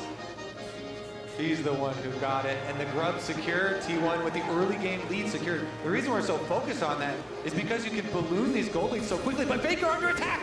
Does have the flash, will punch forward, Justice Punch coming out on, misses the crash down, the charm connects though, and the chase continues as Shun dives forward. Faker save the flash, and in the end we use it to dash out of Shun's engage. I can't believe in a 4 versus 1 he's still able to get out. The charm doesn't quite connect. Knight though very healthy, able to get the push, means that BLG should be able to secure the first dragon of the game. They haven't actually set their sights on it. No TP available for Faker. I am a little bit surprised. The bot push is going to come through for Gumayushi, who has sticked over to level 6. BLG Right now, resets come through. Elk making his way back towards bot now. More turret play money, more demolished procs. Void grub passive. See just the pressure that Fake is absorbing in the mid lane. T1 now using that to garner a 1.7k gold lead. Gumayushi's been picking up plate after plate. Ona now looking towards this bot side. Elk yet to hit the level 6, still half a level of XP away. Elk has to run, supercharges his way back in the lane. I mean, the Xayah is just so far ahead here. 2 levels for Guma over him, not to mention all the extra gold, the biggest gold lead holder on the team. So much to do. Oh, Kemia goes in, and down goes on. Kemia turns him up. And the question is, will Elk stay around because he's still not at that level 6? I mean, a masterful performance from Carrier in the top lane grub fight, along with this play in bot. He is just finding those angles for Poppy to connect into the wall. T1 find another kill, extend their gold lead to 2k, and they'll secure the first dragon of the game. And it is a very tall task here for BLG to get Elk back into this game. Xayah is so weak early on and being denied so much early into this game. It's going to be very hard for BLG to get their dive comp really online and get him scaling up into being a threat. Very far in the future, you're going to have to look before Elk is really a danger. Knight felt the pressure of this position last year on JDG in the semifinals. It was T1 that denied JDG the Golden Road. Hoping to get revenge, he is one of the players that we will be keeping our eyes on as this game continues. His Ahri has been able to turn around some incredibly difficult games before. The pick potential is real. But right now, Guma is just gone for it. Oh, Carrier with a good set pass, but TP coming in from the OG as they look there he comes to make the play. Spear rush forward by Knight, holding the charm, doesn't get stunned. The charm hits Carrier. Flash forward with the counter strike. Carrier falls first. We're gonna have another tied up. And almost takes down on. Ona caught underneath his own tower, but he will fall even in the cataclysm. The OG by 2. Guma's walking away wounded. Just right, as we talk about it, he makes the play happen. 3 kills now for Knight. A fantastic TP to bring BLG back. Speak his name and you will invoke the magic of Knight's Ahri. That just fully funded Malignance and the Shoes upgrade. Lucidity acquired. That ultimate cooldown now for Knight will be so low. T1 though, looking back at the grubs, they want to get at least 4 for their Void Might spawn. And I'm telling you guys, really good play if T1 wins, the next time they do like a special battle pass thing, we're gonna get it. It's a huge wave as well. Knight forced to catch it, doesn't have the TP. That's my promise, okay, stream? 1, 2, 3 if you hear me. 1, 2, 3, 1, 2, 3, and then 1, 2, 3, 1, 2, 3, and then take a new battle pass. And they give the initial kill over to Knight. On's then able to disengage while Gumayushi does get away. I also went on the second kill. I got knocked out of the thing. I went on a jog in the woods. It was really nice. So much. Oh, this is a Grand Prix. I'm stupid. Of these BLG players, and now even more so onto that of Knight. Well, shit, these scrub suits better than I'm a top 100 player. Get out of the way. Get out of the way, making a documentary. Really looking to take that last step and acquire. Get out the way, making a documentary. He is the richest player in the game on Ahri. Such a player. The way that they play the game is amazing on the Ahri. That's the question that everyone asks themselves. The way they play the game BLG would be is amazing. A world championship. And then the battle pass. Baker so often leads the charge. Now it's Knight who has to take the charge into his own hands. Carrier looking for the sun into the wall. The TV coming in behind his team. And then gonna be amazing battle pass. A fake a win, the 5th title. BLG disengage. Boy, we could. Oh my gosh. We okay. All right. Be cool. Be cool. Don't nobody blow me up. Don't nobody blow me up. No. Action to kick off, but I think 2K are just yet. Minute and 15 until the next Rift Herald spawns. The bot lane has been completely abandoned. T1 that would have been dumb. See if he can push that wave underneath the tower. Oh god. There's a lot of bobbies in this match. Reset, so it's BLG that will be forced to concede for the time being. We got a lot of bobbies. But On is quickly making his way towards top. Okay. Elk catching that wave in mid is crucial for him as he tries to close that gold gap between the two AD carries. Galio ulti's available here. Remember, for Faker, you have to be careful as BLG. T1 have that safety net. Wave clear from Knight though, coming through. Malignant's completed and level 9. The Q is going to be doing enough damage to help clear out those waves, but Usually not slowing down. Going to catch another wave. Resets now coming through. I'll take that. Nice. Nice for cover. The Herald in 25. Because, guys, yeah, I need to. I need another game to play. Because Elk has been put so far behind in this game. But this worked out anyway, because it would have been hard to watch this and play Warcraft. That is their big. And what's good is if we get a good placing here, that would have been so dumb. You can tell I'm like kind of like not fatiguing, but just getting tired. We're good. Typically, Xayah is a difficult Been a lot of F-Zero. Thanks to the defenders, thanks to the ultimate, but with a Poppy and a Gragas and a Xinjiao and a Galio, it's going to be even harder, and it becomes that question, as you highlighted in Draft, Kobe, can the Jarvan actually lock the Xayah down? God, that would have been so dumb. Yeah, we can't, we gotta, yeah, let's just be cool. Objectives are alive. It's T1 that set their sights on the Herald, and they're going to be the ones to start this objective off. They will begin it. They have the vision control around there as well. You can see Knight pushing in the bottom side. Does have the TP. He's also the only gold lead on his team right now. A few more seconds until Knight's TP is available. It looks like that they are just going to concede it. As the bottom side of the map becomes BLG's priority, Tier 1 going to be happy to secure the Herald and the top Tier 1 as well. No one could really gain purchase on the mid wave. It's just cleared out by Elk and Zeus. But T1 do have a tempo advantage here, and they're looking to keep the pressure on top side. Top side objectives have been turned so quickly into tower gold during this series. And we'll need to do it again. Knight's still working his way through that bottom side. Tier 1 will now take it. Then TPs to try and save the Tier 2 in the top side. Riftail was not put down by T1. Just disengage as soon as they see that teleport used. That investment from BLG. Happily take it. Zeus is catching away in the bottom lane. So T1 not losing any gold on the map either. Yeah, It's a little windy out to be racing. Teleport to deny that. It's a little windy out, Blue, it says, to be racing. To try and stop that snowball that has been so prevalent. Allows them to push right back out. Oh boy, we can't boost anymore. Yo! Get out of my game, nerd. One of the things we were very excited about coming into this game was Bin versus Zeus, but oh my gosh, oh my gosh. We're zooming. So far behind. Oh my god. Blurb, blurb, blurb. Lead for himself. Just a few moments ago, he was about 1k gold ahead. Now that it's back down to map, he's spent that gold. Bin yet to actually complete his first item. Patricia, get out of the way. And there it is. We blew you up already. Get out of here. For Bin, he's going to feel a lot more confident as we get closer to these mid-game fights. Oh, that's not good. 1,000 gold lead for T1. A Drake piece Hex Tech to T1. That was pretty good. That was pretty good. Get out the way, Bobbies. Top 100 player coming through. Trying to make a documentary here. 3 towers to 1 in their favor. Yeah, I think. Think about pass. Alright, whatever. I'm just getting right into so many things.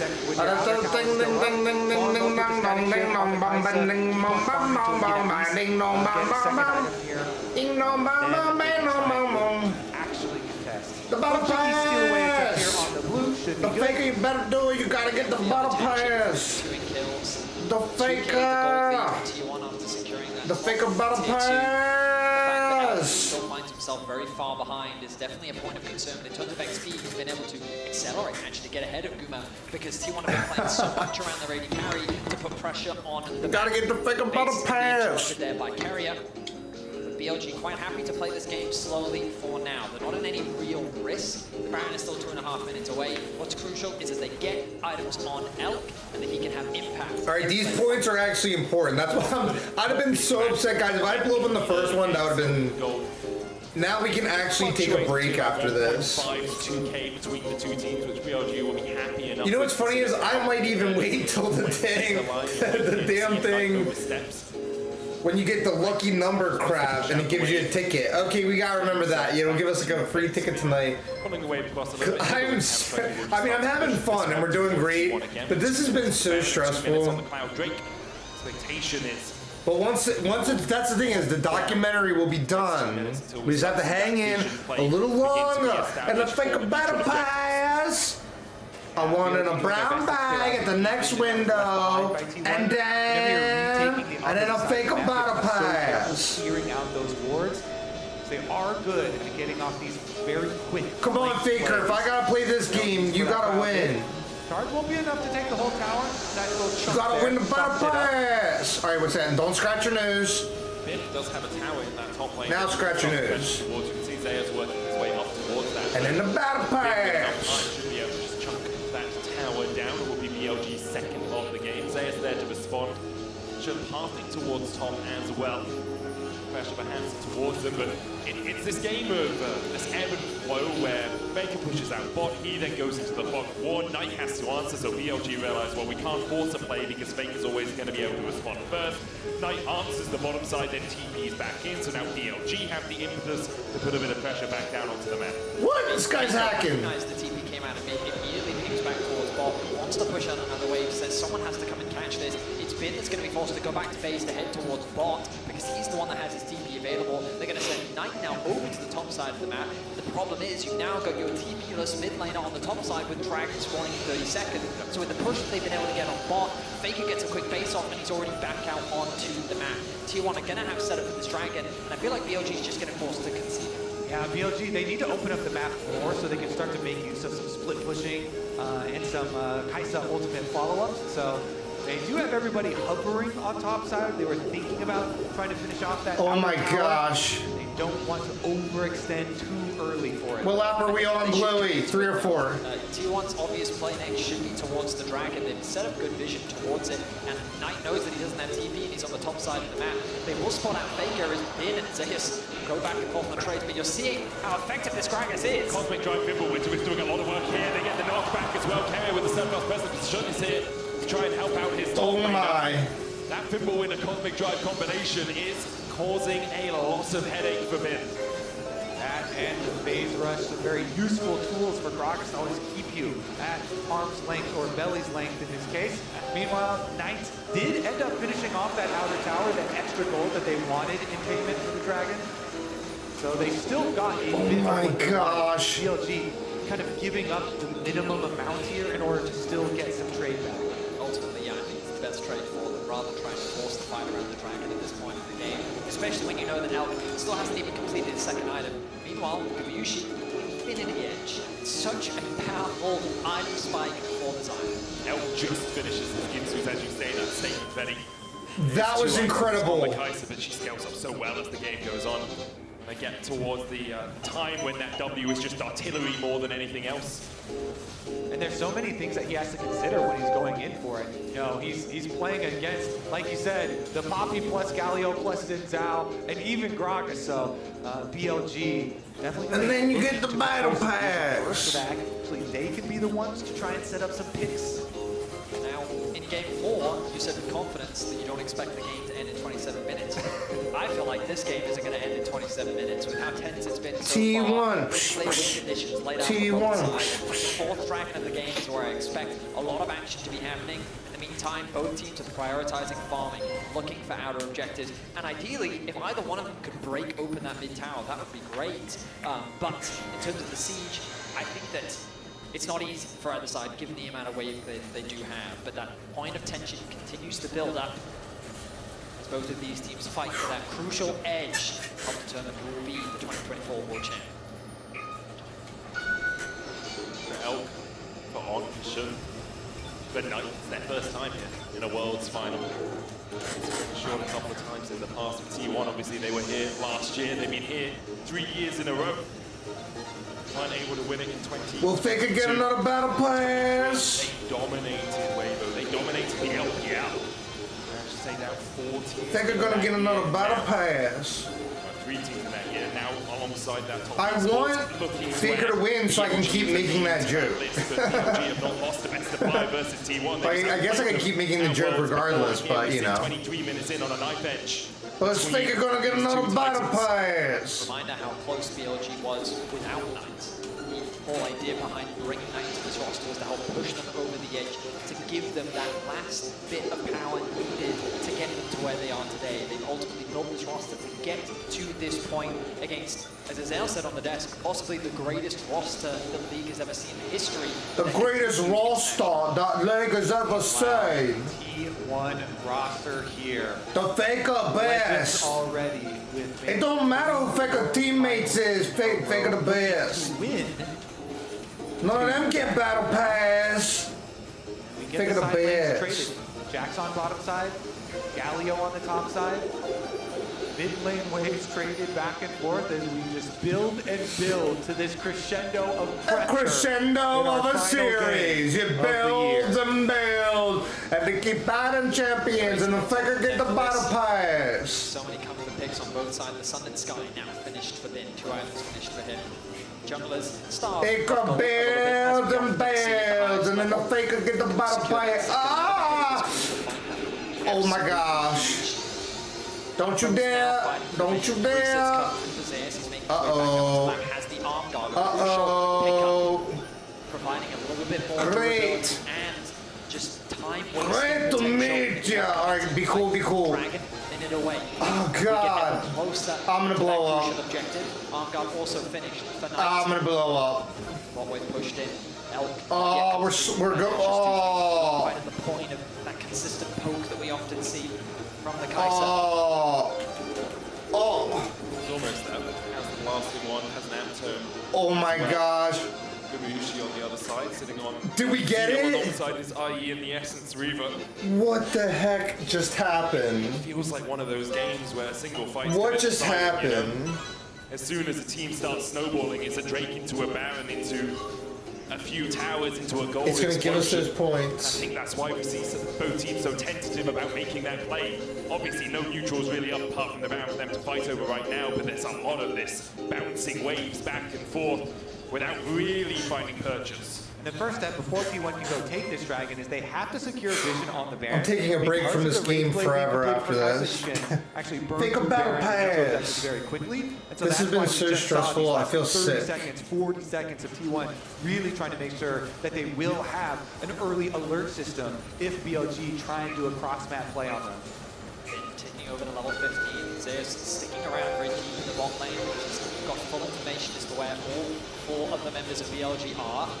Poke back and forth over the control wards. The vision will be denied from T1. Critical defense of their vision here from BLG. And T1 immediately fight back. They reclaim control over that space. Control ward still sitting in the inventory of Carrier, but crucially, none left for BLG. I'm sure On would love to get a quick reset off, but I don't know if he's going to be given the time to do so. Ping's coming down from the side of T1 of the bot side jungle. Zeus finds on Shadow Strike going in the crash down as well. Pin looking for the follow-up here onto Zeus. The hero's entrance and on just over the steps. Gumayushi. BLG have to play a 4v5 if they want to try and contest. I think their decision will be So that's not where the health things clear were. out their own jungle, but On went in on Zeus and T1 immediately collapsed. Again, T1, they're so confident and we're like, they've got the Galio ult to back them up. Zeus is very tanky. They were not worried for a second during that pick. On definitely bit off way more than he could chew, and that is a 100% sacrifice of the dragon, of the objective. Critically, it is just putting T1 to that sole point, and not breaking the game quite yet. Gumayushi picking up the Phantom Dancer, immediately swapping it over for the Memori Flicker Blade.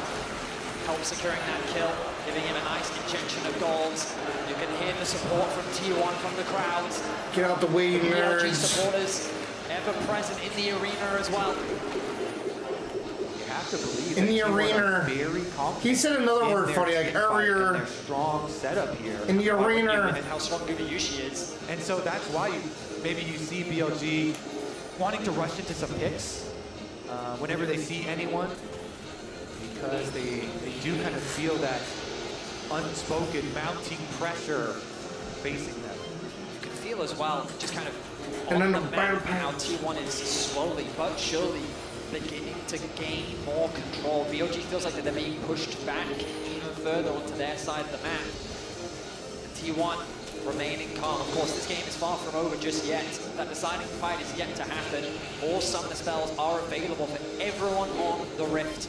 TP's included. Oh my The next gosh, dragon okay, be still a ways cool. away after T1 secured that mid-tier 1 from BLG. the Baron becomes a very scary point of contention for both sides.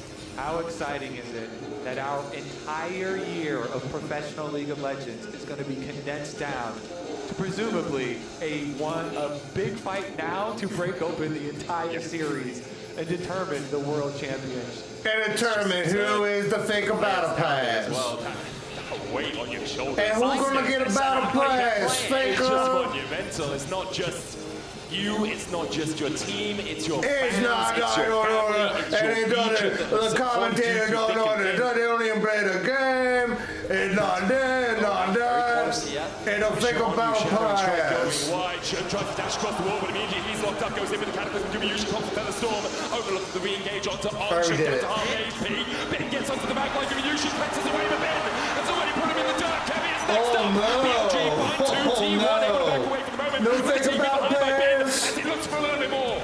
Oh, they go back in. Faker We're getting nice, and we're coming to this, we're coming right down the middle lane, Faker Battle Pass, T1 over, T1 turn the table, and the Faker won, Battle Pass, and the stars alive, gotta get the Faker Battle Pass, T1 showing they go play the game, and they're going straight to the Baron pit. The Faker won Battle Pass on the line, and the T1 got a win over the game. The crowd may be heavy, Faker but won it Battle belongs Pass to on the Baker, way. and they're gonna pick up They're the gonna Baron. go for the Baron. The Baron has to drop it as we speak.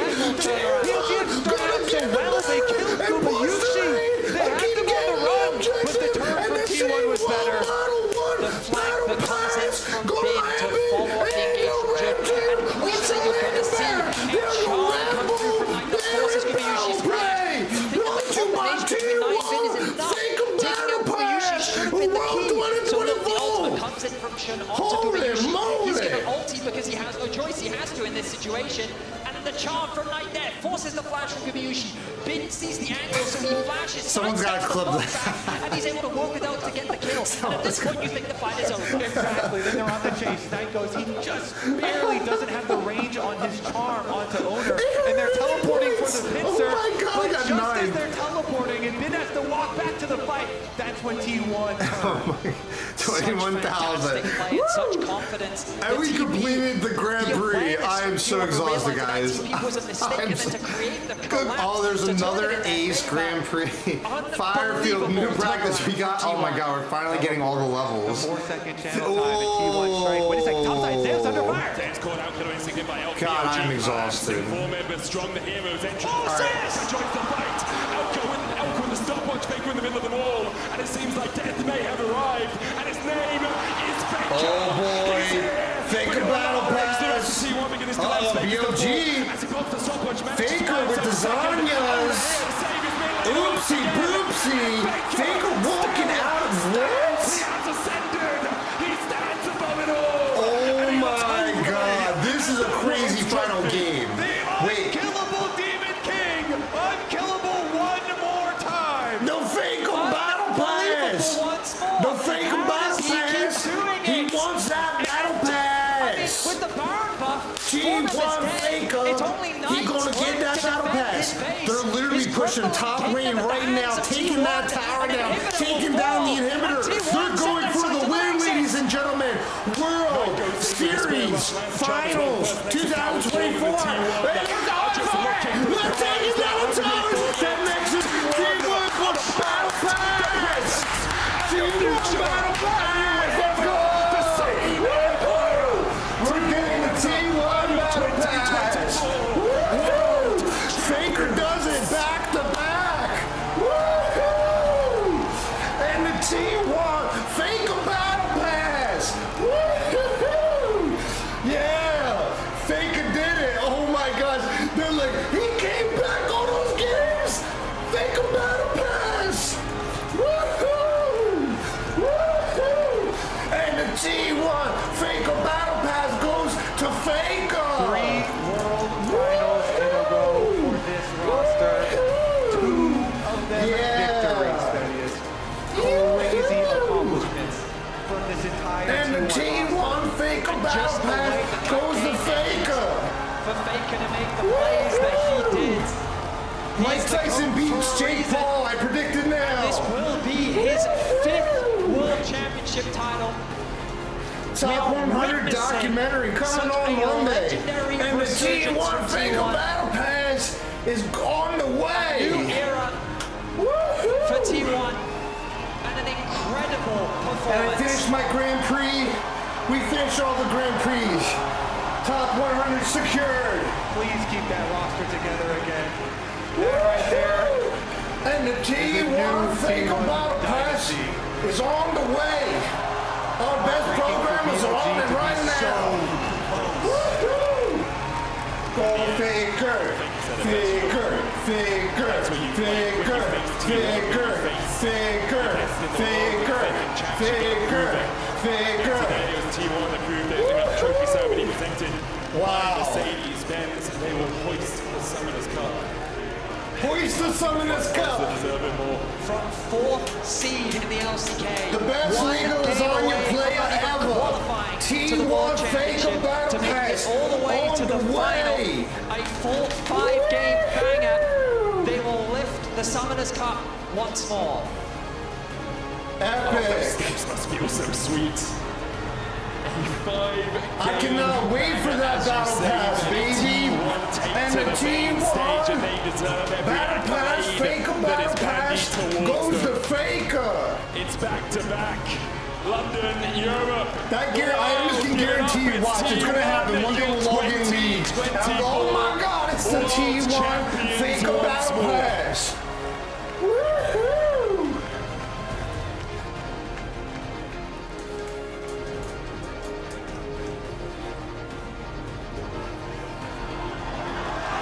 Yeah!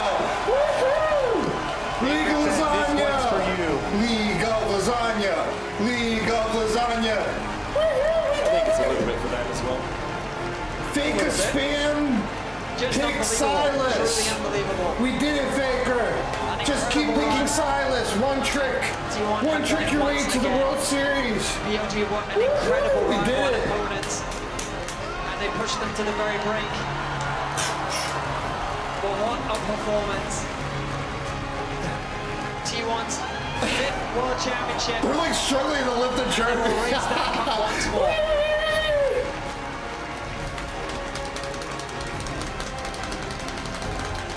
Zayas, owner, Faker, Gumayushi, Carrier.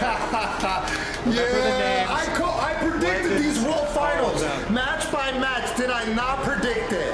And I predict Mike Tyson beats Jake Paul, and then we'll go back and be like, wow, wow, woohoo!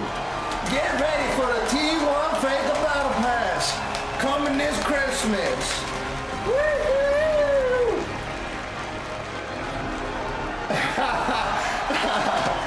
There you go, there you go. Oh. Everybody was like, Faker! Yeah! The best legal lasagna player in the Esports world! Faker is one of a kind to say the least as he raises They're that like, trophy for the fifth time. The team around him obviously deserve all the praise. Lift as well, that but trophy, I think man! it's fair to say the greatest roster in League of Legends history. Yeah! He got into it. Oh, he was on the head. Won 2 out of the 3. And the one that they did win, it was a full 5 games. It's truly incredible what this roster has accomplished. That was a hype ending. Largely built through the academy system of Go T1 Faker! with the addition of Go Carrier. Faker! Phenomenal stuff. Go Faker! incredible stuff from Go them through Faker! all of worlds. Let's All right, take I'm a gonna look clip back it. at T1. Hashtag Steve Soil, hashtag Conscious Planet. There we go. 챔피언으로 승부했고 What is this? 챔피언으로 떠날 계획입니다. Continues to put access into the back of Zayas. Hung's now in the middle of the minions, doesn't have a ward to play. Zayas can What is this?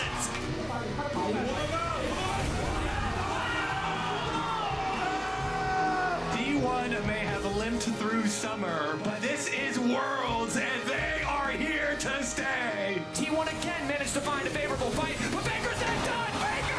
Faker! Double! That was insane footwork from the Rakan! And Faker! The best league lasagna player in the world! That was awesome. That was an awesome finish. So worth. It's weird, they did like editing on the game footage that makes it look like ARAM or something. The map does not look like this. They did some type of distortion effect, I don't know.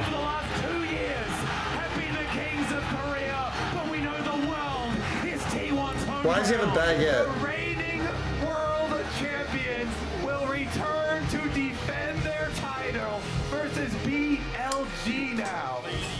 Wow, that was pretty epic. Alright, what are we on the leaderboards? 53rd, nice.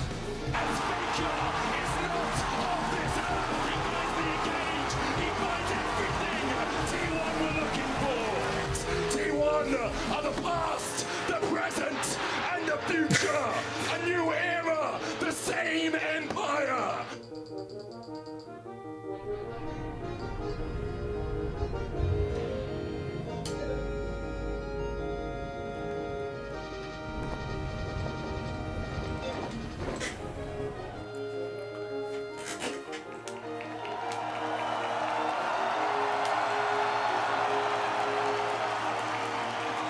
London, please give it up for your reigning and continued world champions, T1!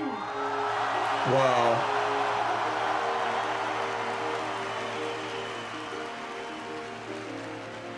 We have G-Sun here with us to help with the translations as we continue on. And also a quick note, Zeus will be joining us very, very shortly, but we do have Chris Greeley here to celebrate T1 as well, the global head of LoL Esports.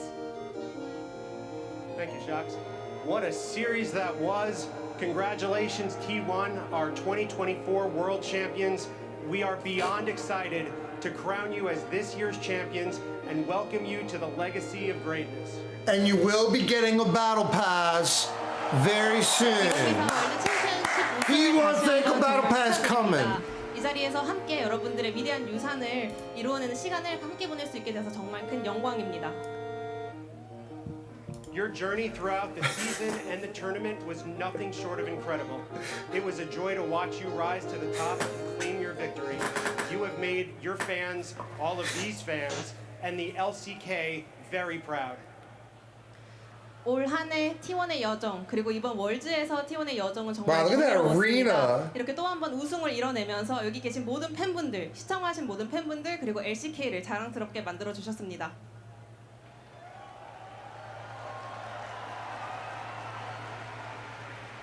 To celebrate this outstanding achievement, you will each be awarded one of these beautiful championship rings, handcrafted and presented courtesy of Mercedes-Benz. Wow. 오늘의 월드 챔피언십 That's pretty 우승을 sick. 기념하기 위해 또 한 번 메르세데스 벤츠에서 특별히 제작하는 챔피언십 링도 수여받을 예정입니다. Wow. I also want to take a moment to thank the City of London for being such gracious host to us. Yeah. I'm not reading from a cue card. Yeah, I'm not reading from a cue card at all. Your hospitality has made this event unforgettable.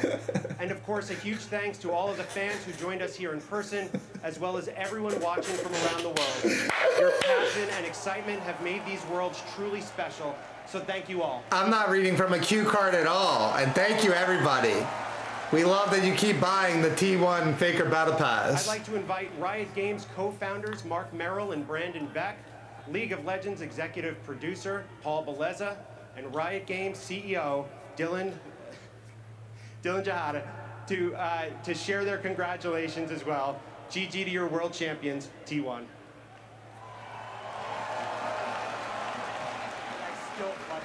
Yeah.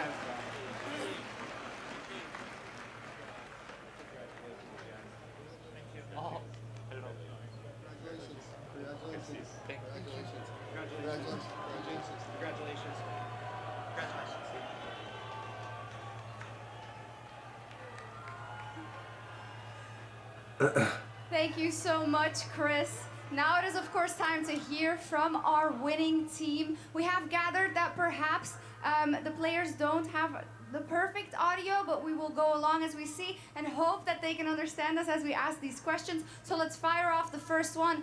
Faker, I have to go to you first. You excited for your new battle pass? Oh yeah.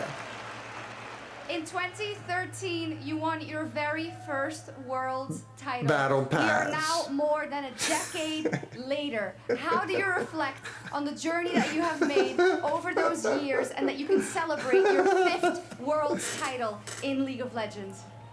Well, first of all, I'd like to say I'm very excited for the new battle pass. 2013년도에 첫 월드 우승을 예, 기록하셨는데요. 건강한 이렇게 10년의 해. 세월이 지난 뒤에 다시 한번 월드를 우승하시면서 5번째 챔피언십을 얻어가게 됩니다. 지난 10년간의 본인의 여정을 되돌아보시면서 어떤 길을 걸어오셨다고 생각하시는지 이번 5번째 우승은 어떻게 기념하고 싶으신가요? 가요. Yes. 네, 또 이렇게 우승이라는 기회가 찾아와서 No one understood him. 네, 우승을 할 수 있게 돼서 정말 너무 기쁘고 또 여러분들 앞에서 이렇게 우승할 수 있어서 너무 좋고요. 또 이제 이번 우승은 또 팬분들이 열심히 응원해 주셨기 때문에 있었던 것 같습니다.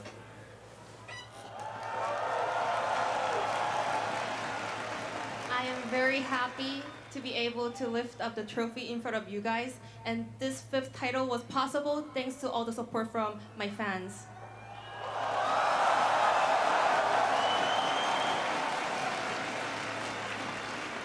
Carria, congratulations, and once again we saw how you react to these big moments, be it in the moments where you can't grind out the victory and in the moments where you can. Can you look back on these last 3 years and what you've done with this T1 roster and tell me about how proud you are at what you have achieved? 캐리어 선수 그리고 또 한 번 굉장히 주요한 또 순간마다 한 멋진 번. 플레이를 보여주셨습니다. 지난 T1과 함께한 3년의 시간을 되돌아보면 이겼을 때도 있었고요, 졌을 때도 있는데요. 꼴까요? 이제 오늘 우승과 함께 지난 세월을 순간 되돌아봤을 다 때 팀원들과 한가운데 어떤 멋진 길을 걸어왔다고 생각하시나요? 똥찐꺼. 일단 T1에 오고 나서 똥찌어마마. 땡가 하시나봐. Legal Lasagna, favorite game. Excited for new battle pass. He said he's excited for the new Faker battle pass.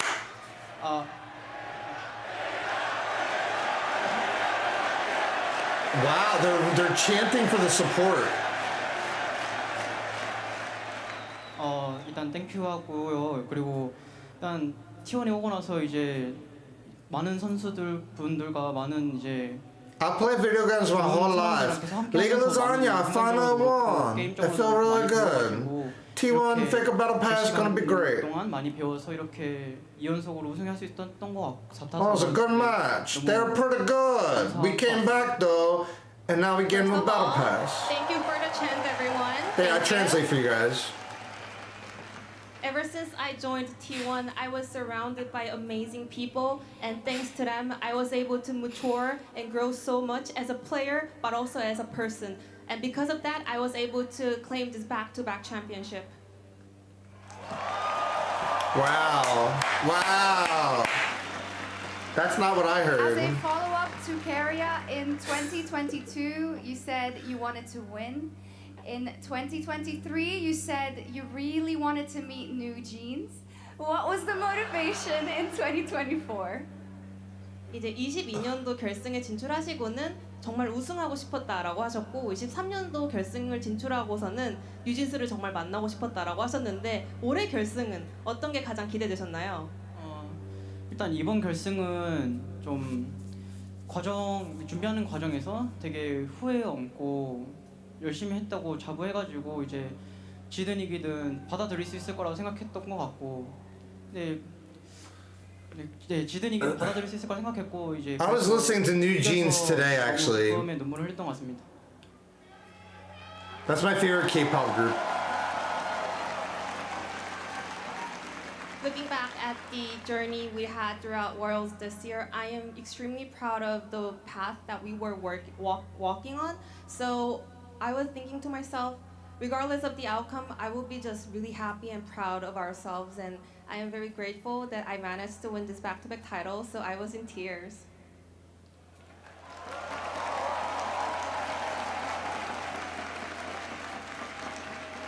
Koma, my sincere congratulations to you for yet another Worlds title. You who were there in the first iteration of the back-to-back championships way back in 2015 and 2016. How do you look back on this run with the team after you came back to coach T1 after 7 years?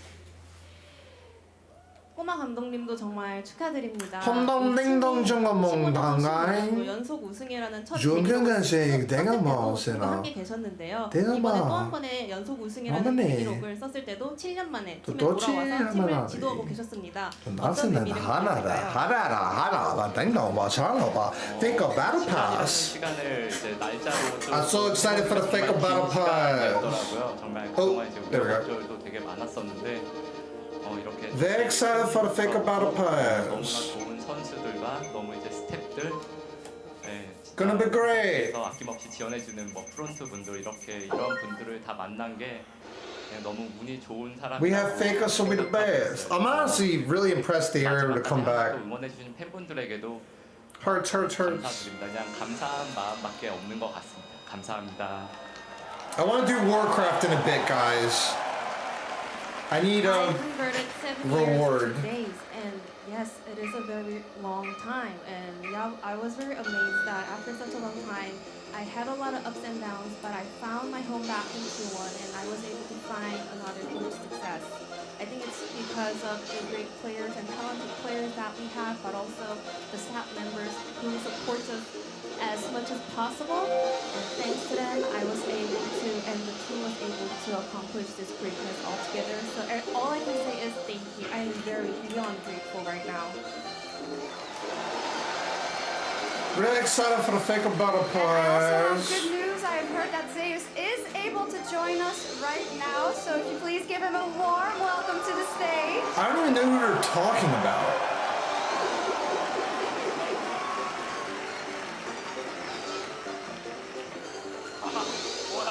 Zeus, are you okay? 괜찮으신가요, 제우스 선수? 네, 좋아졌어요. Very good, very good. Much better. Much better. I'm glad you. When it comes to this game 5, Zeus, I'm confused. Jax, and I know that in your career there have been moments where people have counterpicked you and it didn't end up so well. So talk to me about the confidence you must have had going into this game 5 to secure T1 the championship. 오늘 정말 중요한 5세트에서 빈 선수의 잭스를 제우스 선수만의 카운터 픽으로 완벽하게 정복했습니다. 사실은 굉장히 중요한 순간마다 제우스 선수도 카운터 픽 당한 어떤 자신감으로 경기 들어가셨나요? 일단 빈 선수가 잭스를 워낙 잘해서 견제를 많이 되긴 했지만 I'm very excited for the T1 Faker Battle Pass. I'm so glad we won. I cannot wait. 생각해서 I'm going to play it a lot. 뽑았던 것 같고요. 그리고 그런 것 같습니다. I love League of Lasagna. It's a great game. I mean, Vince Jax obviously is very, very strong. We were wary of it. But also, I was pretty confident that with my counter pick, with our play, we'll be able to overcome this. So I was entering the rift with a lot of confidence. Yes, we definitely saw it. Owner, you have been a pillar for the team this year when it wasn't always going so well for T1. How do you reflect on all the work you have done for T1 and the work you have contributed in this phase of your career to the 2 Worlds victories that T1 was able to book? 오너 선수 그리고 올 한 해 T1의 조금 흐름을 돌이켜 보자면 힘들 때도 오너 선수가 언제나 단단한 기둥처럼 팀을 밑받침해주는 역할을 많이 해오신 것 같습니다. 지난 2년간 T1의 2연속 월드 챔피언십 우승의 여정을 돌이켜 볼 때 오너 선수가 팀에 어떤 그런 승리에 기여를 했다고 하시는지 지난 여정을 어떻게 좀 감상하시나요? Guys, I need some Warcraft. 네, 어쨌든 2년 동안 저희가 이렇게 I need some Warcraft. 굉장히 많이 기여를 했다고 생각하고요. 그리고 또 이렇게 We actually did a lot of F-Zero. 할 수 있는 거에 대해서 너무나 셰셔.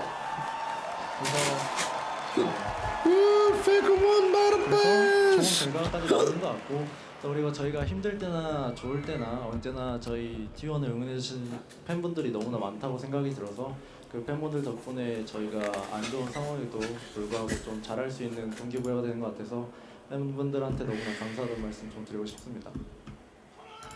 First of all, we won back-to-back championship, so that's a contribution there. Also, I mean, yeah, there were some hard times, but there were also some good times. But looking back at the entire journey, I can say for sure that I was surrounded by amazing players, so we were able to accomplish this greatness together. Also, sometimes there were moments where the hardships were getting us, but thanks to the support from the fans, we were able to overcome it, and you guys are my biggest motivations.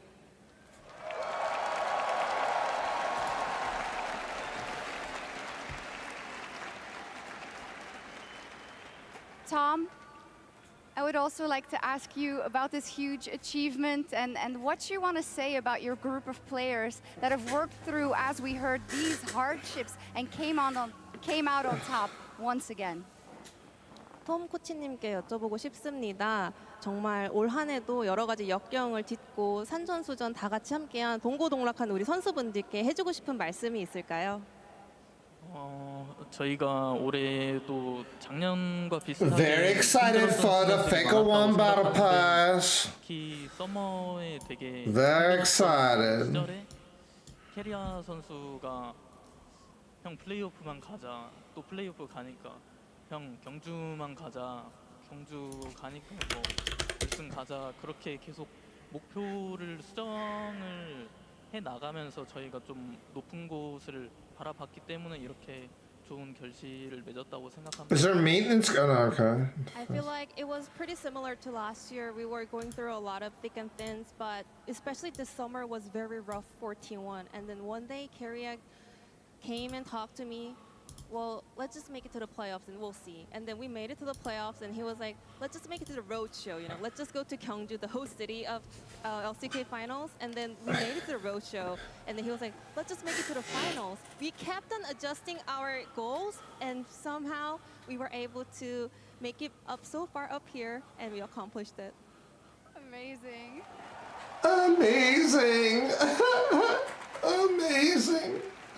That's such an amazing answer. Gumayushi, congratulations on another world title.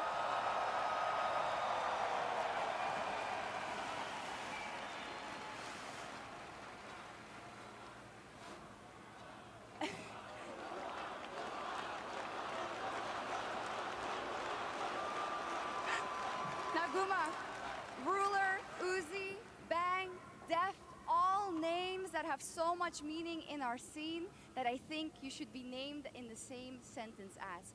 Where do you see yourself amongst these heroes of the role you play with what you have achieved? I'm the best. I'm the best. 위대한 원거리 딜러 선수들을 None of them as good as me. 우지 선수, 룰러 I'm the 선수 best. 있는데요. 이제 오늘의 우승과 함께 운동건대요, 건더네요. 운동건대 가라가라 가라가다 가라다 아라라 아제라다 에게라다 운동단사 아라의 동신가노메요. Oh, Faker Battle Pass. Oh, I can't wait for the Faker Battle Pass. Oh, can't wait for the Faker Battle Pass. 작년에 이어서 And I have a hair braid. 먼저 돌리고요. I'm sweating. Oh. 지금은 그 역대 그 최고의 선수들과 아직 뭐 비슷하다고도 말할 수 있겠지만 아직 모자랄 수 있다고 생각하고요. 하지만 제가 데뷔하기 이전부터 제 목표는 역대 최고의 원들이 되는 거였기 때문에 언젠가 반드시 정상에 서겠습니다.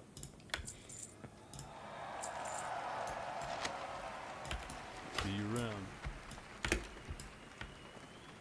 First of all, just like I said last year, I want to thank God. Thanks to my God that I was able to accomplish this great result one more time. Also, adding on to the question, yeah, I can say that I am now on the similar level compared to those legendary AD carries, but also I can say that I still have a long way to go. But just looking back at the days when I was dreaming about debuting a pro scene. My one and only goal was becoming goated AD carry, so I'm gonna keep on going.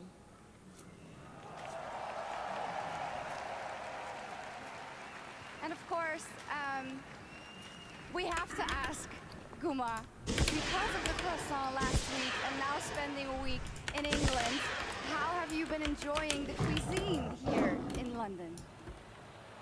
그리고 지난주에는 파리에서 멋진 크로아상과 함께 파리의 여정을 마무리하셨는데 이제 런던에서 일주일 머무르셨잖아요. 런던에서 미식 생활은 좀 즐길 수 있었나요? It's good. Is good.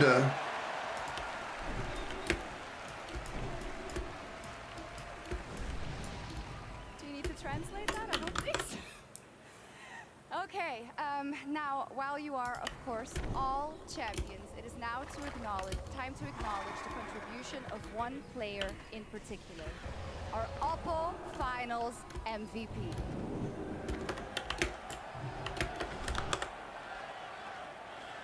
To present the award, please welcome Lord to the stage. Lord, the musician? What is going on? Or wait, she's not. Thank you so much, Sharks.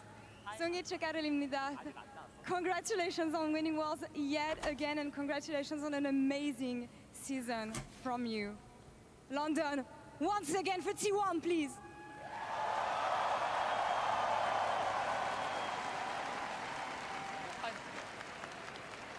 Oh, you can't view the interview anymore? Oh, crap. Okay, one second. Competing at Worlds this year, your 2024 Oppo MVP is...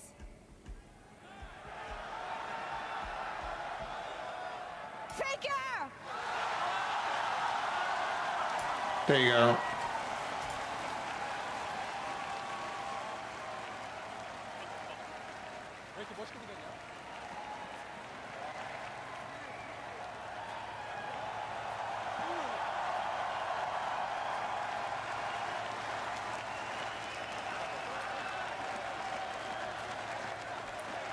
People are going nuts for. Faker, congratulations on a second MVP trophy. The first one was in 2016. You're the first player to achieve this. When you think of 2016, how much of a different player are you today? 다시 한번 이렇게 결승전 MVP에 선정되신 것 축하드립니다. 16년도 이후로 두 번째인데요. 또 이렇게 두 번째 FMVP 수상하는 선수는 페이커 선수가 처음입니다. 16년도에 본인을 돌이켜 봤을 때 선수로서 얼마나 달라지셨다고 생각하시나요?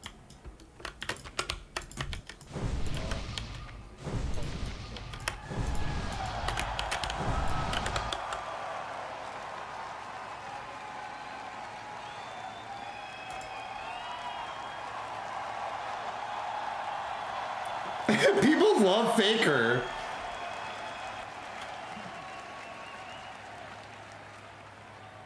네, 16년도 때 뭐 MVP 받은 게 잘 기억이 안 나가지고 그냥 뭐 신경을 안 쓰고 있었는데 이번에도 사실 MVP는 별로 신경 안 썼었는데 이렇게 또 받게 되니까 되게 감사한 것 같고 그때나 지금이나 저는 뭐 좋은 팀원들이 잘 해줬기 때문에 이런 결과가 따라오는 거라고 생각해서 중요한 거는 저는 우승했다는 게 가장 기쁜 것 같습니다. He's just very friendly. He's like, I'm gonna keep playing the game. I'm really good. 16, it was very vague in my memory, but same for today because I was not paying too much attention about winning the finals MVP. What matters to me the most is just winning the finals, and I'm very happy. Well, comparing the 2016 myself and me right now, I don't see a big difference because still I am surrounded by a wonderful teammate, and I was able to accomplish this great result all together with my team, and that is exactly the same back then. MVP! Faker, you're the best! I can't wait for the next battle pass. I know that you don't care about milestones. I know that you don't care about breaking records. So 11 years in, after everything you achieved, what is your motivation? What do you fight for? 또 페이커 선수는 사실은 기록도 나에게 Faker 기록 수락하에 운동은 내가 이거로 바람 챙겨온 밤. 오랜 세월 동안 활동하신 띵동 방 띵동 bomban동 띵동 가가랑 bom된 띵동 방 띵동 bom. 일단 뭐 가장 큰 동기부여는 저는 이제 팬분들이 긍정적인 에너지 많이 얻어가셨으면 하는 마음이 항상 큰 것 같고요. 그래서 계속해서 열심히 준비하고 스스로 굉장히 의미 있다고 생각하는 결과를 만들 수 있는 것 같습니다.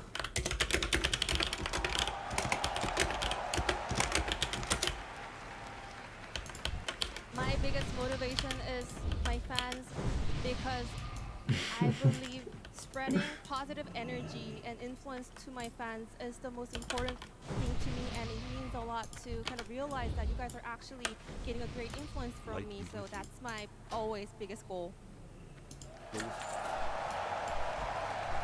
We love you, Faker! Now, last question that I have for you. 11 years ago, you were winning your first world title. When you think about the person you were back then, if you were to send a message to this young boy who was about to win his very first world championship, now that you have 5 stars on your jersey, what would you tell yourself? I say, holy crap, man, I'm amazing.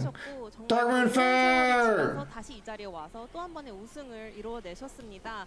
그 시절에 어린 소년 페이커 선수가 막 월드 우승을 하려고 했을 때를 지금 바라볼 수 있다면 어떤 감정이 들 것 같으신지, 이제는 정말 엄청난 경력을 쌓으셨고 5번째 별을 유니폼에 달 수 있게 되었습니다. 그 어린 페이커 선수에게 하고 싶은 말씀이 있을까요? 즐기라고 하고 싶습니다. Go ahead and have fun.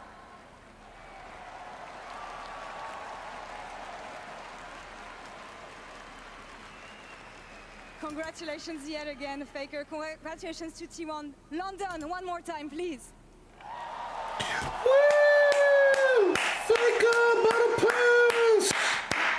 Before our champions lift the trophy one more time, I'd like to take a moment to acknowledge all of those who made Worlds 2024 the incredible event we've lived and breathed over the last 6 weeks. The 20 teams who traveled from every corner of the globe, their support staff, their families, their friends, all of you guys, the host regions we had, Germany, France, the UK, all of the teams we have competing all around the world all year long. Our tireless effort, the support team, our production, the event teams we have, thank you to all of you. All right, I think I'm kind of done listening to, I think I'm done. It's like all just kind of like stuff now. Yep. We're gonna play this for a bit, and then, yep.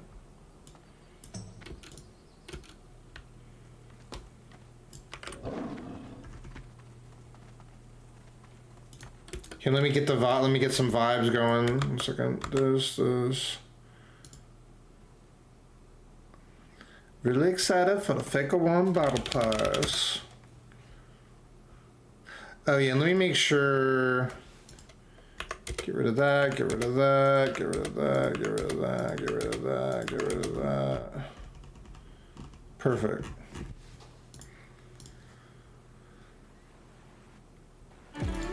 Oh, and I wanted to see.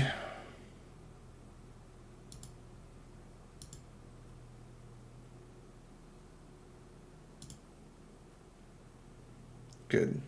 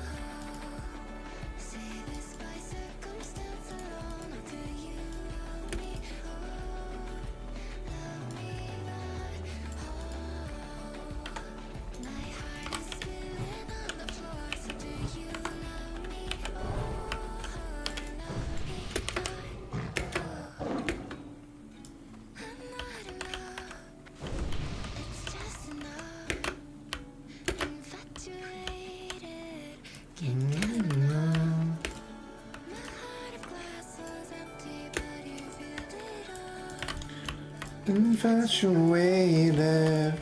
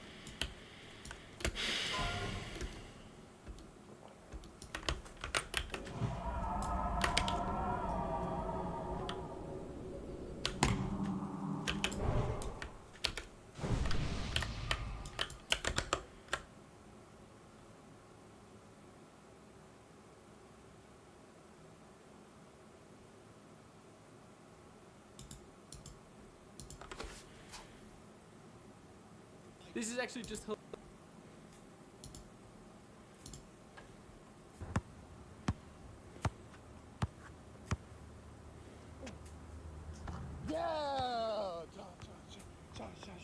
Yeah, bam, let's go.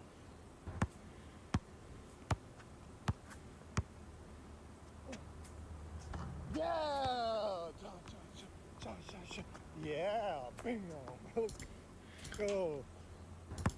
Nice. See, my half-court shot today was good.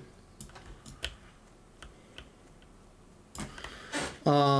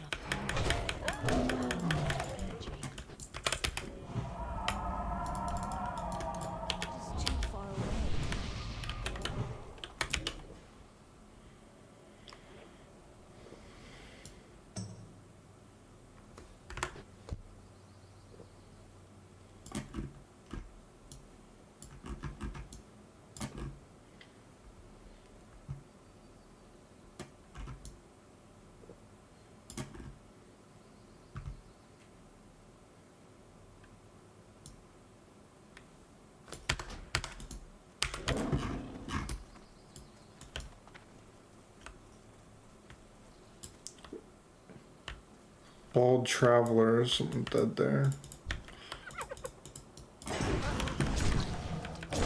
Bald Traveler. That's funny.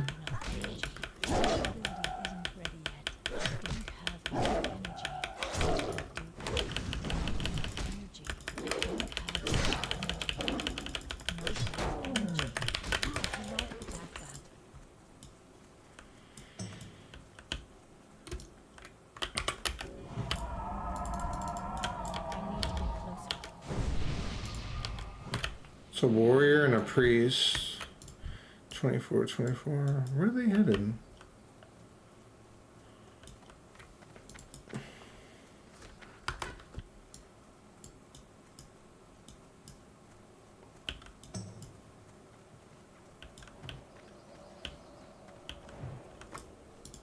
I'm out of range.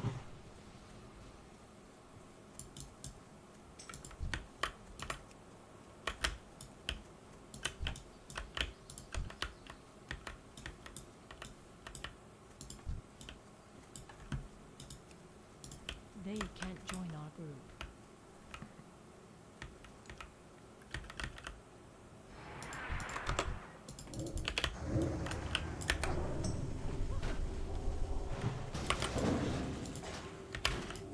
I need to get closer. I can't attack this target. I'm out of range. I don't have enough energy. I don't have enough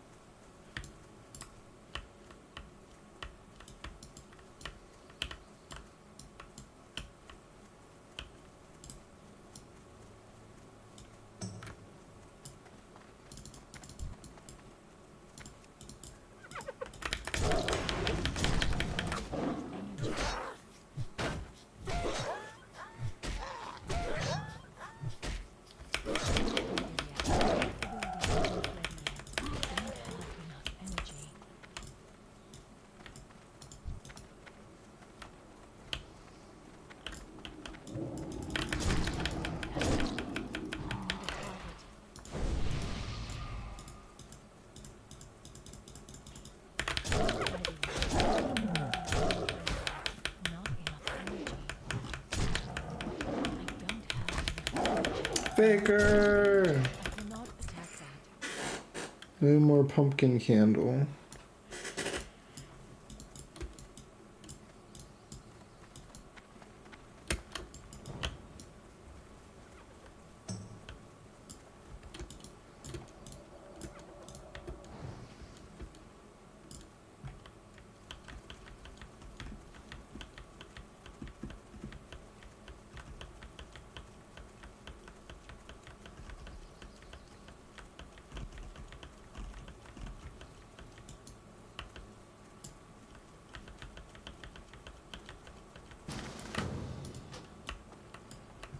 Oh boy, it's a group of bobbies.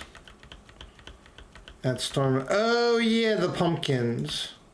Fangor.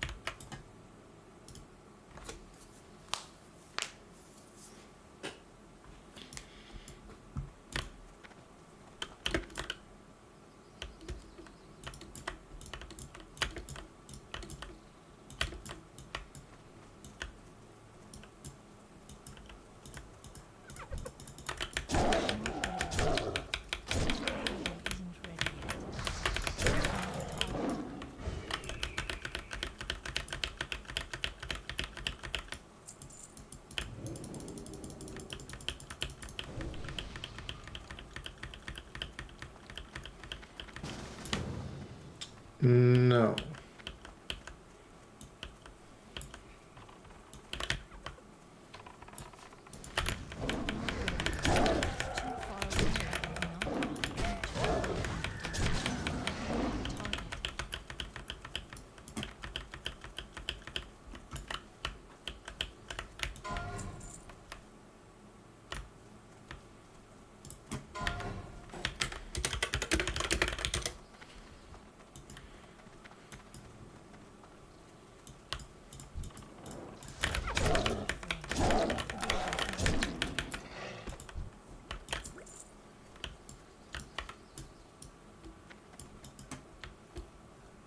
Just gonna leave their group.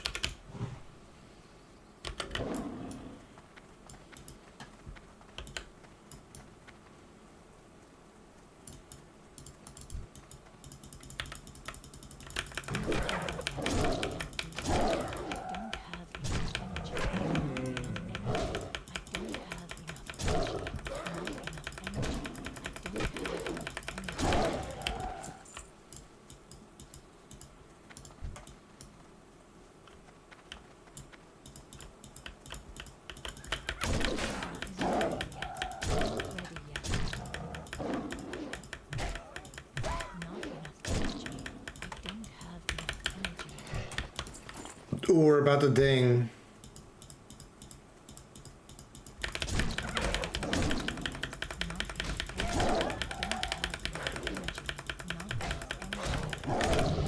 Ding, baby, let's go. Ding, level 25, baby.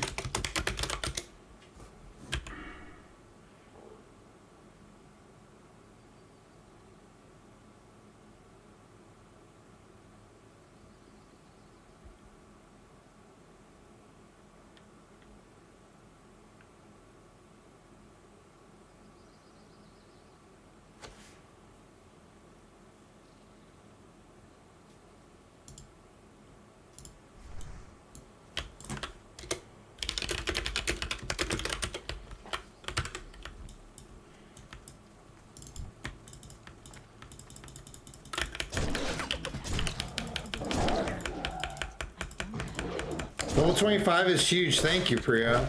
It's actually huge. Here, we're gonna base. Oh boy, there's a Bobby. There's a Bobby. Look, Priya, Bobby.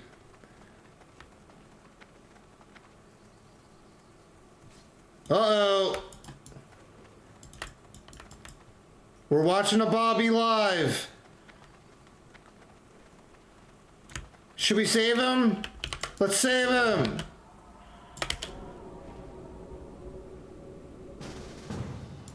Uh-oh. Let's save him! Uh-oh. Oh my gosh. Actually, this could be a terrible idea. I'm running. I'm leaving party. That Bobby is soloing them.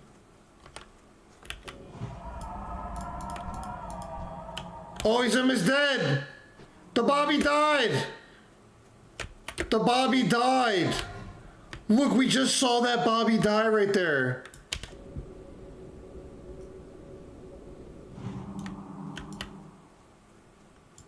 Wow. But see, I learned from the last Bobby. I did what I could, but I haven't fully healed him. Why did he keep fighting? Oh, that's a clip right there. Guys, no joke, that's a clip. That's really funny. Wow.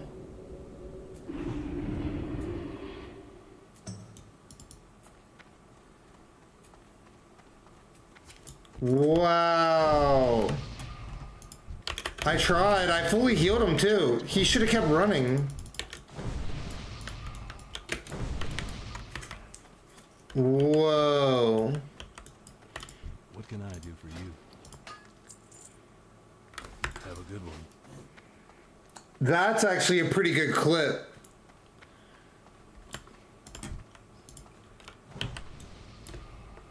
I actually want to clip that. What the heck?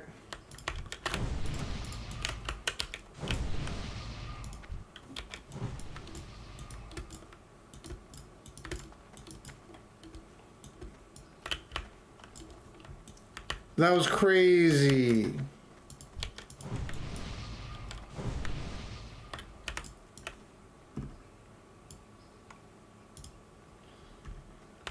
I actually want to see that. Let me see.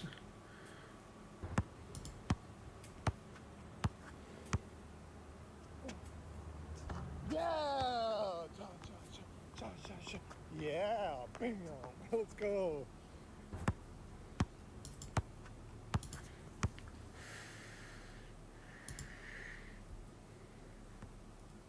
I'm gonna watch the Bobby clip.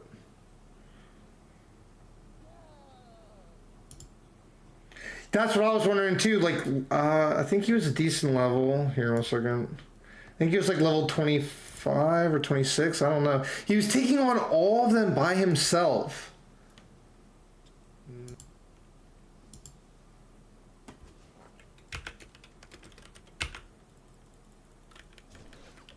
Thank you, Priya. There's a Bobby. Look, Priya, Bobby.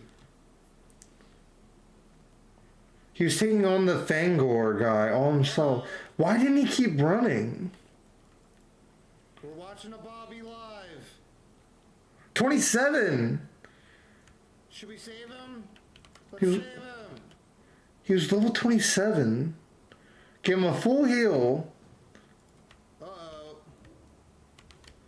Let's save him. I don't know why I decided. There's too many. Yeah, I was like, no way. I'm leaving party. That Bobby is soloing them.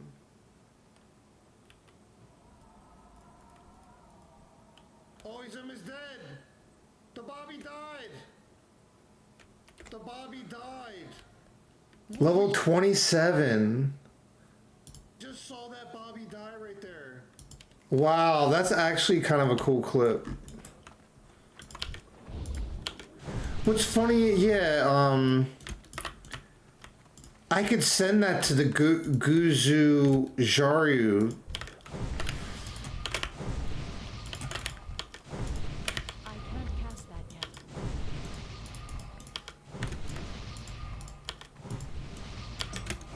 Actually, I think I will. You know what's funny, guys? I'm gonna take a break. I'll be back. I'm gonna clip that and send that to the Guzu Discord, and then that'll get on an episode. All right, guys, thanks for tuning in. I'll be back in a bit. See you guys in a little bit. Love you guys. Top 100 documentary later.